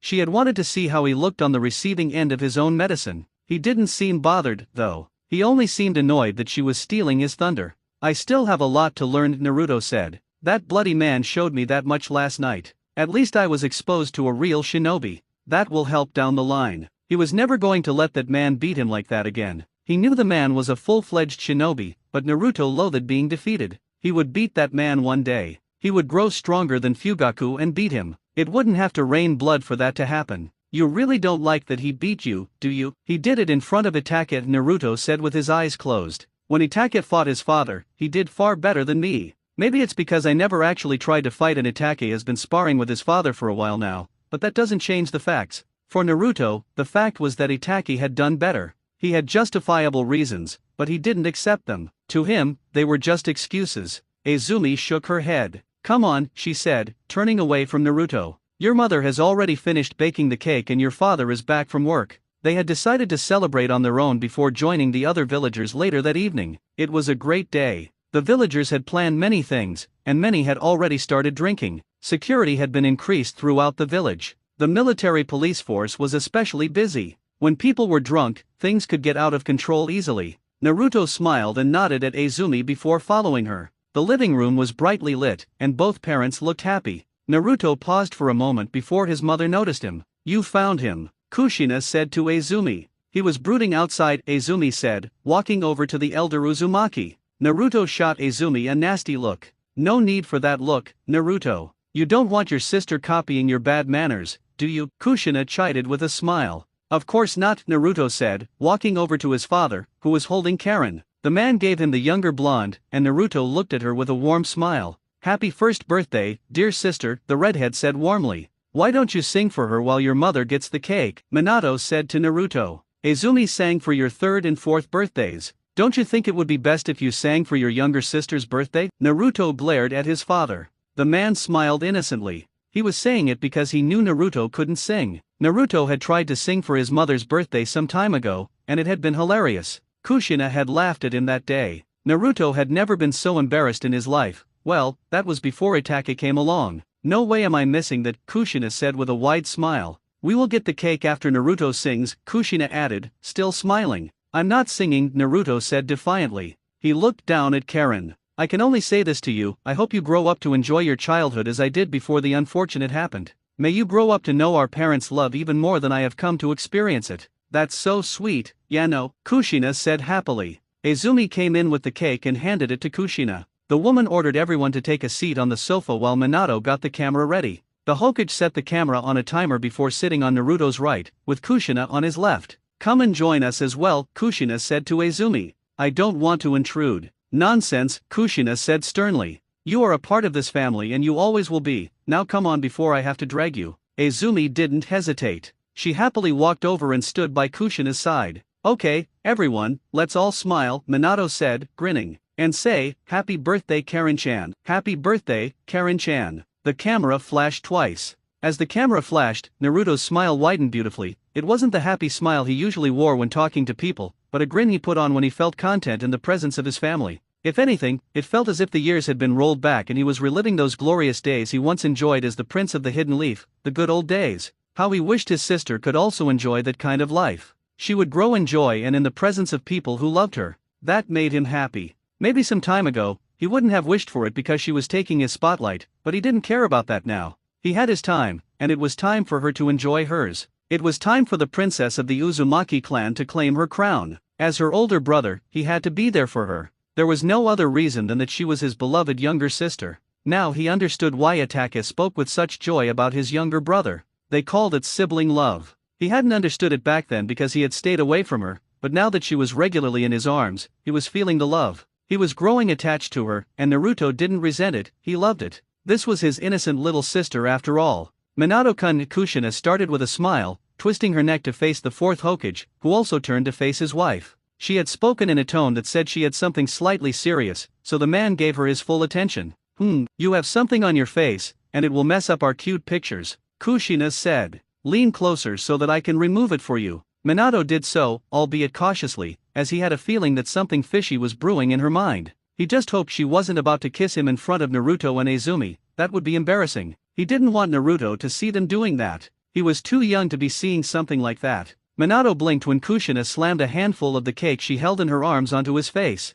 Oops, Naruto looked at his father's face. It was amusing. He looked like something from the TV. It was also amusing because he hadn't apparently been expecting that to happen. When his mother burst out laughing, Izumi joined her. Naruto didn't want something like that to happen to him. He would rather stand behind the camera and take photos of his parents. With that in mind, Naruto stood up, trying to get away from the crossfire, as he was sure his father would want revenge against his mother. As he was walking away from the two, Kushina called him. Naruto made the mistake of turning around to face her because as he did, the cake's cream painted his face. Naruto didn't blink, he just stared at his mother for a few seconds before tilting his head to the side, and then smiling with his eyes closed. He didn't get to say what he wanted to say because both his parents burst out laughing. Ha ha ha ha ha ha ha ha ha ha ha. Naruto frowned as Izumi walked over to him, laughing as well. You shouldn't try to make that look on your face with that mask covering you, she said, kneeling down to take Karen from him. Naruto smiled and handed Karen to Izumi before wiping the cream off his face. He then brushed it across Izumi's face.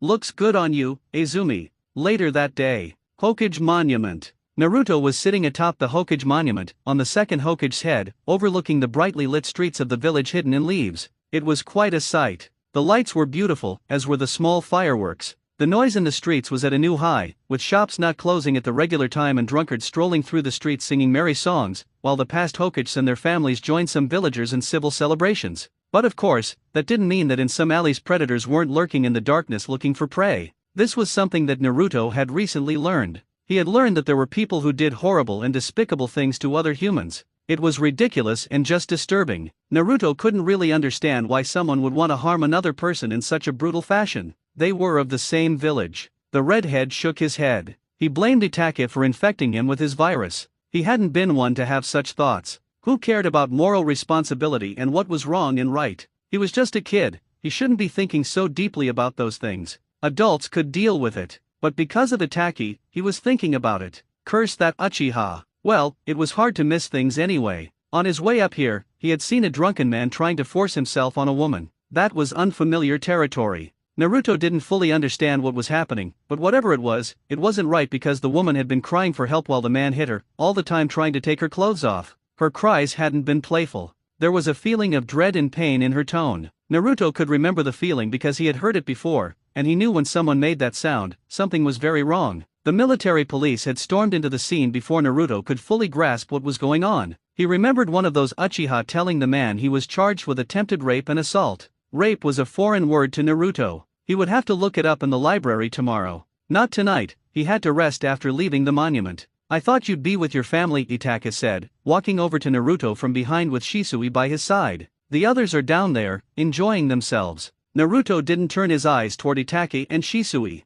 Perhaps it was because he was bothered by the fact that he hadn't sensed them until Itachi spoke. His back was always open because of his lack of sensory abilities. He certainly had to work on that very soon or he would be open to surprise attacks. Those could be nasty if what Fugaku had said was anything to go by. I've had enough fun for one day, Naruto said with a shrug. Besides, it was best he allowed his sister to take the spotlight. Though he was very sure his presence wouldn't have made any difference because everyone would be fussing over Karen. Oh, your mother must have planned something interesting to celebrate your sister's birthday, Shisui said, as if he knew something. Why did you choose to be here of all places? Others are down in the village enjoying themselves, and you're the only one in your family who is missing. I can ask you the same question, Naruto said, his eyes turning toward the older Uchiha for a moment. Shisui smiled as if he was proud about something. He looked at Itachi, who was standing on Naruto's right. He gave the Uchiha heir a thumbs up. He is beginning to ask smart questions. I think you're having some influence on him. Itachi looked at Naruto for a moment before turning his attention toward the brightly lit streets. Yes, he said. We are patrolling as part of the military police force. Itachi said, responding to what Naruto had said. Naruto arched an eyebrow at that response. Really now? I didn't know you'd joined the military police force already, too eager to get things real, perhaps, Itachi said quietly. He just joined for tonight because his father said it would be best for him to experience real missions. On a night like this, people are bound to go out of control. Some spies are going to sneak through our walls to gather information because it will be easy to move around, with many intoxicated by alcohol. This will be a good time for Itachi to learn the kinds of people that are there and learn more about what is right and wrong. Naruto thought about it for a moment before responding. A learning experience, he said. You must be ecstatic to be able to participate in something like that. Shouldn't you wish to join us as well? You will be able to understand the moral responsibility we have as people and be able to differentiate between what is wrong and right. Given your ignorance, it is safe to assume you ignored all those kinds of lessons when they were teaching them to you and your clan, Itachi said to Naruto.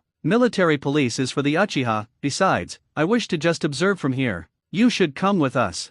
Fugaku-sama said it was okay if you joined us. It is just for tonight anyway. You will be able to observe things from a closer angle, and intervene where you have to. We will be dealing with civilians, they aren't people you can't handle, Shisui intervened in a serious tone. It will be a good experience that will teach you what must be done by good people and the energy we must put in to protect innocent people in this village. Naruto felt like he had demons running rampant inside his head. This was all just a pain and an echo that wouldn't go away. Where were the days he felt truly compelled to just ignore everything and still not be bothered by it? Ah, how Naruto missed those days. Your sister is going to grow up in this village and this world that surrounds us. Don't you want to see the kind of world it is? If it's corrupted, would you not wish to correct it so that your sister can live in a safe place? Naruto turned to face Itachi with a smile, eyes closed. That is not very nice, Itachi. It may not be, but it is the truth and you have to see it, Itachi said firmly. If you ignore it, you will only regret it when something bad happens. Naruto looked back into the streets of the village silently. Looks like it is settled then, Shisui said smiling. Come you two, I know a good place where we can start patrolling.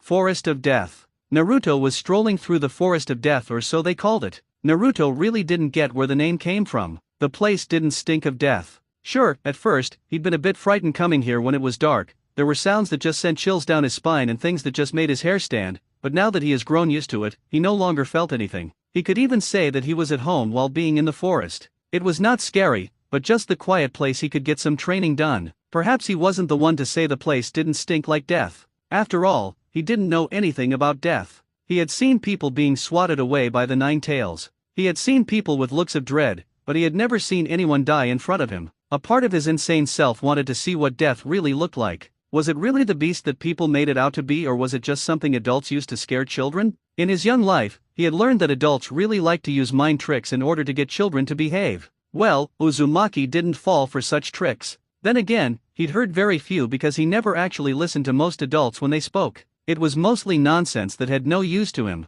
The festival was over. Perhaps Naruto could say that he'd enjoyed a bit of his life since that fateful day, but things were over. He had to return to work and do his dues. Training was a part of his life he couldn't throw away, no matter what. There were eyes that were staring at him and a shadow he had to overshadow. Naruto's movements froze completely as he sensed a shift in the air. His eyes widened as a man leaped from the trees, charging at him. The look in the man's eyes was terrifying, a sign of pure madness. Perhaps he had lost all sanity. But it wasn't the look that made it possible for the man to grab Naruto with his large hands. The man had simply been too quick for Naruto to react. The surprise attack and the fact that the redhead had little chance of reacting quicker than a seasoned shinobi sealed his fate. Naruto struggled for air as the man lifted him into the air, both of his hands clawing at the ones choking the life out of him. His legs kicked and kicked as he tried to break free from the powerful grip. He may have been an ignorant child, but he knew the difference between a prank and a real threat. This man was truly trying to kill him. He knew his father was hated by his enemies and that some wouldn't hesitate to kill the son of the fourth Hokage.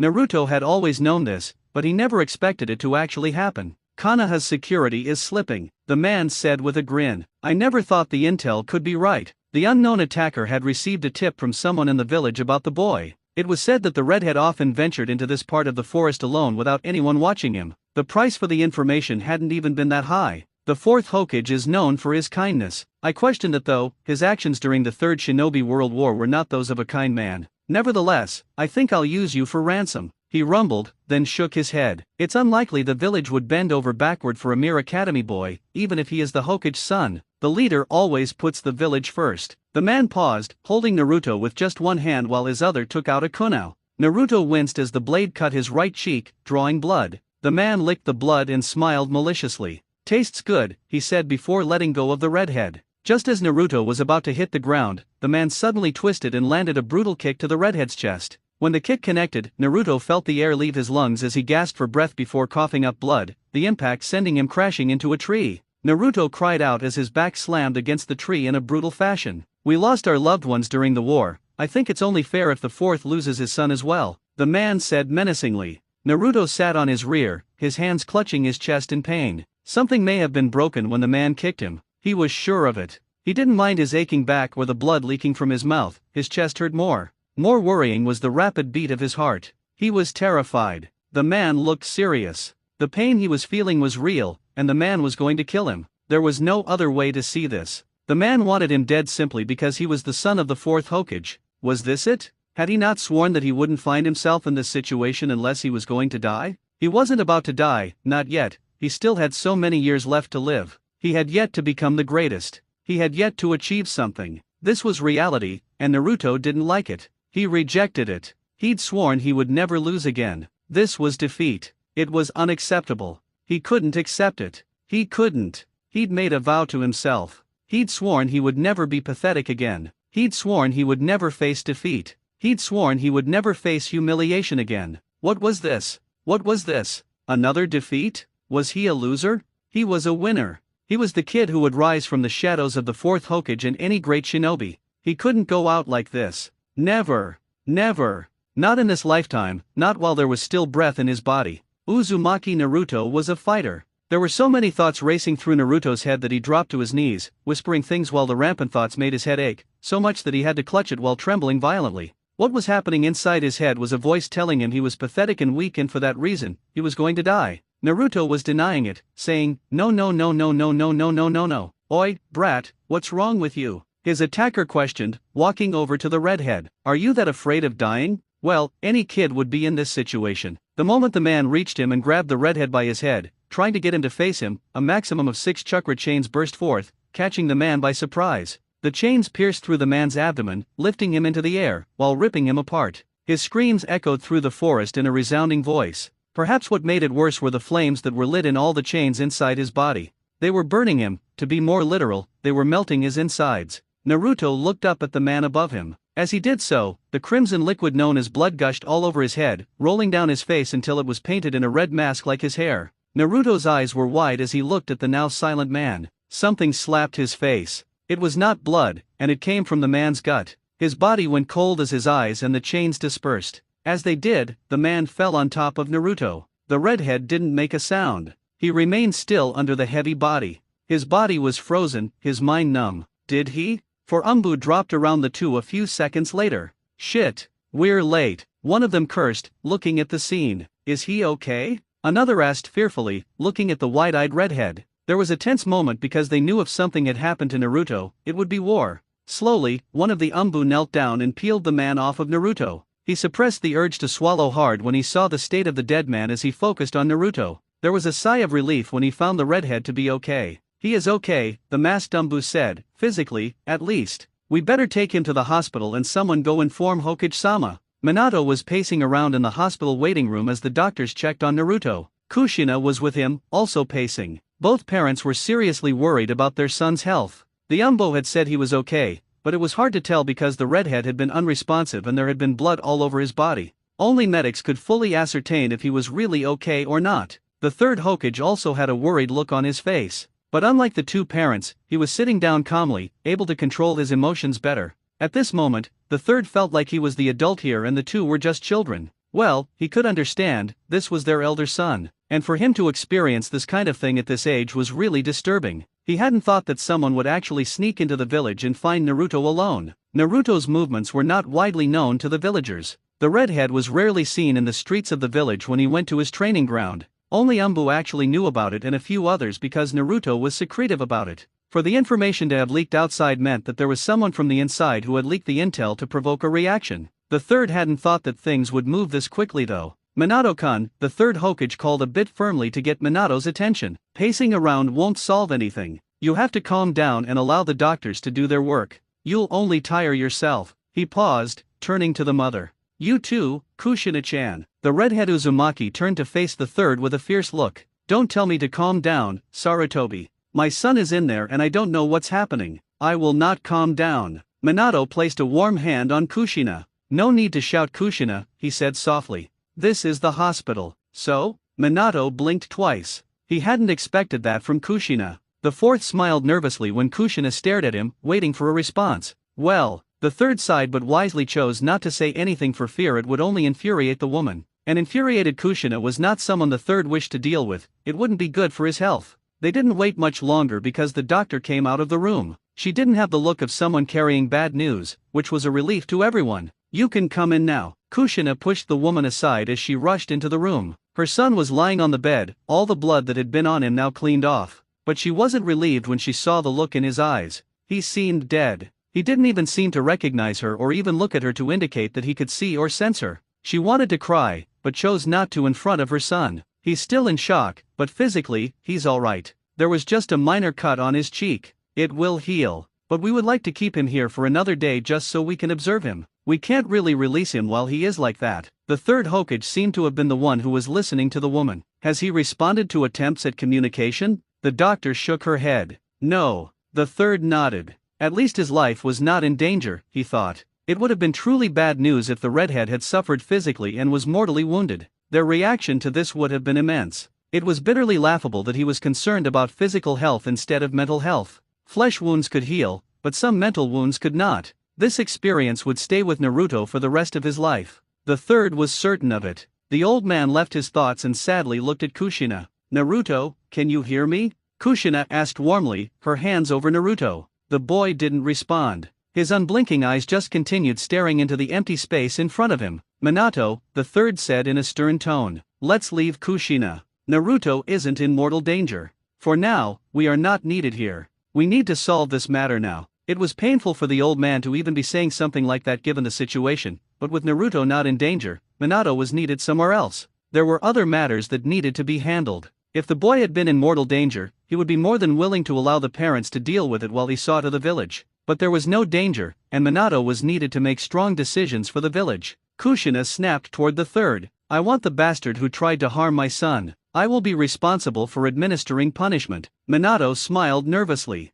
Kushina hadn't been told that the man was already dead. She didn't know that Naruto had actually killed someone. She was just briefed on a few details. Not that she had listened to anything further as she stopped listening when she was informed that her son was in the hospital. I will do what I can, Minato said before disappearing along with the third Hokage. They appeared in the office where they were met by Fugaku and 3 Umbu. Tell me what's going on, the third demanded as Minato took his seat behind his desk, looking worn out as if he'd been doing some heavy physical labor. That man belonged to Uegakur. At least that's what his headband tells us. We don't know anything further than that, but we can confirm that he was alone. We did a clean sweep with the Umbu and found nothing. Inoichi is busy with his head to find out more details. Fugaku said. The Uchiha wasn't overly disappointed that something like this had happened. He had no doubt that Naruto would survive. The redhead was strong after all, and this would only strengthen his resolve to train harder and grow stronger. The third frowned. I doubt that this was something Oniki authorized. Likely, one of the Umbu said.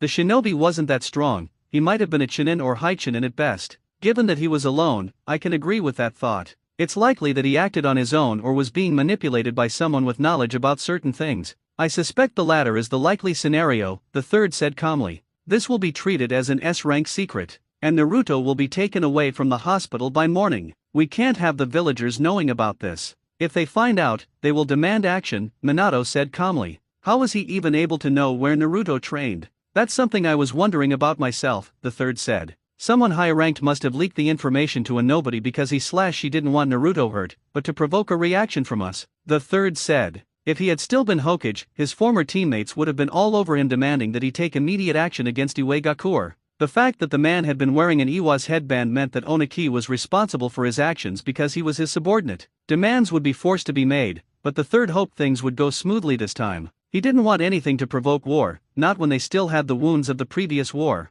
3 shinobi world wars were enough for one old man. He had seen enough. He couldn't survive the fourth. Konoha had just gone through a rampage from the Nine Tails, wasn't it enough? Could it be him? Minato asked. If it is him, we won't find anything inside the man's head, the third said with a frown on his lips. But if we do find evidence, he will have to be brought to account. This is treason at best. The Umbu nodded. We will look for more answers, and we would like to have military police cooperation as well, the man said looking at Fugaku. You have it. Just when the words left the Uchiha's mouth, Inoichi appeared in the office in a puff of smoke. He seemed a bit panicked. Something wrong? The man nodded. He is really from Iwagakure, and was manipulated by someone. Someone did tell him about Naruto's movements and when to strike. When I tried to find out who it was, his mind blew up. No answers then, Minato said flatly. Either way, we must inform Oniki about this. It must be done discreetly as well. We don't want anything to happen.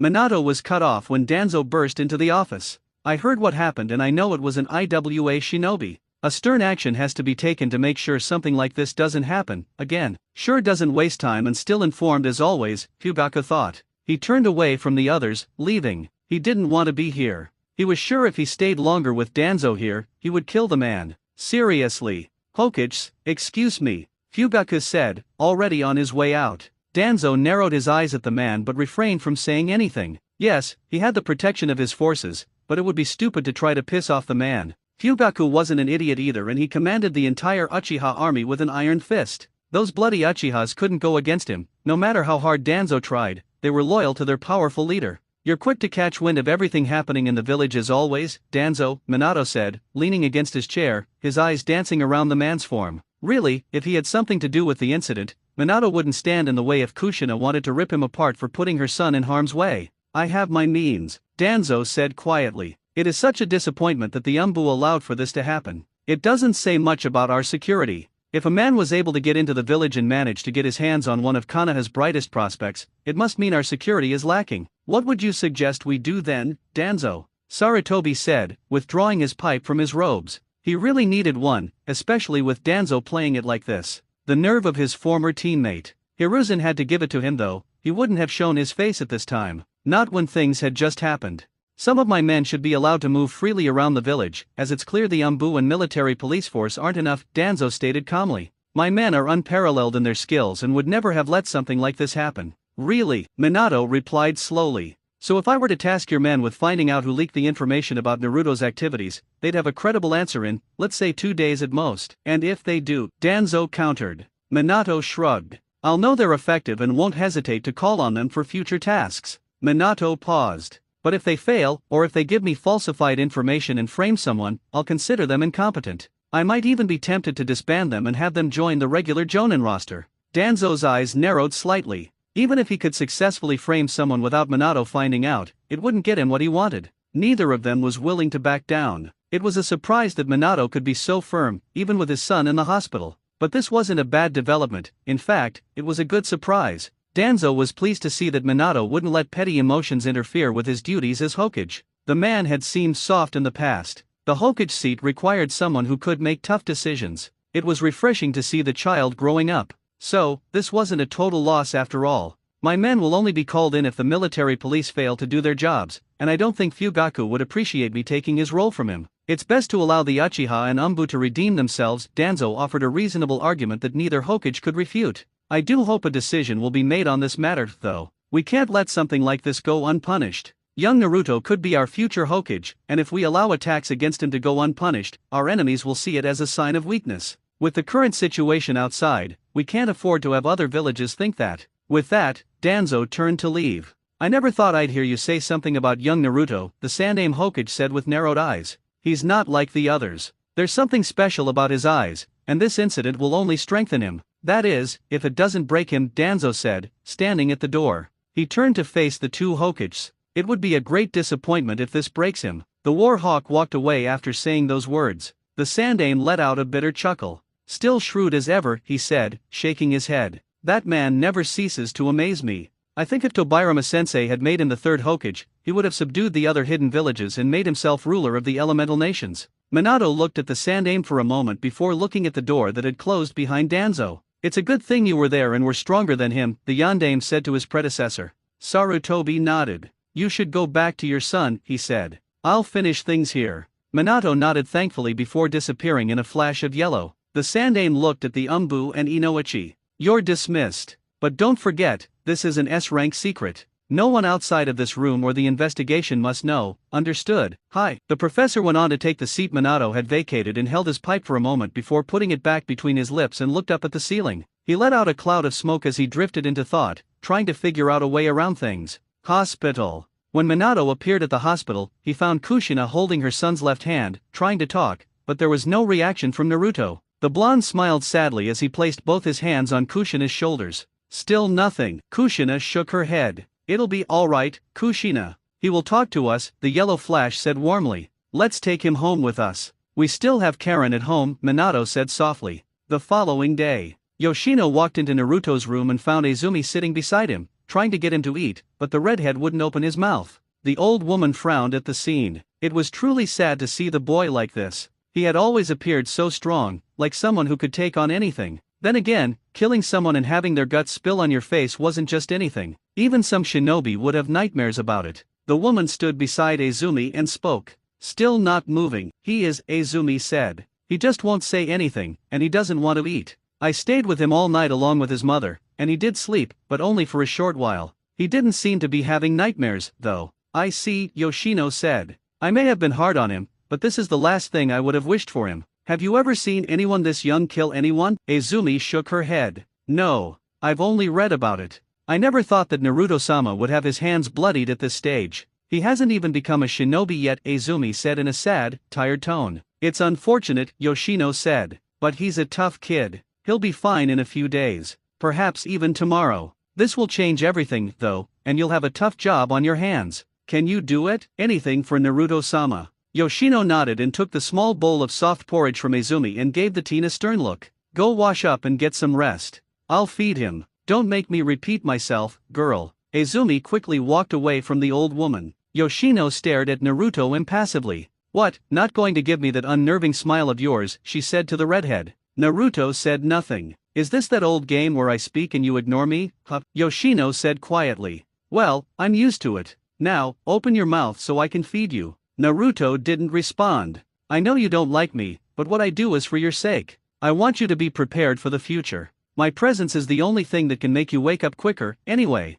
You hate me after all. So for me to get out of your sight sooner, you have to open your mouth and eat, Yoshino said. Naruto still said nothing, and Yoshino grew impatient with the redhead. Open your mouth or I swear I'll release my chakra chains. Open your mouth with them and shove this whole bowl down your throat. It took a minute, but Naruto's eyes turned to the old woman, cold and lifeless. He then looked away. Yoshino smiled. This is good progress. I'll stay with you, and by tomorrow, you'll be out of your bed, talking like you usually do. Later that day, Itaki was holding Suzuki in his arms, with Shisui on his right, as he stood beside Naruto's bed. Suzuki, this is my friend, Naruto. He's going through a difficult time right now, Itaka said to his younger brother. Shisui just shook his head. I never thought I'd see Naruto like this, he said, looking at the redhead. He did say that the Kyuubi rampage hadn't been damaging to him, even though he saw it with his own eyes, Itaka said. Perhaps all those emotions he has been bottling up finally exploded inside. Maybe, Shisui said. Or he could just be ignoring us. He does like doing that. This gives him a good excuse to ignore everyone and still get away with it. Well, at least that's what crossed your father's mind. Itaka blinked, the thought had never crossed his mind. Naruto had always seemed so strong. Nothing ever seemed to get to him, so it wasn't that ridiculous to think he would go that far. Hell, it was even believable. If the redhead suddenly got up from the bed and said he had just been taking a break from the world, Itaka wouldn't be skeptical. He would believe it. Itake looked at Shisui when he felt something. The elder Uchiha had his Mangekyo Sharingan activated. What are you doing? Fixing him, your father's orders. The Sharingan can be very compelling. I'm just going to force him to deal with what he has to deal with. The elder Uchiha looked at Itake reassuringly. Don't worry, I'm not trying to manipulate him or do any harm. This is just a technique your father taught me. Uchiha compound. With Sasuke put to sleep and Shisui back home, Itake went to face his father to ask him about what his friend did to Naruto. He wanted to know about it. Of course, that also revealed that his father knew more about the Mangekyo Sharingan than he let on. Itake didn't underestimate his father's control over the Jujutsu. It was a known fact that the Uchiha clan head was a master of the eyes, hence the moniker, Fugaku of the Wicked Eye. The Mangekyo was another subject that his father rarely ventured into. Perhaps it was because of the sacrifices one had to go through in order to awaken the final stage of the Sharingan, but that was a part that his father had yet to display. As far as he knew, his father didn't have the Mangekyo, and the only person who had it was Shisui, which was why his friend was respected among his peers. The Uchiha clan head was working at military police HQ, away from home. Itake greeted his father calmly before sitting down. There will be a clan meeting tomorrow morning. You have to attend it despite not being a shinobi yet. You're my heir and have already awakened the Sharingan. It's time you started attending them. Shisui has been attending them for some time now. Fugaku was the first to speak before Itake could say anything on the matter that had brought him there. He was always curious about those clan meetings. They were always held in a secret place. He knew because his father had shown him. As the man said, he was the heir of the Uchiha clan. Hi, father, Itake said with a nod. How did it go with Naruto? He's still not speaking. Itake fell silent after that, trying to find a good way to ask the question without sounding suspicious of his father. In truth, he wasn't, just curious. What did Shisui really do? There is a level in one's psyche that the Sharingan is able to enter. You know the Yamanaka's abilities, yes. Itake nodded. He had been told about them. It can act in similar ways, but not as effectively. Nevertheless, when people retreat into their minds, it's because they don't want to face the real world, so they'd rather stay in this part of their psyche. Was it the same with Naruto? I can't say, but Shisui did have a conversation with Naruto, Fugaku said. It's not that he didn't want to deal with the real world. He was merely thinking about things and what he had done. Frightened of what he had done, yes, he was, but he was okay. I had Shisui tell him that he did what he had to in order to survive. If he hadn't done what he did, he would have been killed. Itake nodded. It was understandable. If Naruto wasn't on the outside, then he had to be on the inside, and the Sharingan was used to bypass the gap that made it impossible for anyone to reach him. The Sharingan was truly a powerful Jujutsu. There was so much more it could do with so much potential. Itake couldn't wait for tomorrow to come so that he could get to work on the Jujutsu. He wanted to master it. Will he be okay, then? Fugaku nodded. He should be up and running by tomorrow morning, the elder Uchiha said. Shisui did force him to sleep with his Sharingan, right? Itake nodded. Good, Fugaku said. Is there anything else? I have a couple of reports I must hand over to Minato by tomorrow. It can wait, Itake said as he stood up. He excused himself and left his father's presence, heading back home. The following day. Good morning, mother. Naruto greeted his mother with a smile. The mug in Kushina's hands fell to the floor as she rushed over to her son. She didn't question anything about him, even the fact that he looked so happy and healthy. She was just happy that he had woken up and was talking to her. That was what she was looking for. Kushina rushed over to Naruto and engulfed him in a bone-crushing hug, with tears falling down her cheeks. Naruto, I'm so happy you're okay. Naruto awkwardly hugged his mother back, but he complained a moment later when it became harder to breathe.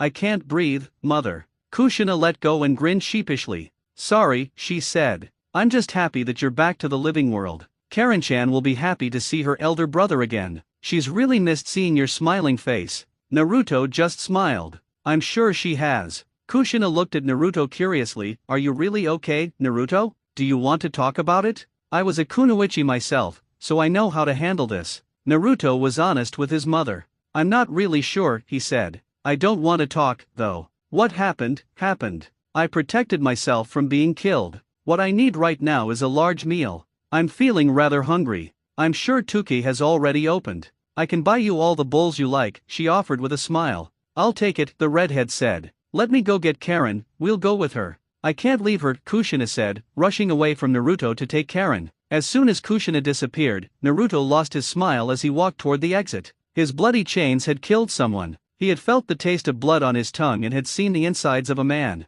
That was the experience. He had won that battle of death. He was alive because he was a winner. If he hadn't done anything, he would have been killed, a loser without even realizing his dreams. Such a reality couldn't be accepted. This was the real world, the world that awaited him when he did become a shinobi. Naruto wasn't going to quit. He couldn't allow his sister to experience such things that he experienced. Besides, he still had a dream to achieve. He still had to become the greatest shinobi to have ever lived, first surpassing his father, and then the rest could come. But curse that bloody Sharingan. It left a bitterness in him knowing that the damn Dojutsu could poke into his head. The rumors about the Dojutsu being able to control people were true. Naruto could understand why people were always suspicious about the Uchihas. But of course, it didn't mean he was going to follow the same path. Naruto's smile returned when his mother came calling for him, thinking he had gone ahead of her. I was just getting some fresh air, mother, Naruto said to his mother. Kushina nodded and handed Karen to Naruto. She noticed that he had hesitated to do it. His hands had been shaking when he did it, but he seemed to adjust himself after a few moments and looked at his younger sister with a different smile. Hello, sister, miss me, the little girl smiled as she held out her small hand. Naruto continued smiling. He was happy that she was able to recognize him now. It had been a bitter pill to swallow when she hadn't been able to recognize him a while ago, but now, because he regularly held her, she could recognize him at any time. Come on, Naruto, Kushina said, pushing Naruto so that they could make their way out of the compound toward Ichiraku Ramen and help Naruto feast to satisfy his hunger. The three silently made their way into the streets of the Hidden Leaf, fending off the villagers who wanted to see the little Karen. Since she was brought out during her birthday, the villagers had grown fond of her. A few were calling her little princess. Despite his feigned ignorance, Naruto noticed that no one seemed to be giving him any curious looks or asking him if he was alright. That led him to a conclusion. The incident had been made a secret, as Shisui had said the day before. Well, that didn't surprise him at all. It was better this way. He didn't want people knowing that he was already a murderer. The moment they reached the ramen stand, a smiling Minato was waiting for them. He probably left work when he was informed his family was out in the streets with Naruto holding Karen. It was truly remarkable how things change. Some time ago, his father wouldn't have left his responsibilities just to see him, but now the man had run away from work the moment he heard that he was up and running. Well, he could only assume people were worried. When Naruto reached the ramen stand, Minato picked him up from the ground, with Karen still in his arms. It was a truly foreign feeling that touched his chest when the man did that while smiling. When was the last time his father had picked him up like that? He'd forgotten how happy it had made him back then. Perhaps now it didn't excite him as it did back then, but it was good to see his father so happy that he was alright. People had been truly consumed by worry. I am so glad you're speaking and walking again. I was honestly starting to worry you'd lost your voice, Minato said, setting Naruto on the ground. He had, in fact, considered taking the redhead to Inoichi to see if he was willing to talk. Naruto handed the girl he was holding to his father, then hopped onto a stool before responding. It's good to be back in the real world, too. There was so much to process and consider. The ignorant Uzumaki never imagined such a thing would happen. Minato waited until Tuke had walked away after taking their orders. I am truly sorry, Naruto. I should have protected you. I'm your father. I should have protected you by all means. You shouldn't have had to go through that. I know it happened because of M-. Father, Naruto said in a firm, yet smiling tone. There's no need to apologize, and I don't really want to have any mind-shattering thoughts right now. I want to eat and have happy thoughts. Minato gave a sad smile and nodded in understanding. Since I'm here, I might as well eat something, the yondaime said. A couple of hours later, the Sandaime Hokage looked at Naruto with a small smile on his face. Minato had taken Naruto in for a psychological evaluation about an hour ago, but they said he was fine and had answered all of the questions they asked him. I hope they didn't ask you anything uncomfortable, the Sandaime said to Naruto. The redhead shook his head. It was all right, he said. I'm glad, the Sandaime Hokage said calmly. You don't mind if I ask you some questions, do you? It's about that night. Naruto simply stared at the Sandaime for a moment before shaking his head. No words left his lips. Tell me what happened, only if you can. I don't want you to have to relive a disturbing nightmare that someone your age shouldn't have to experience, but only you can fill us in on what actually happened, the third Hokage said, a bit apologetically. Naruto tilted his head to the side and closed his eyes. When he opened them, they were only partially open, so much so that the Sandaime couldn't even see them. He kept them like that as he responded in calm words. I was on my way to training and the man just appeared out of nowhere. He assaulted me and when I thought I was going to die, my chains just burst out and then it happened. It was disturbing. Yes, of course the event itself was disturbing. That was no scene Naruto should experience at his age. But that wasn't what the Sandaime Hokage thought to be disturbing. What was disturbing was the part where he didn't feel any emotion from Naruto's tone and he couldn't get a read on the redhead's expression. He realized he had put on that look so that he couldn't be read. So it was official, not everything was all right with Naruto. But the fact that the people who had evaluated Naruto said he was fine led to many questions. What would have been truly frightening would be if the redhead had been smiling when he said those words. How are you dealing with it? How am I supposed to deal with it? The Sandaime blinked. There had been emotion when Naruto asked. He seemed genuinely curious about how to deal with it. The Sandaime Hokage believed that and gave the redhead a warm smile. He stood up and offered Naruto his right hand.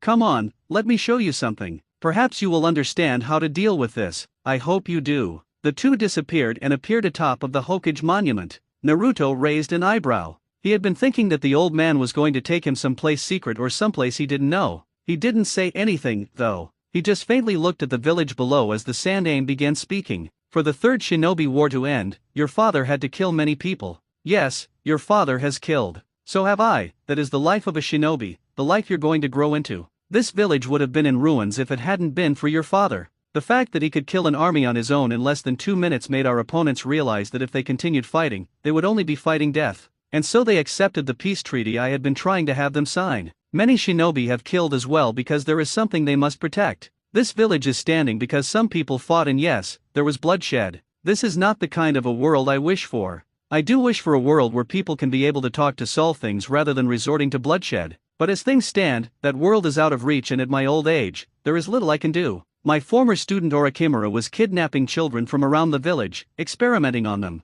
Many of them died. So many parents lost their children because of him. Yet, when I was faced with him, I couldn't stop him. I let him go. The correct thing I should have done was to kill him. And do you know what, Naruto? I regret not having killed him. Naruto seemed to think about it. He tilted his head to the side, scratching his temple as he worked hard to think. Why, he finally said. Because I know right now many more people are suffering because of him. He is killing more people and making more parents suffer losses for his own wicked ways, Hiruzen said bitterly. The bitterness was not lost to Naruto. Sometimes to stop bad things from happening, we must do what must be done. I should have killed Orochimaru to stop people from suffering. Perhaps someone would miss him, but he is the kind of person who shouldn't be allowed to live amongst society. The Sandaime paused for a moment to allow Naruto to digest what he'd said. This village has to be protected. Our own lives have to be protected, because they are precious. We must uphold the moral responsibility and scorn immoral actions. For this village to survive, for us to live peacefully, we must do what is right and what must be done.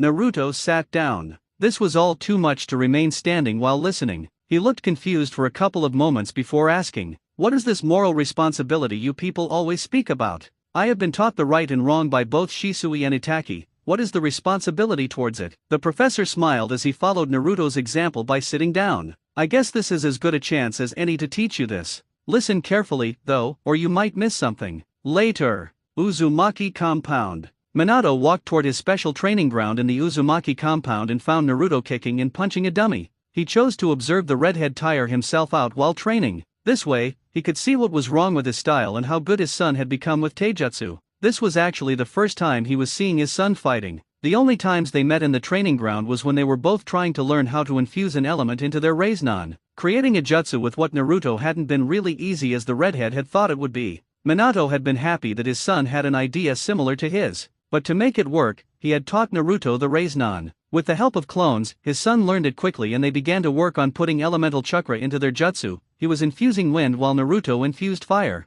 They were making progress. Naruto finally took notice of his father and turned to the man with a tired look on his face. Minato beat the redhead to the first words. "I thought you'd never use this training ground for this kind of training." Minato flinched when Naruto gave his response. "With what happened in the Forest of Death, I'd rather not go back there alone. For now, I will do things on my own here. No one can disturb me anyway, and it's safe." "It is," Minato said. "Between you and Itaki, who is fast?" "Itaki," Naruto said. "Thought as much," Minato said calmly. "What are you really doing with Fugaku, ninjutsu and kenjutsu?" "He does teach me a bit of taijutsu, but he doesn't do much because he said his style wouldn't suit me and it was only for Uchihas." Minato nodded. "Understandable," he said. "You're slow, too slow. You need to increase your speed to have more fluidity when you fight. Without speed, you cannot make a move without your opponent seeing it. One of the reasons I have been successful as a shinobi is that I have been able to make moves without any shinobi realizing it, all owed to my speed. Naruto stared at his father for a few moments.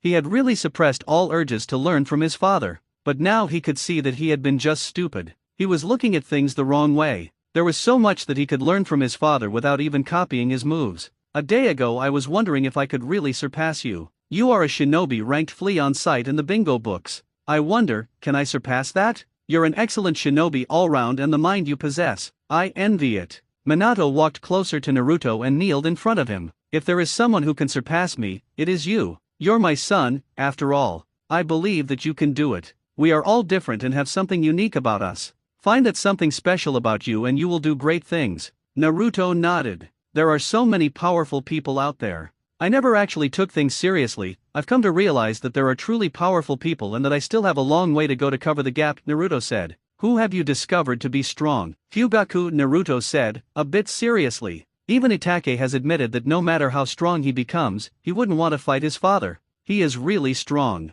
There are only a handful of shinobi who can actually match him. Within the head clans, he is actually the strongest, and if it hadn't been for the politics that surrounded the Uchiha clan, he may have become Hokage, Minato explained, knowing that his son probably didn't know about this information. Uchihas can easily become powerful, huh? Minato nodded. But just because you're not Uchiha and don't have the Sharingan doesn't mean that you can't be strong. Look at the Sandaime Hokage. He had no bloodline, and yet during his prime years, he had no rival. It all depends on how far you are willing to take it. If you have the will and determination to succeed, you will, the Yondaime smiled. But you have all that, don't you, son? Naruto nodded. If you need help, I can help you increase your speed and improve your taijutsu. Aside from the high Reishin, my natural speed is also great. Naruto looked up for a moment, thinking over things. I'd like it if you could, he said with a smile. Minato's smile widened as he retrieved his special kunao from his pouch and handed it to Naruto. This is the high Reishin kunao. If you are facing trouble and need me, just throw it to the ground and I'll be there for you.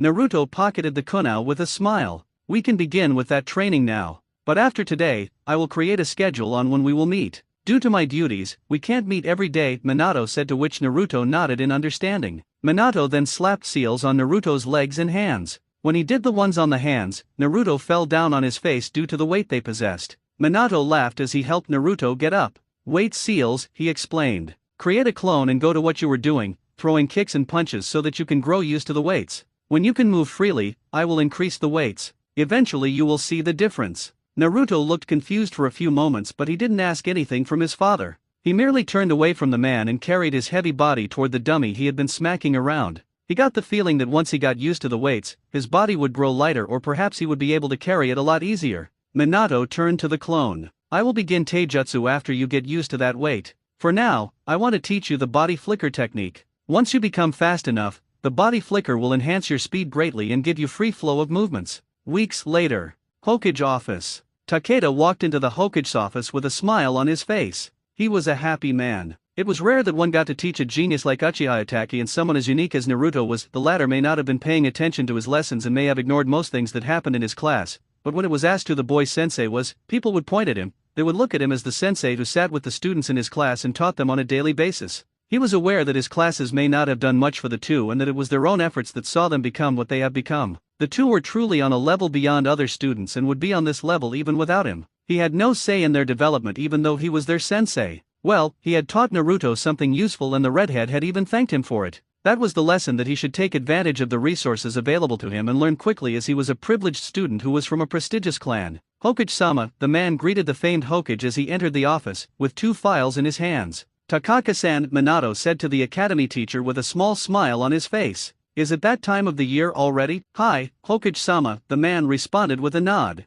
Minato nodded and told the man to sit down, which he did gratefully. What is the good and bad news of the academy? It was around that time of the year when the man would be giving him some good and bad news on the academy, for the whole year. Minato was sure there wouldn't be any bad news this year. The academy had been fairly managed and they had managed to keep things tight, with the recent war having just walked past them. They wanted the younger generation to grow up healthy and not burdened by the thought of another war occurring in their backyard. Minato was beginning to think that they would not be able to shield the younger ones for much longer, though. Things were beginning to look tight, and one mistake from someone, things would go out of control. Konoha would always try to talk things out. His village would not be the one to start the fighting this time. History pointed many damning fingers at the hidden leaf, and Minato couldn't hide from that dark history. Well, he had the Sandaime Hokage in his corner to support him and take the lead in negotiations should things come to that point. There is no bad news from the academy this year, Hokage-sama, Takeda said, smiling. Many parents were happy with our choice to leave the war out of our curriculum this year. Nobody really wanted their kids to be exposed to such cruelty.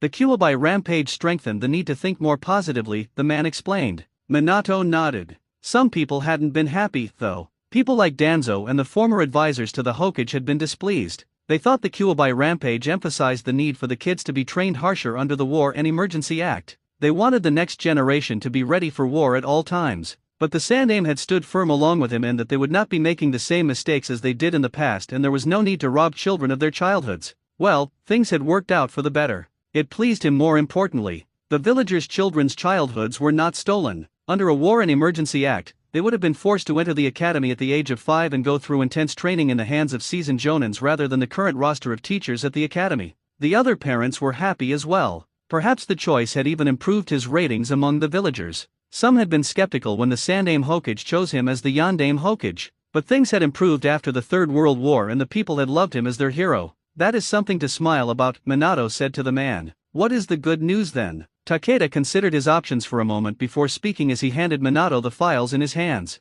Uchiha Itachi and Uzumaki Naruto, I grant them my approval to take the special exam and graduate from the academy. There is nothing the academy can teach them anymore. Keeping them there would be only holding them back. For their development, I think it is best to allow them to graduate. Minato frowned, inwardly, but outside he let out a smile. Your best students. The academy teacher shook his head. No offense meant, Hokage-sama, but Itachi was my best student. Naruto was almost impossible to deal with. He didn't listen in class, and actually went as far as to forget doing homework. If anything, he was the worst student, but I cannot take anything away from his grades, he was excellent. Perhaps the lack of focus was because things were easy and that he wasn't learning anything from classes. Still, the same could be said about Itachi, but he listened in class, did his homework, and helped others when asked. Of course the two had a share of enemies, but they handled things well. Still, I would say the award for best student goes to Itachi because of his attitude. What he failed to mention was that after the incident that resulted in the redhead killing someone, Naruto had become a bit withdrawn and sometimes hadn't shown up in class.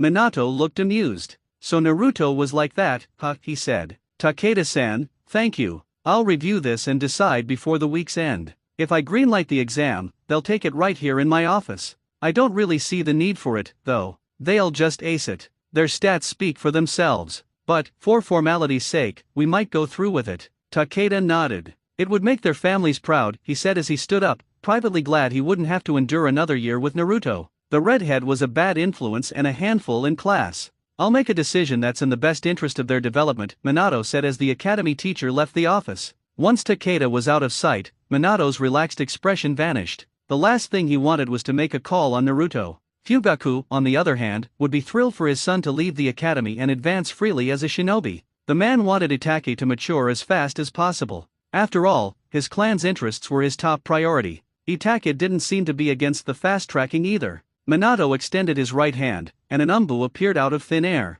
Fetch Uchiha Fugaku, he commanded. Tell him it's a matter of importance. The umbu said nothing, simply nodding before disappearing as quickly as he had appeared. Minato had to figure out what to do with Naruto. He couldn't allow his son to go out into the world, not yet. He was still too young to be leaving the village. The boy needed to stay here until he had grown up a bit more. The fourth Hokage knew Naruto had lost his innocence because of that incident. The thought made him seethe. He had failed to protect his son. What kind of a father was he? His son had gone through the trauma right under his nose, even with hundreds of umbu at his command. He had failed both Rin and Obito, and now it was Naruto. He couldn't expose his son to more of the shinobi world's cruelty so soon. He needed Naruto to regain his happiness while inside the village before he had to face the world. For now, Naruto had to stay. He didn't care if Naruto ended up hating him for it. This was what a parent did for their child. Minato looked up as a surprised Fugaku entered the office, accompanied by the umbu. Minato dismissed the masked ninja before Fugaku could speak.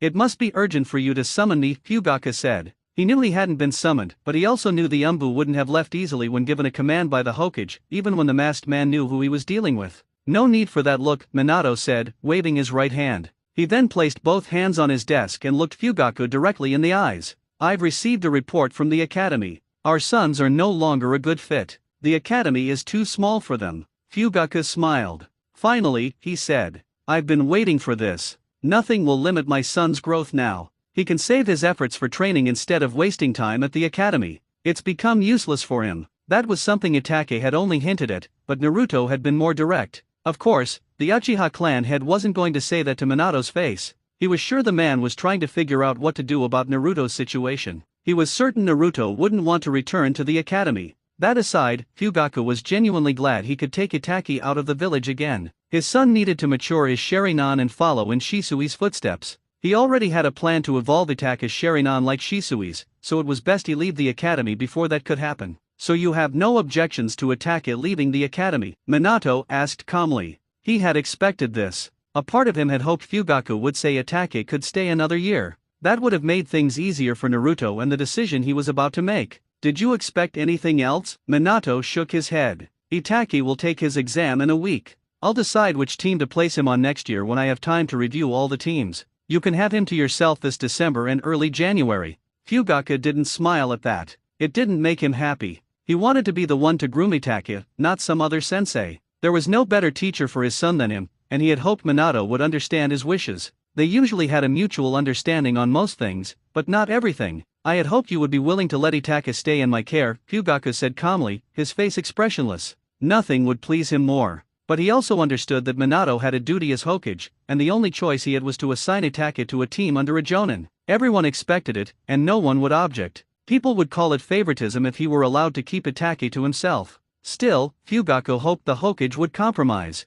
No, that can't happen, Fugaku, Minato said in a very Hokage-like tone. Once Itachi graduates, he will become a shinobi of Konoha. Rank aside, all shinobi answer to me, and there will be no exceptions. Minato was dead serious about this, Fugaku realized. At least give him a sensei who will be good for him. You don't need to tell me that, Minato said. When I make team placements, I have to consider all factors. His development isn't the only thing I must think about. I will make a decision based on what I think is best. Fugaku frowned. He knew from that statement that Itachi wouldn't get a sensei strong enough to meet his standards, but there was nothing he could do. Minato was the Hokage, and he was still a Jonin of Konoha despite his other positions. It's not that I want to make things difficult for you, Fugaku. You must understand the village's perception of your clan. You don't want it to look like you're influencing my decisions, Minato said. Fugaku had no complaints about that. He understood the situation better than anyone. If people start thinking we're influencing you, they might think we're controlling you with the Sharingan, he said, the words leaving a bitter taste in his mouth. It doesn't have to be true for people to take it seriously. And within a few days, my clan will be receiving nasty looks. Minato nodded. This is why sometimes I have to make decisions that aren't favorable to you. You can't always get your way, the Hokage said. The Sharingan's power will always be subject to suspicion, but we can limit that and show the village you're trustworthy.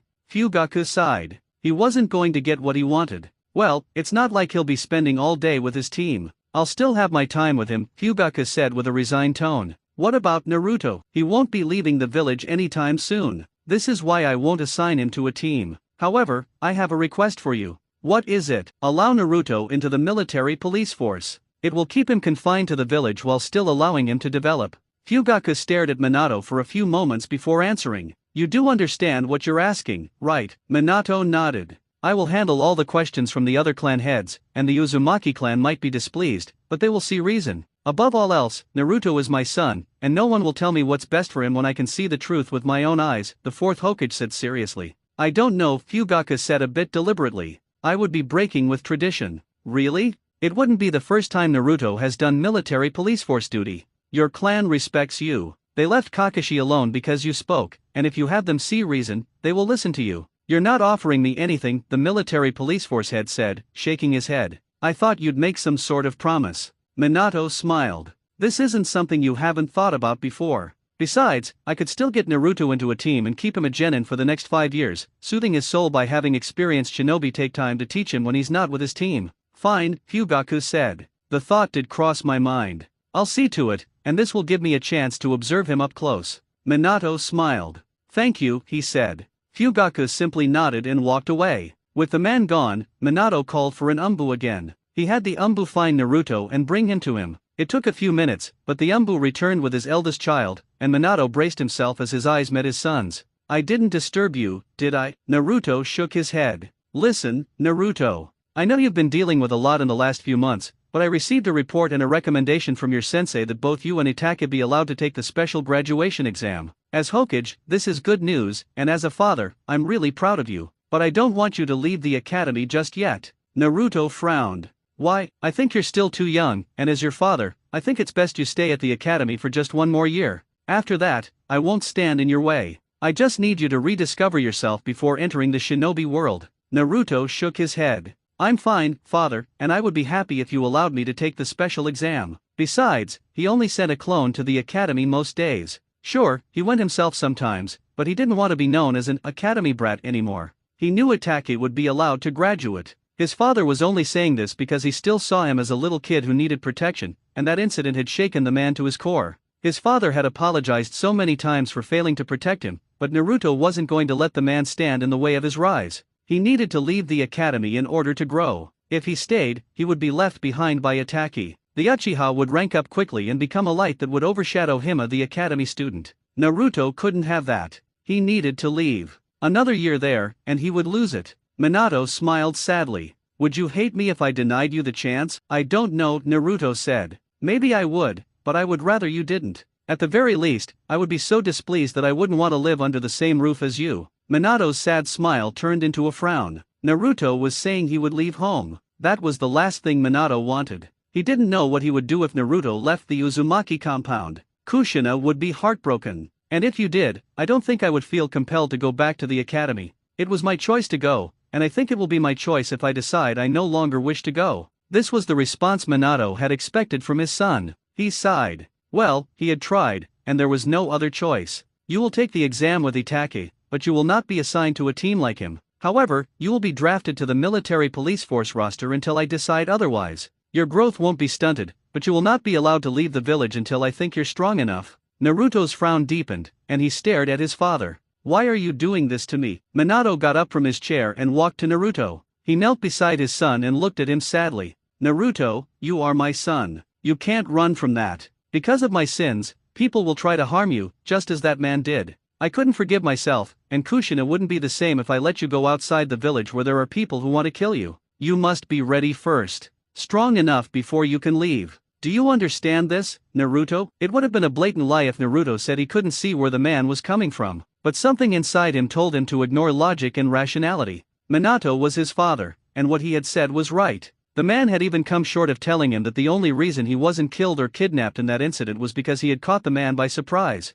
The man had been expecting an academy student, not a brat who could manifest chakra chains. His life would be in constant danger out there. Naruto understood that. He knew he needed to be much stronger to defend himself. He knew he still had a lot to do to reach the level of someone like Shisui. There was still a lot more to learn. Nevertheless, this didn't make the news any easier to swallow. His father was only doing this for him, and Naruto understood that. Maybe if it had been 2 months ago, he wouldn't have thought this way. He would have remained ignorant and said his father was standing in his way. Naruto closed his eyes and looked at his father again. He smiled and turned away from the man. He left the office without saying a word. There was nothing he could say, and he hoped the man could understand, just as he was expected to understand the situation. Minato allowed Naruto to walk away without saying anything. He went back to his chair behind his desk and sat down comfortably before speaking. You can come out now, Jiraiya-sensei. The legendary Toad Sage jumped through the open window and took his rightful place, smiling at his former student. When did you notice I was here? I'm not a kid anymore, sensei. I'm a cage-level shinobi. Sensing you in this position isn't difficult, Minato said to the Toad Sage. I'm glad you're back, though. It's been a long time since we last spoke. How have you been? Good, and you? Surviving, Minato said, looking at his former sensei. He's grown, huh? Jiraiya said of Naruto. The last time the son saw the redhead was a year ago, but the boy seemed to have aged years since then. Well, given what he'd gone through, it was to be expected. Yes, a bit too quickly for my liking, but he's okay. He isn't like Kakashi was when he was younger. Minato managed a small smile. Though I do worry about his mental health. He had had the redhead undergo a psychological evaluation, but they said there was nothing wrong with him. Naruto would still go through another one to see if he was fit to become a shinobi. Minato had hoped they would find something wrong. He could have understood that, but when they said nothing was wrong, he thought the evaluation was incorrect. Naruto had killed someone. He had shown signs that it had affected him greatly, but Minato had expected it to bother him for months. Jiraiya smiled sadly. I read your report. It was unfortunate that he had to go through that at his age, the Sunin said. Considering he was a bright and happy kid before the Kyuubi incident, I'd say it was truly unfortunate. But it happened. We just have to guide him. He paused, grinning slightly. I think you handled that well, and I agree with your choice. Naruto had already lost his innocence, but the outside world wouldn't take Theta, it would take his life. There was no rational argument that could challenge Minato's choice. The only time Naruto should leave the village was when he was with seasoned shinobi who could protect themselves and him against the dangers. I just hope he doesn't end up hating me for it, Minato said sadly. He won't, Jiraiya said firmly. Maybe I can have a go at him during the days I'm in the village. Have you talked to him about the Toad contract? Minato shook his head. Not my place. You're the contract holder. If anyone has to do it, it's you. I have no objections, though, the fourth said. Have you found anything about Orochimaru? Jiraiya frowned. No, he said. I can't find him anywhere. His tracks are well covered, but I'll find him eventually, the Sunin said firmly. We'll talk about other things later. I have to talk to Sensei and hit the hot springs later. Minato shook his head as the man disappeared in a puff of smoke.